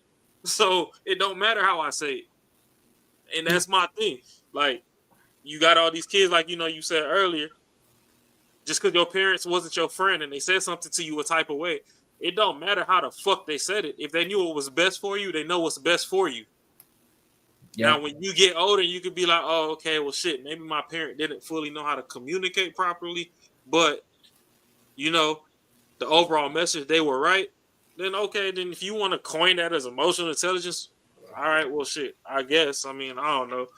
But it's just comes down to where it's too many fucking definitions to muddy the waters. And to me, personally, that's why I think fucking a lot of communities, I'm not going to say the black community, a lot of communities, especially relationship-wise, the relationship community is fucked off. Because everybody keeps shaking up the container. Y'all keep muddying the waters. Nobody wants to let shit settle down, which is the same thing that women always use. Oh, I don't want to settle for less. You're not settling for less, but shit, quit shaking the fucking jar and let the snow globe sit on the counter so you can separate the confetti from the water, and then we can see clearly as to what you need to pick. When you keep shaking that motherfucker up, then shit. Everything's in turmoil. It's blurry. You don't know what the fuck you doing. You can't stay still for a minute. You don't know. You can't really see clearly what it is, and on top of that, you can't even see yourself, and you don't understand who you are as a person. So now you think that you need this person, but you actually need that other person, that nerd that you keep overpassing. But that's the one that you actually need. But you keep thinking you need this other guy over here who ain't shit. Yeah, so you need now, the Martin that keep cracking jokes on you, but you too worried about your dark skin, so now you think everything's a fucking attack. and you ain't read between the lines. He actually like you. He actually fucking with you. He's like, hey, what's good with it? He only picking on you because it's the only way he get a fucking reaction and attention out of you. He like you. If he ain't like you, he wouldn't even fucking look your direction. Yep. So, now I get that. But hold on, I'm gonna play a few more minutes of this, and then we'll finish off with this. Oh, wait, you're gonna take a personal shot at me? No, I would love to hear I it. do understand because I was on another panel. What do you understand? What do you understand? Understand It don't sound like you the stance understand that you shit. I It sound like you don't understand the understand stance shit. that you take. I SD, understand can the you stance can you that be take. one second? SD, can you be precise with the criticism so we can? If you don't make it stand on business, don't start it and then start getting quiet. No, quiet. I understand the stand that you take. Inform the class. What do you understand so much about, sir? I It sound like you don't understand anything. You done? Can I go? Say what you're gonna say. Yes. So I understand the stance that you take because on another panel you mentioned and you talked about painting your nails and being more feminine and all of these here different things. So I understand the stance that you take because of that. Okay, so you don't. That didn't prove that you understood it at all. It just proved that you actually lack. You can't explain the why. So if you see what I'm saying? You may have made an assumption about what my stance would be, but that doesn't mean you actually understand it. You haven't articulated how you understand it. You just figured I would take this stance, and that's fair. I don't care. But the reality is that nothing you said makes sense, and the logic is circular. So again, and this is a problem because what you're saying is that men are learning to be sassy from gay men. But then you're also saying that men are learning to be sassy from single mothers. So first thing I want to know is, we was 2 minutes into the show. How did we already start talking about single mothers? That was a first, like, we 2 minutes into it already. He went out. Mothers? But I'm curious. How are we talking about single mothers? We started talking about gay men and fathers, but somehow, some way, we ended up at single mothers. Explain that one to me, since you know so much. Answer. I think he black, and I can answer it for you though, because a single father wouldn't let his children be around no gay men or no lesbians or no studs. You know what's ironic about this is women are the biggest homophobes and the biggest supporters of gay people at the same time. They want men to be real men until a man is a man, and then they call them gay right away. So it's ironic that you support the LGBT community and gay people, but you'll look at men funny if they had a lesbian friend and a stud friend. It'd be very odd if you saw me, Fatty, or SD going around with our stud friend and a lesbian friend having a party with them. But women are women, and it goes right back to single mothers, love, support, and disorder. So the biggest supporters of the LGBT community and supporters are mothers, typically single mothers, because they can't even keep the man around because she didn't want to follow his order. So I'll finish. How did we get here? That's what I want to know. Like, because if y'all want to is crazy to me. Take some accountability. Are we gonna have the conversation? No, there's no conversation because there's no line of thought. You see, only certain people are getting offended. Like we're having a conversation. It is a linear line. I'm not gonna let the line is you're blaming women, and I'm really confused. We're moving the topic, straight men, right? We're talking about gay men. So let me. And now we're all about. Can y'all please stop? No. If we're talking about, can y'all please stop cutting me off? Can y'all please stop cutting me off? Can y'all please stop cutting me K off? on his side. Can y'all please stop cutting me off? Can y'all please stop? This our show, right? This our show, right? We won't do this on your shows. Ruby, if you said please stop. If SD said it, if Pretty Intellectual said it, Public Offender, we stop on your show. Why are you trying to cut off the host? Let me land and you respond to it. We love everybody saying their opinions, saying what you have to say, making your statements, and make sure you substantiate what you say as well too. A straight man will not let his children be around lesbian, gay, or studs, or any type of man. It's single mothers who validate those type of behaviors. But when a man's not a man, you want to say he's not a man. If me and SD and Fatty want real men and Public Offender, you want them around us. So then why do you support a gay man? That's all we're saying. If you're going to put more emphasis on what we're talking about. But again, Women will validate, enable gay men because it makes them look good. Soon as that gay man becomes a trend and competes with a woman, then she don't believe in it anymore. So as long as the gay man don't compete with you, you support him because it makes you look good. Oh my so, God, that's go ahead. Ali, I've got a question. I've got it. Y'all, hold on, y'all. Give me one second. Just ask him one question. He can answer it for us. He just did you just say that women are more homophobic than men, and then say that women support gays more than women are extreme homophobes? Again, right now, they might not say it for the convenience of the show, but as soon as we make those statements, you'll call SD gay, Hey, pause gay, it. fatty Bro, gay, he gay, bro. BITCH. He definitely gay. Hey, pause it. So my thing is, what's up with all this performative fuck ass laughing that this motherfucker is doing?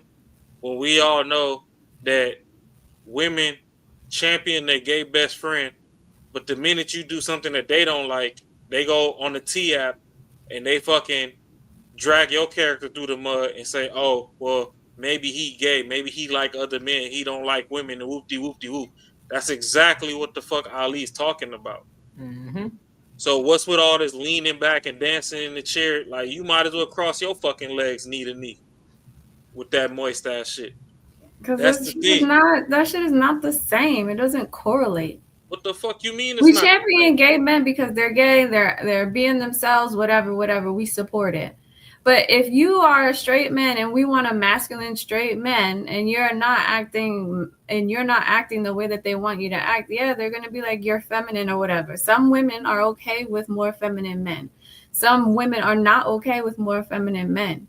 But just to be like, oh, we're homophobe, that doesn't correlate. We just don't care for feminine acting men. Hey, Kay, I ain't gonna hold you. I'm gonna preface this by saying I love you to death, but that shit sound dumb as hell. Well, I'm not part of the crew that's gonna be like, oh, he's gay and do all that extra bullshit. No, but I if get a man's that. too feminine for me,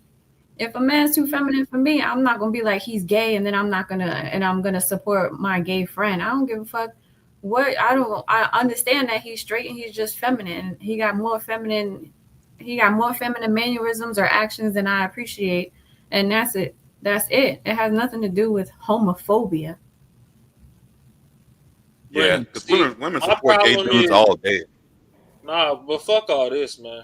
My problem is, why do women always have to fucking blurry up every fucking thing? Like, y'all don't like men, but then y'all want the men to act like women to be your friends, but then y'all don't want the men to act like women to be your partner, but then it's fuck all men except your daddy. Like, nah, fuck that bum ass nigga too. Because clearly that's the fucking reason you fucking have vitriol in your heart anyway. So fuck that bum ass nigga too. Like, why that nigga tax exempt? Then you got this dude that knows the sexuality of his professor. So it's not the fact that a grown, mature man was able to guide you out of your ignorance or whatever. It was just happened to be a moist ass motherfucker. Like, no, the shit is fucking dumb. And then men come and tell y'all that this shit is fucking stupid, and then y'all fight us all goddamn day about this shit.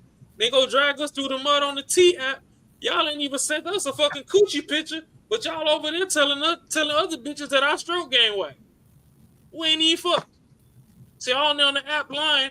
Then when the shit get leaked out, now with videos coming out that fucking pictures have been released and stuff, and people started getting fired from their job and stuff, and now, oh man, they're bad. They shouldn't have did that. Y'all was talking shit. Why y'all ain't just stick to the Facebook group like, hey, sis, is this your man?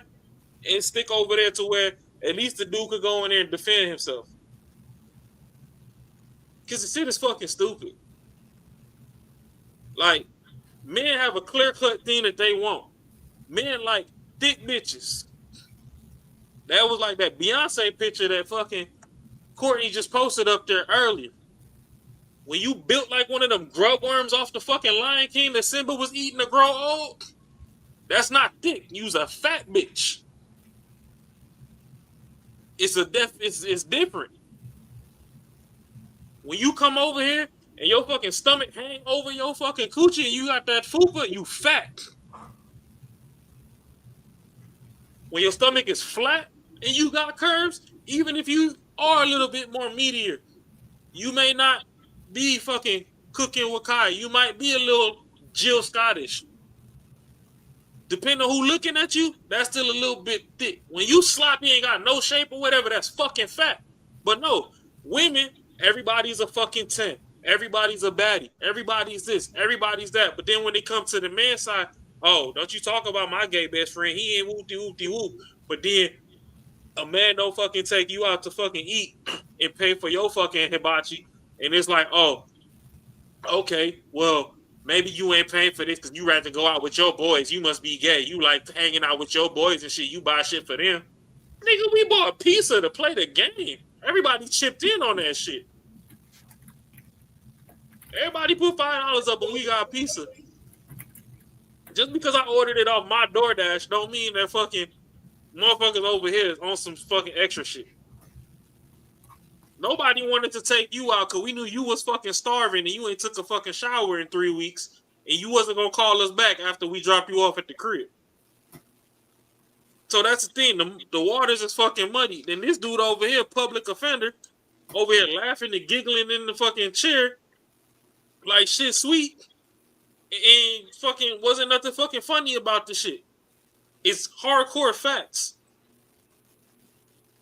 Women is damned if you do, damned if you don't with them, because y'all want somebody that could be your fashion designer, do your makeup, and help y'all go shop for purses and bags and all this other shit, and dress y'all down and snap fingers and do makeup with y'all.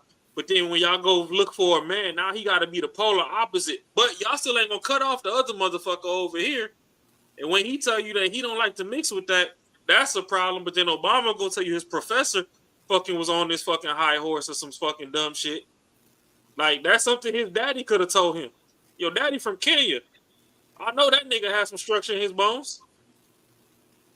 You waited for a professor that told you he was a fucking dookie demon in 2K's words? That to tell you some fucking shit and get you some discernment? All ignorance really is you don't fucking know better at the moment.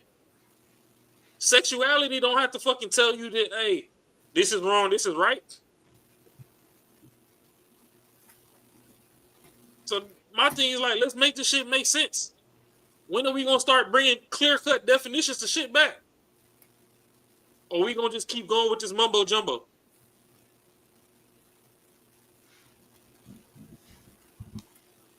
Good point. Good point. Anybody got any else? Any other thoughts? Nah, I think that was about it. Your boy Macaroni. Oh yeah, that boy out. Hey, that boy was calling them hogs. Oh shit. It's almost like 4 o'clock over there for him, ain't it? Yeah. He gonna be hurting. He gonna be hurting in the morning. He gonna be hurting. Shit, me too. He tried. Yeah, he did. We gotta send him some energy drinks in the mail. That's why. Look, listen. That's why for all of y'all, because listen, everybody gotta go to work in the morning. That's why y'all gotta tap in and support the channel. Subscribe, follow, send it, share it, and tap into the Cash App too. Y'all see it right here in the bottom, on the bottom screen right here. Banter, Barter. Tap in and support. You know what I'm saying? But listen, I appreciate y'all. This shit was dope. This was fire. I love it. Listen, we are how many we are? How many are we? 15? We still 15 or what? I ain't checked. I know it was 15 when we started. 15. Either way. Yeah. I think we're like 15. I think we're like 15, somewhere around there. So we almost there. We almost about to hit that monetization. So we almost there. We're gonna be there soon. And then of course, we're gonna host a whole 1K party. You know what I'm saying? It's gonna be dope. So I'm hoping to get this. I'm hoping to get it within the next week or two. Hopefully next week. If not next week, the following week we should be at 1K. And then we're gonna host a 1K party. Oh shit! Andre said 14. Oh, 14? Type shit. Hey, let's get it. 14 away. 14 away. Listen, we almost there. I know. Let me go ahead and say this before so we get off. But then I can get my hug from Kay before she stabbed me. I ain't gonna stab you. I already know you crazy. All right. That's it. Type shit. Get it. Type shit. All of y'all, actually. But but like real talk though, like we really building something here. We be having conversations on the back end, just trying to figure out how we can grow, build this thing to make it become something huge. Because like I said, we're gonna be one of the biggest things in Arizona. That's the first milestone. We want to become the biggest things in Arizona. And then once we become big in Arizona, we're gonna dive deep, and then we're gonna expand. Dive deep and expand. So when we out in these streets, they're gonna know who K is, they're gonna know who Raw is, they're gonna know who Marcus is, and then of course they're gonna know who Macaroni is, but he in Atlanta. But so rightfully, yeah, you feel me? They're gonna know who he is when you're out here in the city, and then of course they're gonna know who Courtnee Edgar is. But other than that, I appreciate y'all. Thank y'all for tapping in with us and kicking with us. And until next time, man, I will see y'all.